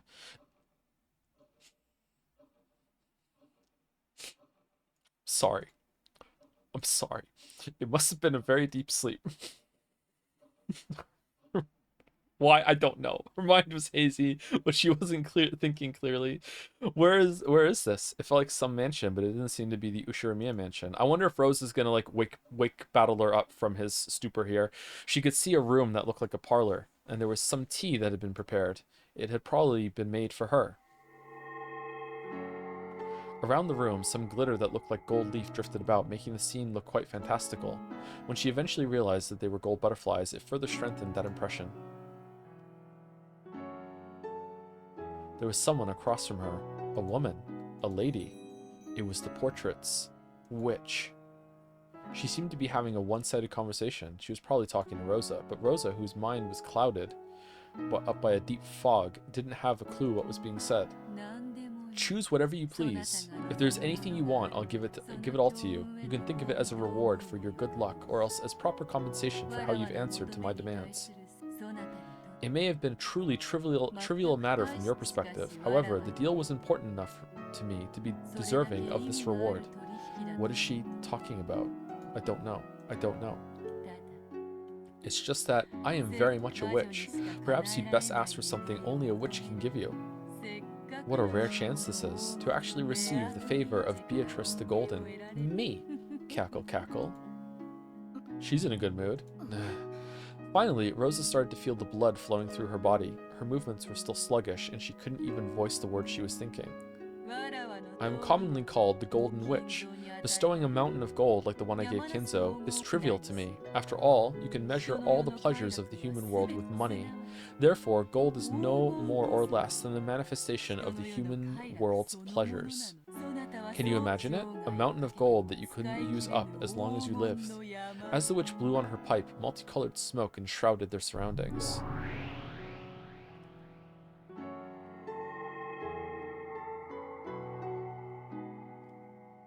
As she did this, the inside of the parlor was suddenly filled with stacks of gold ingots. It looked like a shining gold-colored wall. If each ingot was worth several 10 million yen, how much would all of this be worth? It seemed sinful to even think of such a number. However, the human world is difficult. Okay, I feel like chat's being weird from a glance. Am I doing something wrong? Is the sound wrong? Are we good? Mouse, are we okay? I'm good? Just seeing a bunch of bad comments in a row? Okay. Okay. However, the human world is difficult. I know there are some things that cannot be settled, no matter how high into the sky you pile up gold. I know there are cracks that cannot be filled. I won't make light of that, which is why this is a gift that only a witch such as I can give. Why don't I fill those cracks in for you? Yes, how about this? It's something only I can give. You should be very happy. No need to thank me out loud. I can tell right away. It's written on your face and in the corners of your heart. Cackle, cackle. Rosa felt a touch of discomfort at this witch, who kept on talking even though Rosa hadn't uttered a single word. But since she still couldn't manage to speak, and was so helpless that it was difficult to even move a finger, she couldn't do anything but listen. What's going on? I have no mouth and I must weep? What's going on? How far must the deep wounds in your heart recede before they can be healed? This is deep. Quite deep indeed. Sometimes wounds close up while a fragment of foreign matter remains inside. Even when such wounds appear to have healed, they continue to throb for all eternity. Sometimes you have to open the wound once more in order to heal it completely. As the witch spoke, she stared deep into Rosa's eyes. What in the world was she peering at? Rosa felt uncomfortable, but she couldn't look away. So, your pain was already faded by the time of your birth. How heartbreaking. You don't have to say it. I understand. I understand. Rosa was gradually being sucked into the witch's eyes. Then, the world grew dark, spinning round and round as she was sucked in.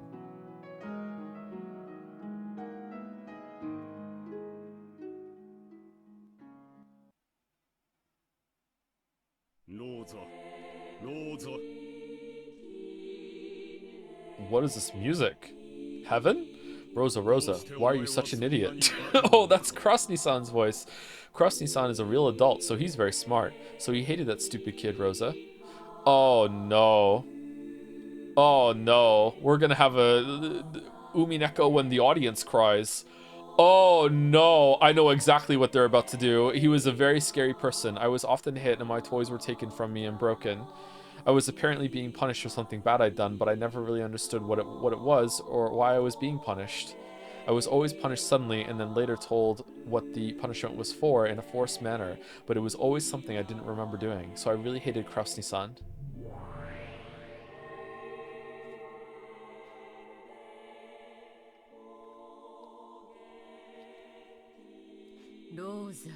Rosa. Why are you such an idiot? Oh, that's Eva Nissan's voice. Eva Nissan is a real adult, so she's very smart. So she hated the stupid kid Rosa and almost every single other person she spoke to. She was always a very sly person, and she often lied to me, tricked me, bullied me all the time. Apparently I was stupid, and she said it was only natural for stupid people to be swindled by those smarter than them. So I wanted to become a wise person like Eva Nissan and listen to what she said, but when I obeyed her, for some reason, someone always got really mad at me. So I really hated Eva Nissan. Come on, Rudolph. You'll be nice, right? Come on.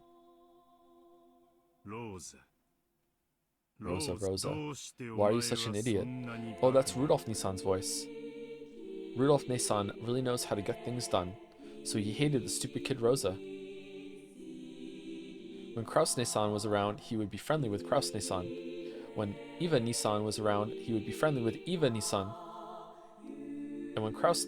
I don't even know what they are anymore. Nissan wasn't around, he would be violent like Kraus Nissan. And when Eva Nissan wasn't around, he would play dirty like Eva Nissan. And even though he was also bullied most of the time, when Kraus Nissan and Eva Nissan weren't around, he gave me 2 people's worth of bullying. So I really hated Rudolph Nissan. Wow. Oh, but these were my memories from when I was a kid. It's common for unfair things to happen between kids. So you mustn't hold on to grudges for such things forever. With time, those memories get buried away, and forgetting them bit by bit is supposed to be a part of growing up and becoming an adult. So becoming an adult is the same as separating yourself from all those memories, and because of that, no matter how much time passed, Rosa couldn't become an adult. Even though she had been blessed with a daughter called Maria and was called a mother, she didn't at all feel like she'd become an adult. The witch pitied her for that, and she smiled, saying that she could heal that pain herself. How can I heal you? It's possible, but not easy. I might rewind time and... No. No, no, no, no, no, no, no time travel, no time magic, no, and giving you a world where you have no older siblings. But that way, your memories of being hurt... There's already been time travel! She reset the fucking island! But that way, your memories of being hurt by your older siblings wouldn't remain. And in that sense, while you might call it a gift, you wouldn't be able to accept it. A person is only satisfied when their starvation is healed, but if you make it so they never starved in the first place, none of them will thank you. Just like how there are no young people who give thanks for their daily gluttony. Understand? I think she's telling me something really complicated. In short, even if she makes it so I never had older siblings, that wouldn't remove my pain. So maybe that's what she's saying. Strictly speaking, that's not quite right. Healing isn't the same thing as removing pain. It's the pleasure we earn as compensation for withstanding pain. Therefore, removing the pain isn't healing. To know the joy of healing, you have to know the pain. DOMS. Which means you must know joy in order to compensate for your pain. To compensate you for your pain. You should be proud of your past sufferings. After all, they are what make it possible for you to know pleasure that those without pain will never experience. Those who experience this pleasure cannot help but pass on the same joy to others. Cackle, cackle. The rare, helpful, serious cackle. When the Witcher snapped her fingers, even though the room was still filled with a mountain of gold and had already lost all semblance of reality, a fabulous tablecloth appeared on the top of the table. And a wonderful meal was laid out, almost as though it was the opening of a banquet in a castle from some fairy tale. For an instant, Rosa truly did feel a pleasurable surprise at how fabulous it was, but at the same time, she felt a bit of an anticlimax. After all, she didn't think being bullied by her siblings could be wiped away by just one meal, no matter how delicious. Food is the source of many human pleasures. You simply must eat like a pig as long as you live. I'm so hungry. If one meal isn't enough, then have as many as you want. Until the pain of your heart is healed, why not continue this gourmet banquet? Begin it, furniture.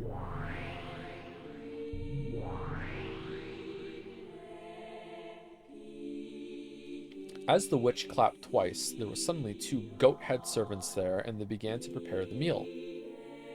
Goda.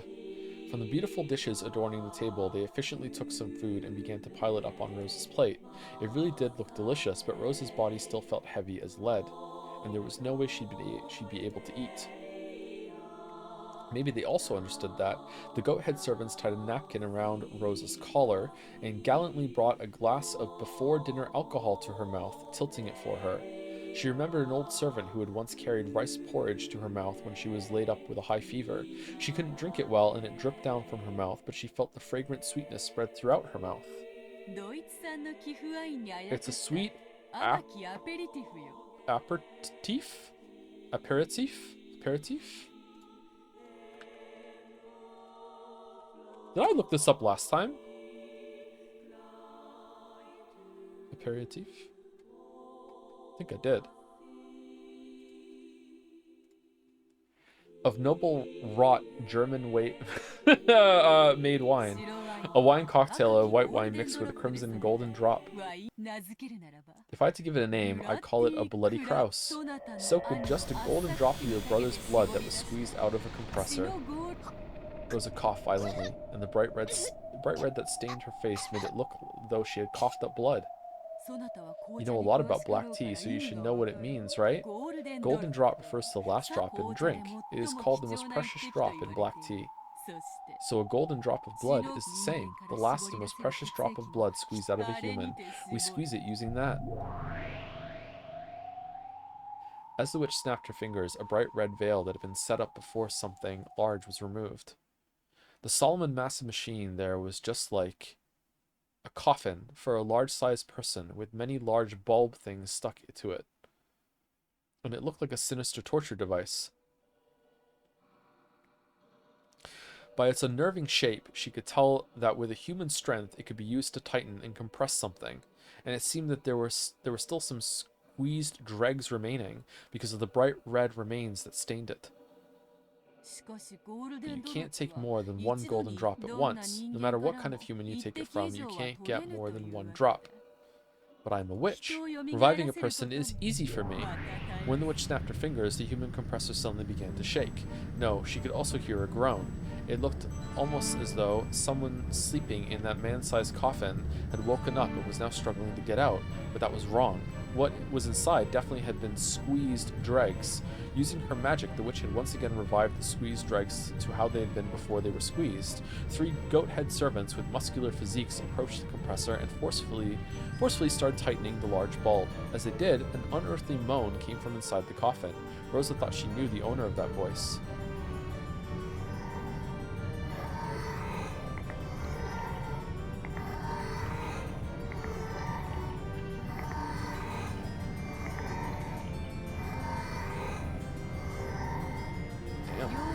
Fully Kraus is French. It is fitting for cooking to be done in the kitchen. Enough, stand back.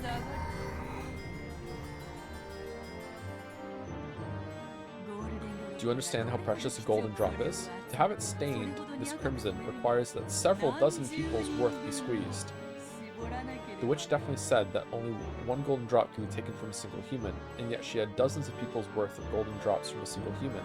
Only a witch could do this. The Golden Witch Beatrice could kill a single human endlessly. In other words, before Beatrice, even death did not mean freedom. I philosophically disagree with this. The real last golden drop would be from the last time that you killed them in the compressor. You can't just be like, reuse the teabag. No. I am philosophically opposed to this. Do you need me to put it in a different way? Have you forgotten the day this man hit you when you swallowed the blood that ran into your mouth? That's right, remember that taste. Remember the taste of the tears that you spilled until you were dry. I believe this aperitif will be sufficient to heal that regrettable memory. Capo.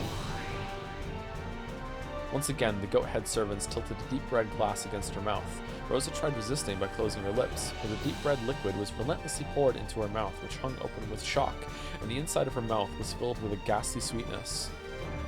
It definitely was a fragrant sweetness, the living blood of her brother, who had given her such hateful thoughts and made her soak her pillow so many times.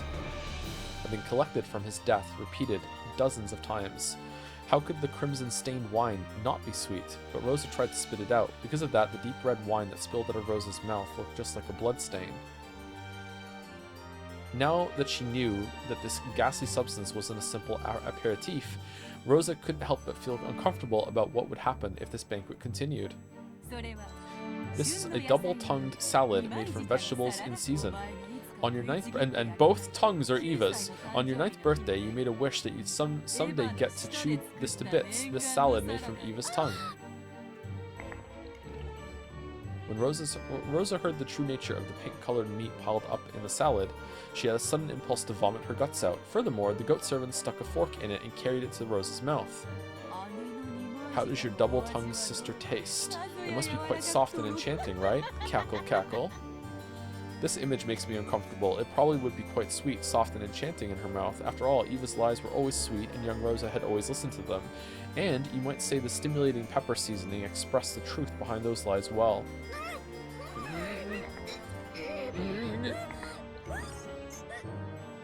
As the tongue salad that kept being pushed into Rosa's mouth was covered with saliva, she spat it out, but the goat head servants carefully returned it to the plate and carried it to Rosa's mouth over and over again. Man, Battler really is in a Clockwork Orange machine somewhere.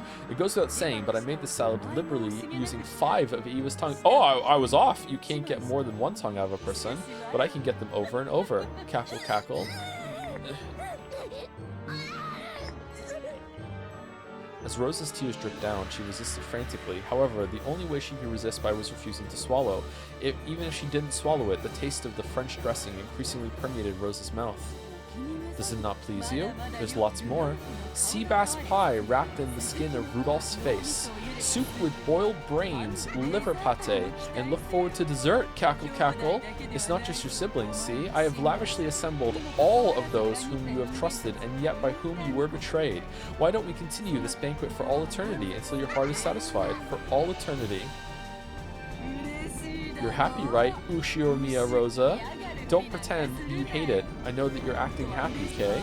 If you want to laugh, then do so. And if you won't feel better until you've had a raw performance of your annoying older sibling's screams, I'll let you hear them as much as you like. If you're not, your reluctance doesn't trouble me. That's just your personality, right? On the inside, you're actually so happy that your skin is crawling all over. And yet, on the outside, you're merely pretending that all this causes you pain, yes? It's alright. Here, there is no need to worry about honor or your public image or anything. So laugh as much as you want and chew it to bits. Isn't this the best banquet, Ushiromiya Rosa? Rosa!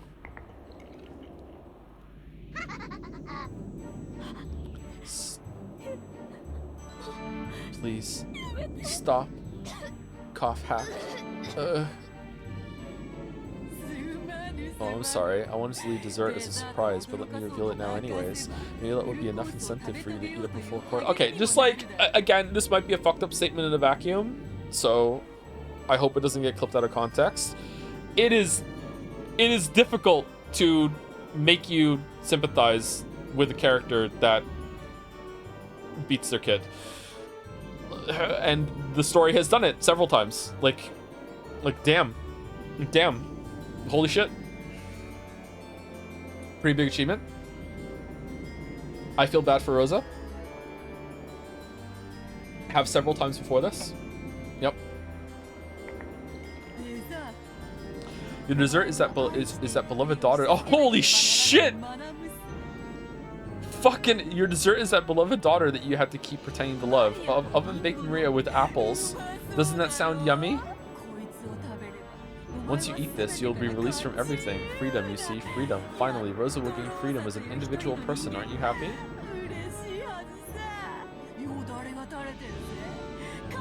You should be happy. Drool is hanging from your mouth. Just try looking in a mirror. Hi. I think that people shouldn't be fed their siblings even if they're bad parents. Okay, it's really easy to say right now considering she's in like a literal circle of hell. Fuck Purgatorio. She's in hell right now. But like even before this, like, and seeing what happened to her when she was a kid leading up to like this banquet, like I felt bad for her, you know. It's not just this insanity that's going on right now. Yeah. You should be happy drool is hanging from your mouth. Just try looking in a mirror. Yeah.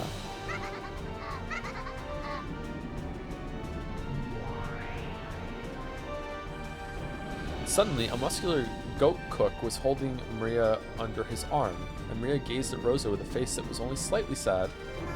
Mama, was I a burden? You aren't a burden.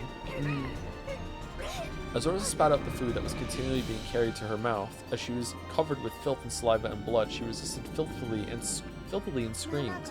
If you... think I'm a burden. I don't mind if you eat me. After all, I'm always doing horrible things to you. Even when you bring a man over, I can't stay quiet. When you spend the night out with a man, I get lonely and unruly and make a mess of my bedroom.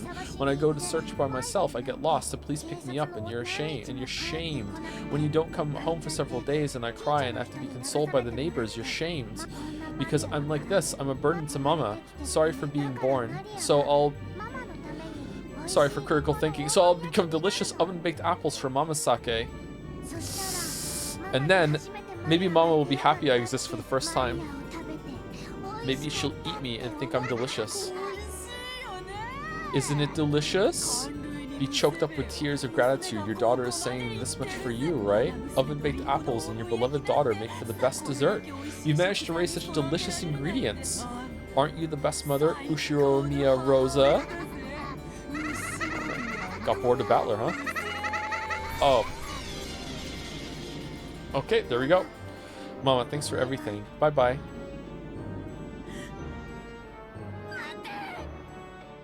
Wait. Wait, Maria, that's wrong. Stop it already. Stop it already. No. I didn't want something like this. Please stop. Please forgive me. No. Stop it already. Don't put it in my mouth.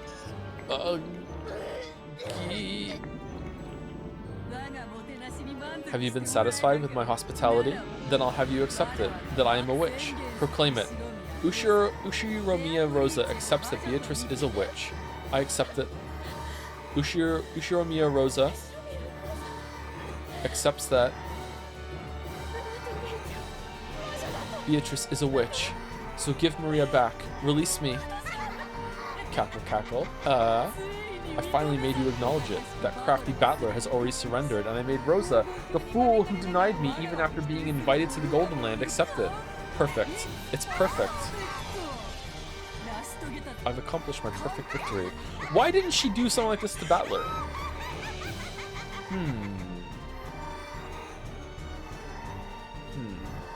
Different weak points, maybe? Huh. I've accomplished my perfect victory. Yeah. Come, Maria. Prepare delicious oven roast for Rosa. No, Maria. Looks delicious. Slice up your cow tits and make me a sandwich.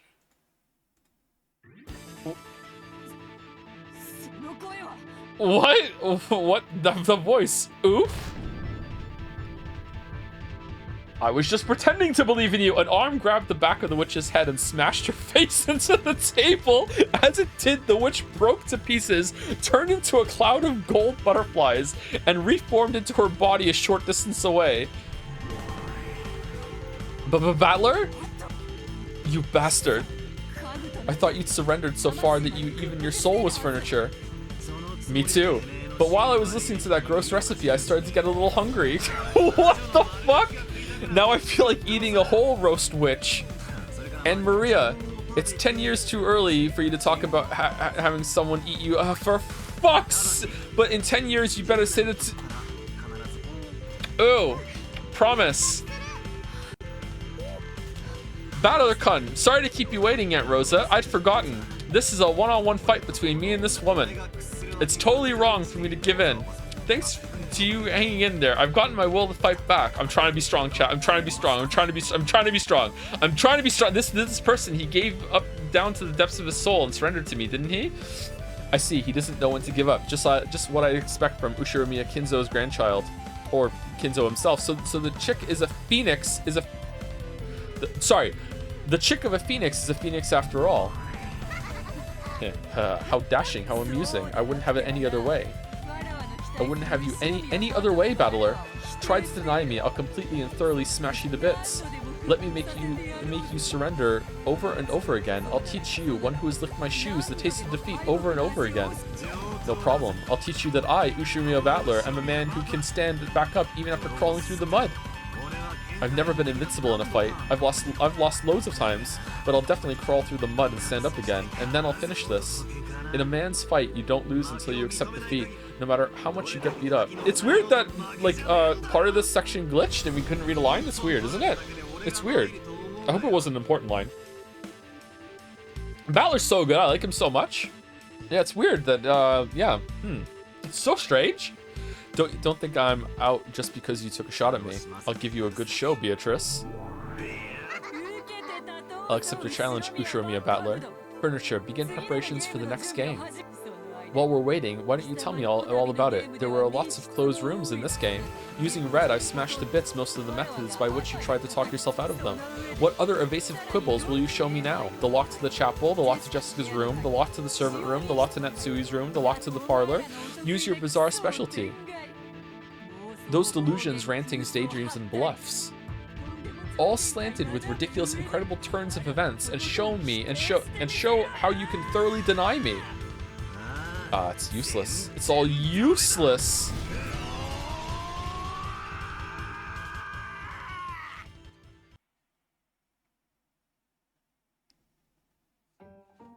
Oh, okay.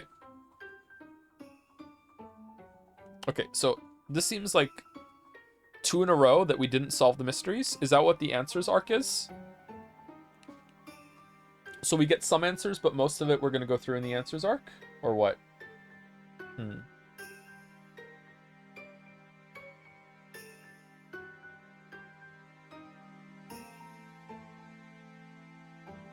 Can I skip this or no?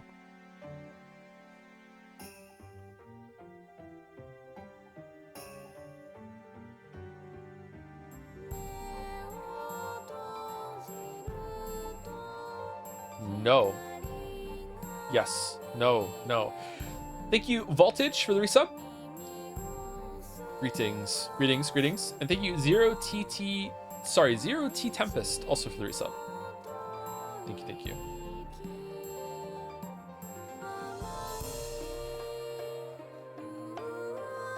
No, you get the answers in Persona 3, the answer DLC. I thought we weren't playing that.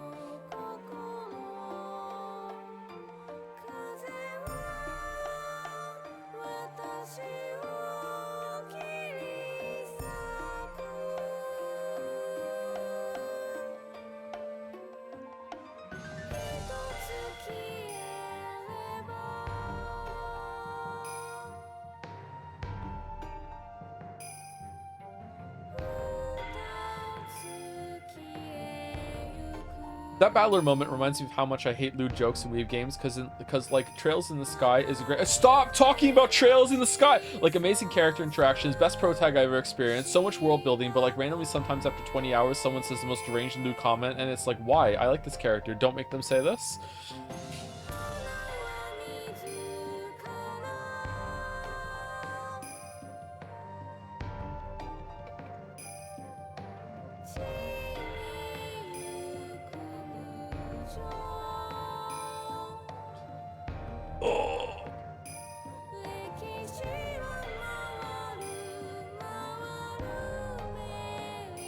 Episode 1 or episode 2? Not sure yet.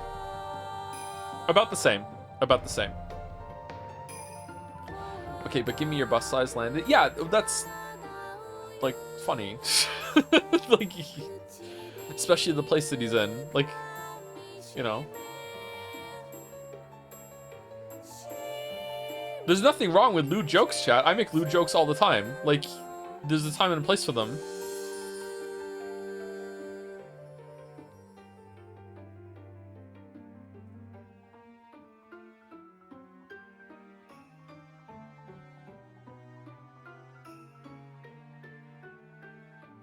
I don't know, I think lewd jokes are overdone and too easy, says Dalmek. Yeah, it's true. It's true. It's pretty true, yeah.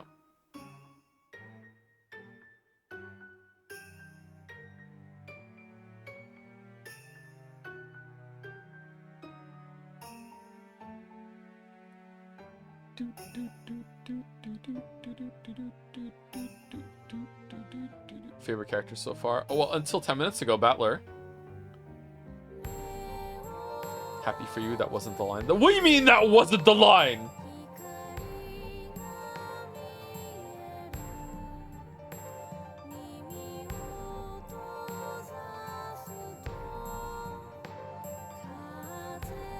Mouse are we even gonna find the line? Don't gaslight him, that was it. Jet's confused as fuck. Don't think so smile. It's like me with the moment in Indigo Prophecy. That wasn't the moment. I regret so much not fucking up the last QuickTime event on purpose after he jumped off the truck. Oh, I regret it so much. That would have been such a funny end to that scene. Oh, man.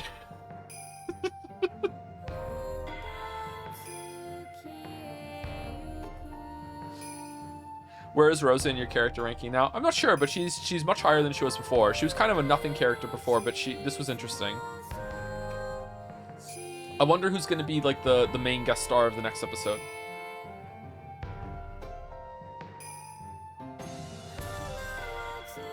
Probably Ava? I think Rudolph's going to be the last one to survive if my reading of expectations is correct. Rosa, Natsui. No, I like Natsui more than Rosa, but Rosa was interesting this time around. Well, what are we judging concepts or are we judging like the character themselves? I like Natsui better than Rosa, but conceptually, one of the siblings being like suddenly finding themselves the oldest one and emulating their older siblings and going crazy and paranoid and treating everyone badly, that was more interesting than what Natsui did. Natsui just became like a very hold on, I'm suddenly in charge. I need to look after everyone. I just want to minimize the amount of damage that's done. I'm very reluctant. I just want to make sure we get all this. She was just doing triage the whole entire time, right? That's less interesting to me than what Rosa did. But as a character, I like Natsui better than Rosa. But like Rosa's probably more interesting, I guess.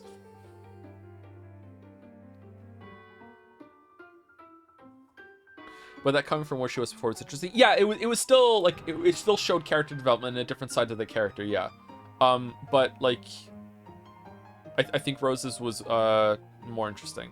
Just keep using that word again. This is taking a while, huh?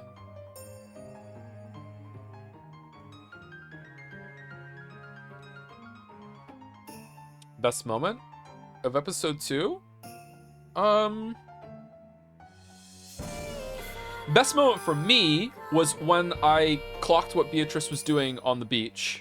That was a really powerful moment for me, and it really like informed the whole entirety of the episode for me. I really like that. That was the best moment for me.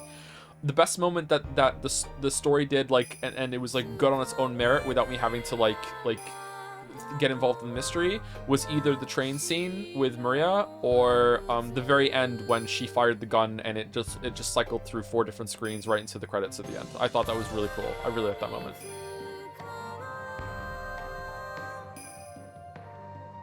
What do you think about the Red Truth? I really like it. It's smart. It's a smart way, especially in a visual novel, to not have to waste a lot of time like going over the same information all over again. Like, yeah, but I could go around and check the whole entire room and spend like so many times like going through every single window. It's like, no, hold on, I'll just tell you the rules. Like, here you go, boom, done. Like, yeah, it's good.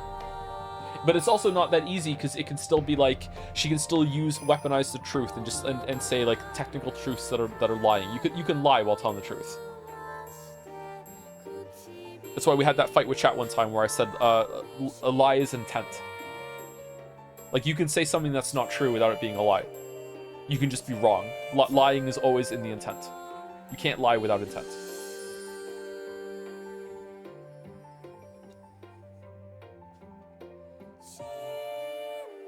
Where do you think we're going for episode 3? Probably the zoo. We've been to the aquarium. We're going to the zoo.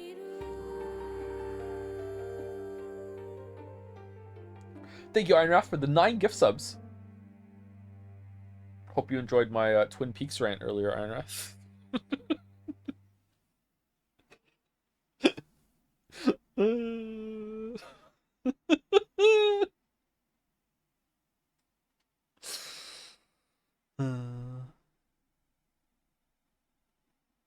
Umineko. I'll +2 that, yeah. Addition of new elements. Question mark has been added. You can find this new feature on title screen. There was an achievement that popped up and I didn't read it in time.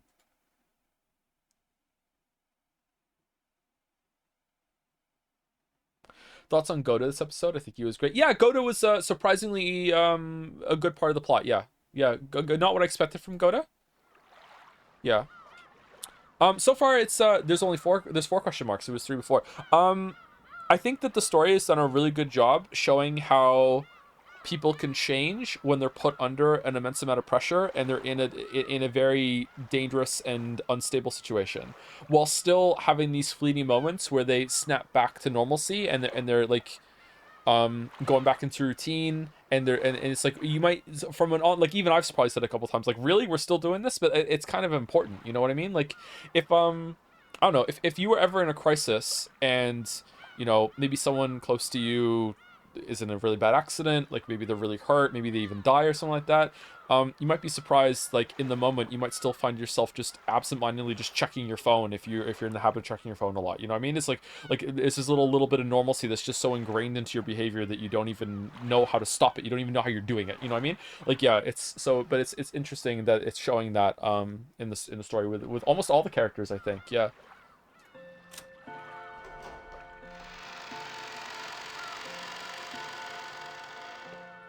We're talking about an Umidan, but my primary angle of analysis going forward is pretty much that Umineko is feminist literature. I'm absolutely in my happy place right now. Enjoy, Jelly. Enjoy.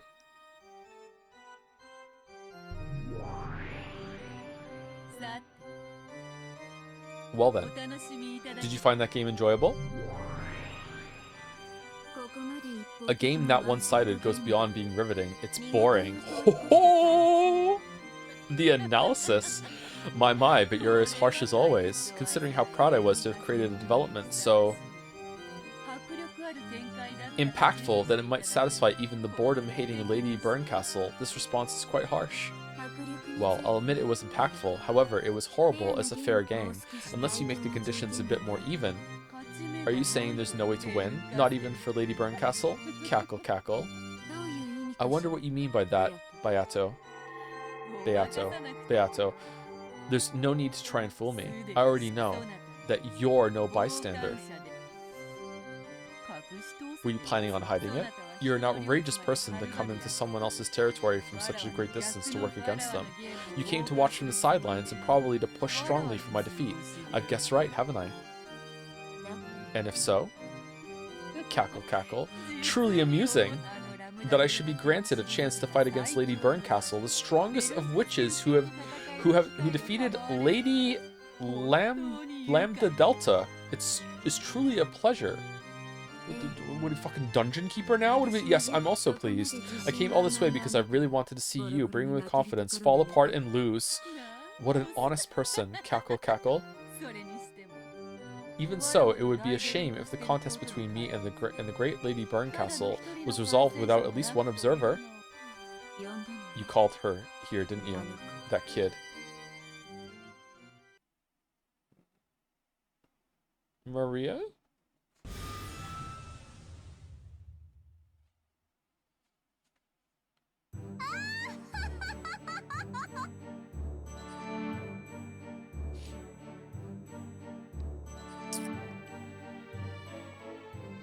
Mouse, can we still watch Twin Peaks if I drop this right now?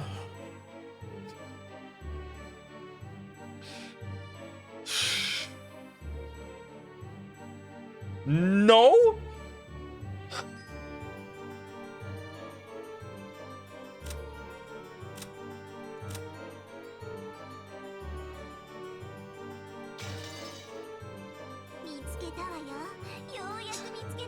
I found you. I finally found you, Burncastle. How are you, Lambda? Looks like you've got lots of spare time too. I wonder if it's fate that the pair who hates boredom should run into each other again. Stupid kid. Can't you see you only won against me because of a little luck and a problem of compatibility? After that, you became such a brag, and now you're even picking a fight with Beatrice? Shouldn't you learn your place? Giggle. Beatrice is strong, and she's even more brutal than I am. Just a bit. And by the way, don't go shortening people's names without their permission.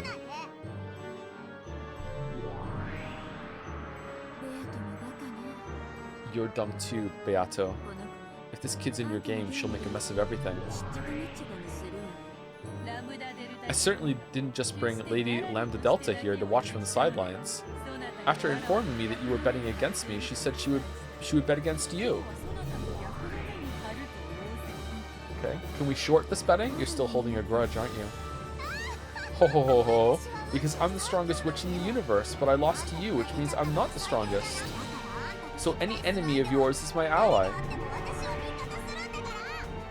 Cackle Cackle. And there you have it. With the great Lady Burncastle as our opponent, this may not even count as a handicap, but it should make for good entertainment. Do as you like. Characters were updated? Okay. You know what? Let's read these again just in case. The Endless Witch, who has lived for 1,000 years, she is known for being exceptionally cruel even among witches. She loves bullying the weak and is capable of using trial and error endlessly to find the cruelest fate that can possibly be given. And she toys with her victims even further by piling on one after another. This witch is extremely powerful, but word has it she sometimes becomes obsessed with creating certain patterns so that her means end up becoming her goals. Huh. The Witch of Miracles, who has lived for 1,000 years. This is the one that even if there's a chance of like a 1 in 1 billion chance of winning, it'll happen, right? Isn't that? Her vast power is capable of creating all kinds of miracles, but her heart has broken a bit as a result. Back when she was a human, Lambda Delta once imprisoned her within a cruel fate, toying with her the whole time. As a result, it seems she's unable to abandon others who are caught within a similar fate. Theoretically, she's a witch with the greatest of powers, but in practice, this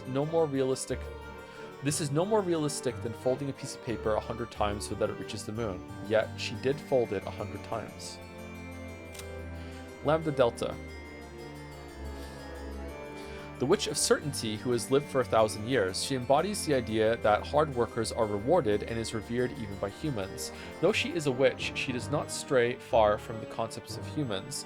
For that reason, her power as one worshipped by humans is incalculable. However, she is fickle about whose efforts she chooses to reward, and in many cases she bestows her favor upon those who entertain her the most. Her immense, swift, and terrifying power can make any witch surrender in an instant. However, she is often reckless, and Burncastle was able to take full advantage of that. What the fuck is going on?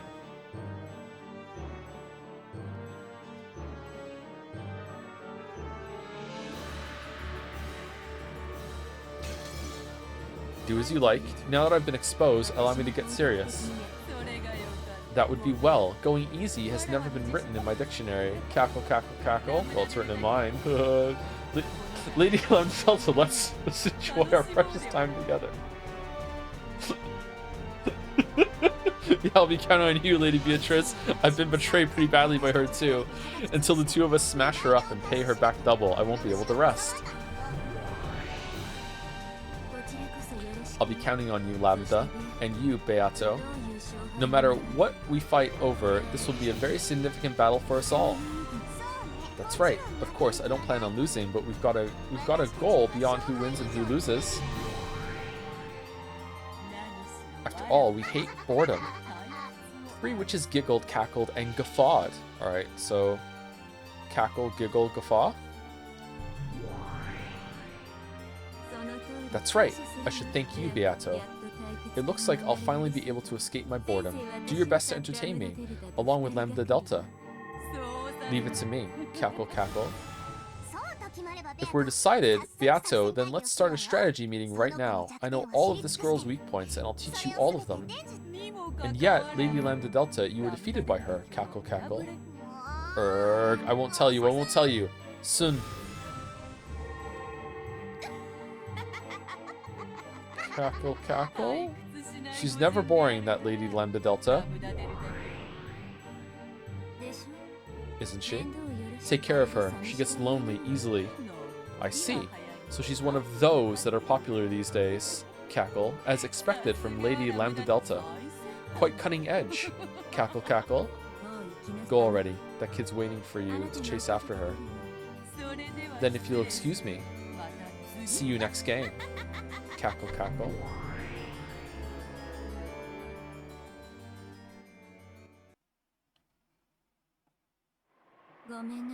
I'm sorry. That troublesome one came, but don't mind it. More importantly, things sure got ugly. I thought I experienced a very tragic end in Lambda's game. But this one is exceptionally horrible. I can't say I don't understand why you're hugging your knees and closing up your heart. If you meet a fate like that a few more times, it'll take a lot less than 100 years to kill your heart. Beato saw through me, so I'll confess. You are now just like I was in the past when I was imprisoned inside Lambda's world, shut inside a labyrinth of cruel fate, tormented by a witch in a manner of speaking. I'm a witch who was born from there, so maybe I'm like an older sister to you, so I decided that I'd lend you my power. However, even compared to my fate, yours is truly brutal. Not only do I sympathize with you, I'm almost brought to tears by your tragic fate. But please don't lose heart. Please don't submit to Beato, no matter what. Certainly that child's game is quite unfair. I've only been allowed a glimpse of the game board, but the unfair and clever devices set up on the stage are so disgusting that I imagine they far surpass those on Lambda Delta's game board. And what's even more frightening is that when that kid moves a piece, she doesn't always make the best possible move. This is where she's very different from Lambda. Lambda always uses an overpowering number of pieces to make the best possible move in order to win. But Beato sometimes intentionally goes easy on her opponent when she moves her pieces. Since, when we're in trouble, we try to seek out our opponent's strategy by looking at their moves, this creates a very formidable amount of noise in our information. That might cause a troublesome amount of disorder. However, as in chess, though a player might be able to create some noise for their opponent with a useless move, they'll still miss out on the more valuable move they avoided. In other words, it's not like your opportunities to take advantage of this are zero. Although you may not be able to believe it, that analogy holds true for this game as well. Even though those developments look so overpowering, there actually was a weak point that almost looks like she wanted you to take advantage of it, though I don't know if it's a trap or if she's testing us. Anyway, don't surrender, don't stop thinking, don't deny any possibility. As long as you continue to hold the will to fight, Beato will not win. What's the most important element in defense during a witch's battle? Rather than trying to win, try not to lose. If accepting her means your defeat, then you definitely mustn't accept her. Making you accept witches, there is no longer any doubt that this is one of Beatrice's victory conditions. Now that I've announced that I'm your ally, I too will make as great an effort as possible to lend you my power. Make an effort yourself as well. If you're still hugging your knees, quickly stand back up. In times like this, what did I used to say again? Go for it. Yay. Meep. Yayifications. Meepa. Did her voice change? It's so embarrassing doing this. I've done this much for you, so quickly stand back up.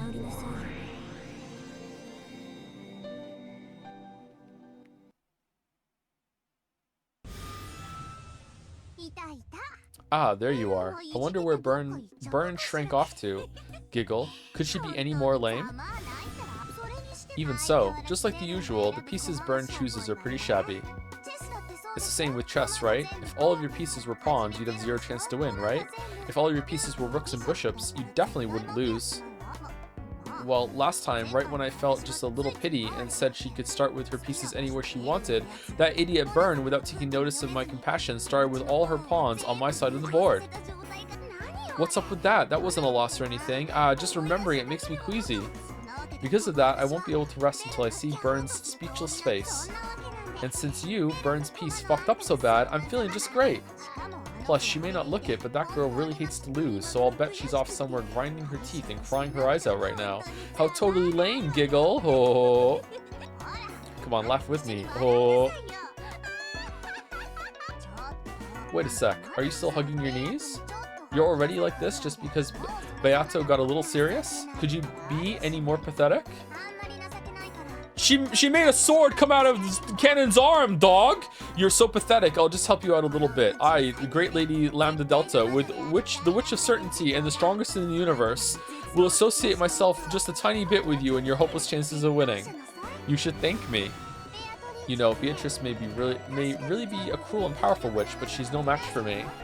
Why? Because she's soft. Though she'll set up the board in a way that'll let her win with just a few more moves, she'll intentionally avoid cornering you. She'll do things like take worthless pieces and place excess pieces on the board to make things more one-sided. Simply put, she's got the bad habit of playing around as soon as she thinks she's won. it's kind of based. Almost all the various attacks that hurt you and burn look like utter waste and overkill to me. In other words, she's got a weakness and you've got a chance. See? She isn't an opponent to be afraid of, right? So she sometimes mistakes her means for her ends. And she has too much dark fun. Sometimes that even ends up creating and exposing her own weak points. For a super powerful witch like me, it's hard to understand why she's able to act so tough. Why she lowers her own chances of winning. So she's like Battler, but well, because of that, a witch like Byrne, who likes to thoroughly read her opponent, has a really bad affinity with her, because reading her doesn't work. Maybe it's really easy for Byrne to read and handle a straightforward and honest type like me, annoyingly enough. So Byrne is like chessboard thinking personified, and that's why chessboard thinking doesn't always work, because she doesn't always make the best moves. Well, still, a super fire power type like me can flat out beat up a light, wide-range barrage type like Beatrice, so it's kind of like rock, paper, scissors. If I'm paper, Beato is rock, which means Byrne is scissors. Pink? Well, maybe that doesn't matter. Even though my paper loses to Byrne's scissors, if I was a sheet of super paper, which is way more awesome than normal paper, I could beat even scissors, right? Basically, I, Lady Lambda Delta, am super paper. Oh. It looks like you've regained a bit of your color. That Beato, she's having fun torturing some piece called Rosa. At a glance, you'd think she has really nasty taste, right? Wrong. She's just killing time, hoping that you'll stand back up in return. It's a move to fire up your righteous indignation by intentionally doing something detestable. Aw man, I hate kids like that. Anyway, I'll head on back. Ah, don't tell anyone about me helping you, just helping you out just a little bit. I mean, it's not like I helped you because I wanted to save you, okay? I, the strongest witch in the universe, had my throne stolen away when I lost to Byrne. So I've got to take that throne back from her. But if she loses to Beato here, then it's Beato who will get the position of strongest next, right? Well, it's not like I'm complaining. It'd be easier to steal the throne back from Beato, but then I wouldn't be satisfied, you see? I will defeat Byrne, and I'll take back my position as the strongest. It's not like I'm really helping you, okay? I won't forgive you if you make Byrne cry.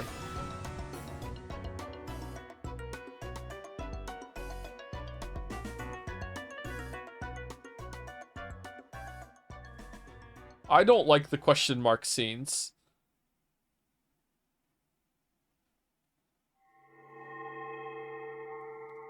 The witch hunt.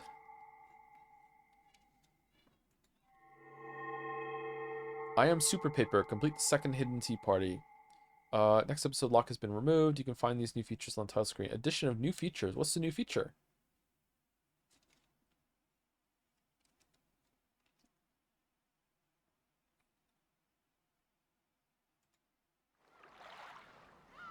Oh, that's cool. Tips. Oh. Interesting. Wait, what? What's that? Seven Sisters of Purgatory. Advanced level furniture created by Beatrice. They can sometimes act by their own will, but they cannot disobey the orders of their master. They are quite powerful while in their human forms, but when they return to their true forms as the Seven Sticks of Purgatory and fly at the enemy at high speeds, they display their true terrifying potential. Lucifer is the oldest sister. She's haughty and arrogant. However, she actually feels pleasure from submission. Thanks for including that. Yep, that's nice. Okay, cool. Preemptive chanting for sure.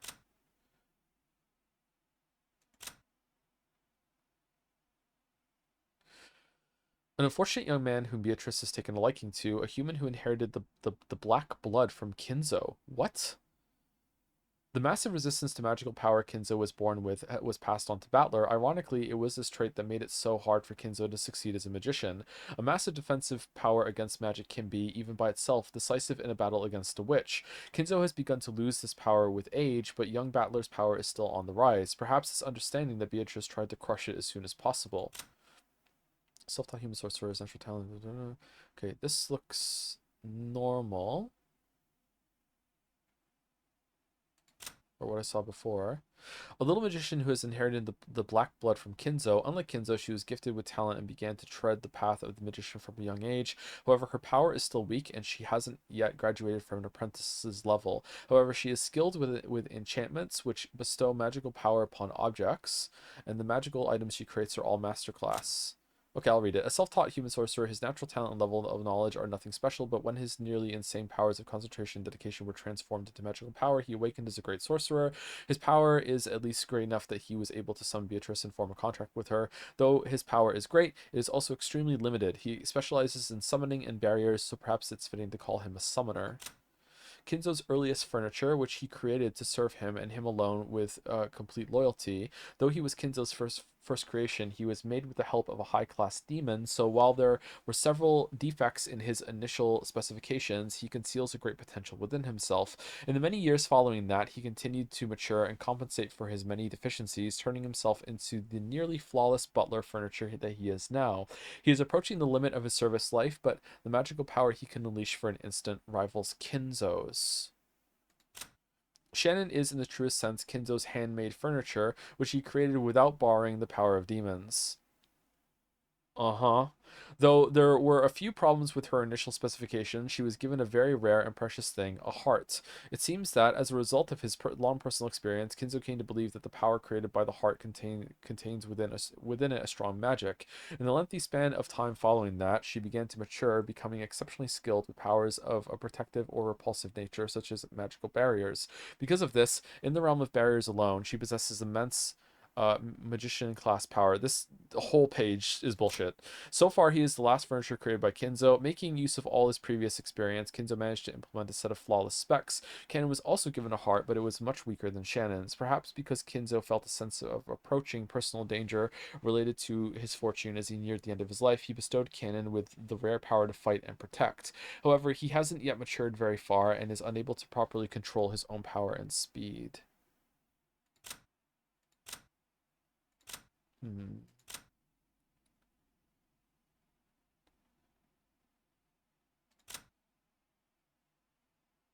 This is the same. This is the same. Is there a button I can press to see the other ones? Oh, it's random. Belphegor is the fourth sister. She's sensible and reliable. Because of this, she corrupts her masters. So it's the same face, but just different hair. Okay. She's very quick to anger. Satan is his third sister. She's very quick to anger. However, she actually wants others to be angry at her.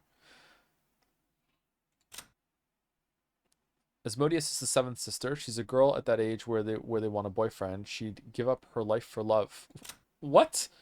Beelzebub is the sixth sister. She's a true gourmet. She'd use any ingredients to make a good meal, even her own body. Leviathan is the second sister. She's nothing but a crybaby who's jealous all the time. She'll do whatever it takes to get what she wants. Belphegor is the fourth sister. She's sensible and reliable. Because of this, she corrupts her masters.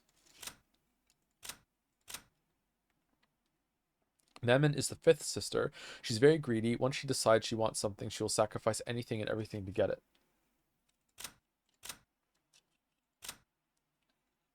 Hmm.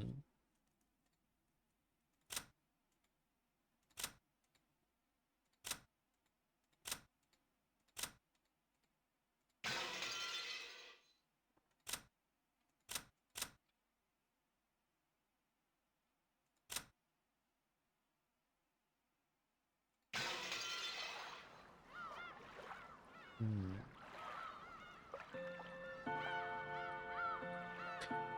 Episode 3, Banquet of the Golden Witch. Good morning. I'm quite surprised to see you still haven't surrendered. The Golden Witch has extremely high hopes for you. Have you figured out the structure of this world by now? You have no chance at victory unless you know the rules. Please enjoy your game with the witch to your heart's content. The difficulty level is equal for both you and the witch.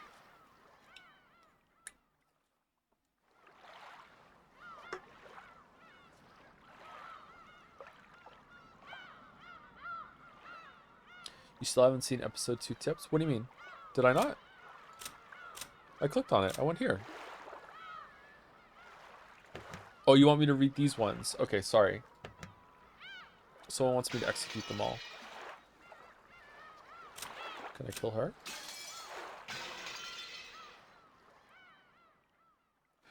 What a useless dream to try and kill me despite being a mere human. Fire your bullets and they will merely reflect back towards you like a light of mirror. However, there does exist just one way to kill me. You hold that method in the palm of your hand, though I doubt one as mediocre as you could ever pull it off. Hee hee hee hee hee.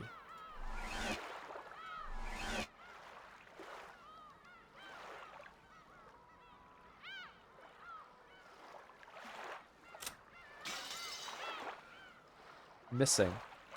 In the Golden Land, she finally found a treasure more precious than gold. However, it only lasted a brief time. Because of a fool, she was forced once again to lose what she had already found. Afterwards, she was chewed into a pulp by demons and went to hell.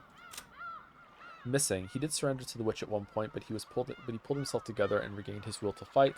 I see. So to witches, Battler makes a great toy for smashing. That explains why she's always breaking him, fixing him, and breaking him again.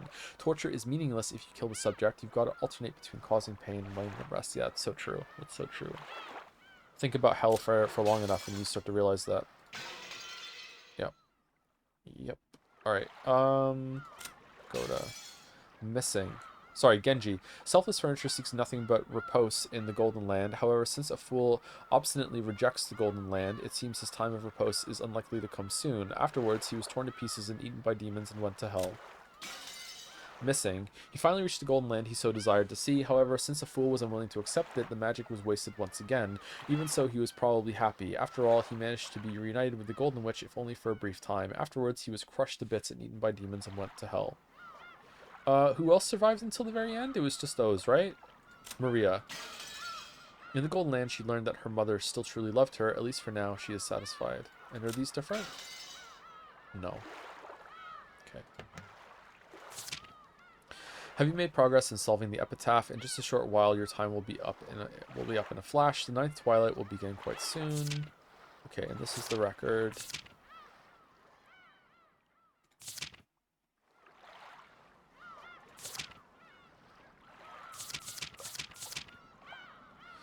Golden Butterfly Brooch. This object arranges all fate variables in a favorable manner to form relationships between the sexes. This leads to nothing more than a favorable arrangement of variables, so its strength differs widely depending on the individuals in question. Hence, a witch bestowing such an item must make quite sure beforehand that the receiver will be able to use it effectively, or she risks being called a liar. The activation cost is enormous, so it's no more useful to the average person than an ordinary brooch. However, blind love is easily capable of paying this enormous price, and if the target of the receiver's affection feels affection in turn, the brooch's effect increases even more dramatically. Ironically, the more dramatic its effect becomes, the less one would need such a brooch in the first place.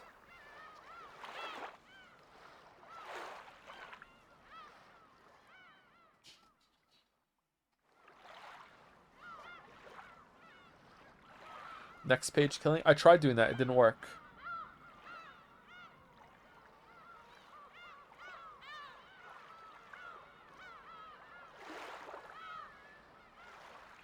For final episode 2 bet, the great Jotler question, magic, no magic, or undecided?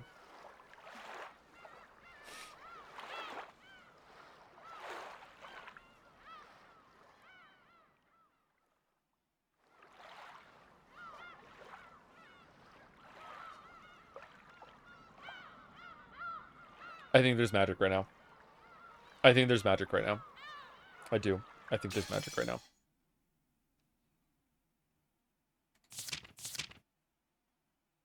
Seven Stakes of Purgatory.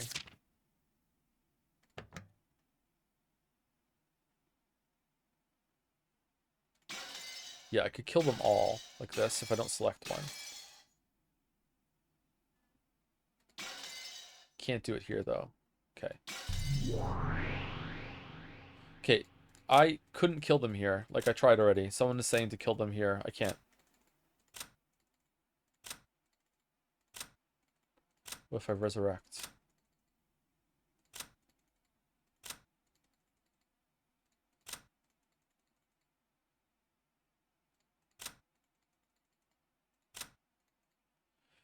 Do you think magic exists on the game board, Arkanjima, or only in the meta world where Battler and Beatrice are fighting? I do not think there is magic on the game board, no. I think it's outside of that, there's magic, yes.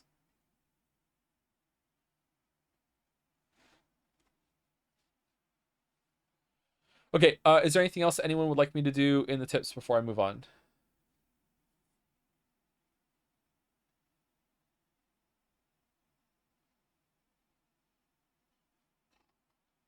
After losing so badly twice in a row, are you considering looking up a guide or maybe reducing the difficulty?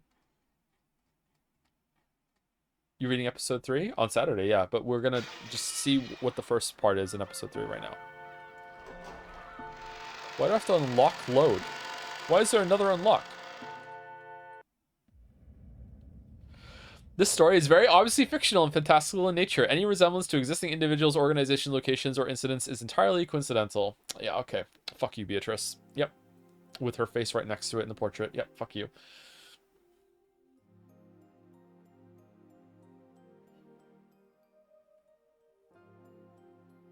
So, no zoo?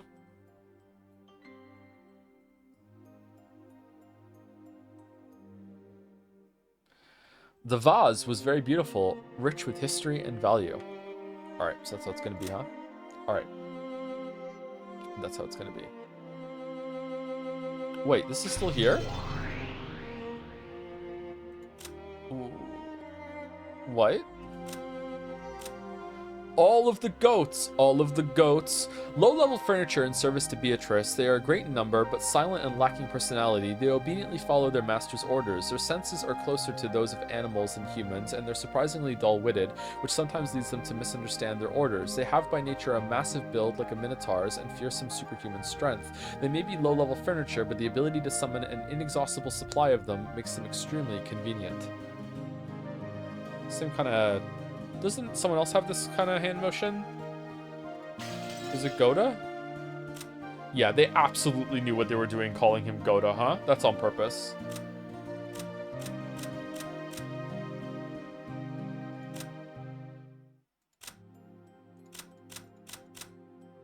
Nanjo's back.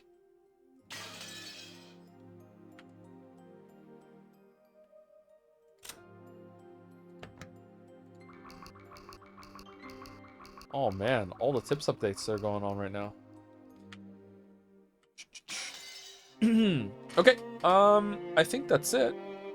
I think that's it. Keep reading one more. Saturday. Thank you, Cameron D6 for the resub. Magos Reductor for the new sub. Welcome. Junior Snow 13 for the resub. Jack Innit for the resub. And P Pow TF 126 for the bits as well. You know what? It's at the end of stream as a treat. I'm satisfied and it's not even the final episode. Also, are you going to read Higabana after you read Higurashi? I have the pre-order physical copy you can get from buying the spin-off fighting game. Umineko Golden Fantasia image. Nope. Nope. We're not doing Higurashi. We're not doing Higabana. Nope. This is the last VN I'll ever read. I read the best one. I don't need to read any more. It's like graphic novels with The Watchmen. The Watchmen is the only graphic novel I've ever read. That's it. I read the best one. I don't ever need to read anything else. I'm good. I'm done. Okay, so raids today. Pat stares at D-Chart Games. Small. Let's raid Pat stares at.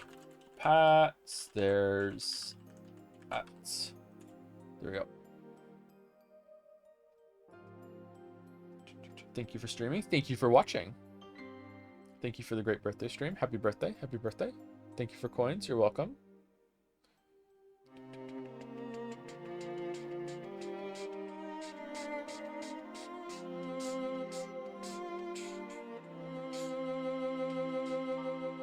I'm going to the dentist tomorrow. Anything particular you want me to ask her? Yeah, ask her if she's going to like give up the goat on the lie that dentists tell about flossing being better and more important than brushing. Griller. All right. Anyway, see you tomorrow, chat, for Persona 3. Yay!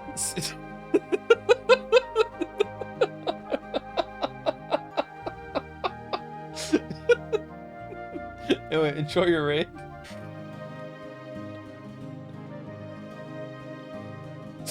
And anyone that's still here, see you later. Thanks for sticking around. Hope you enjoyed the stream.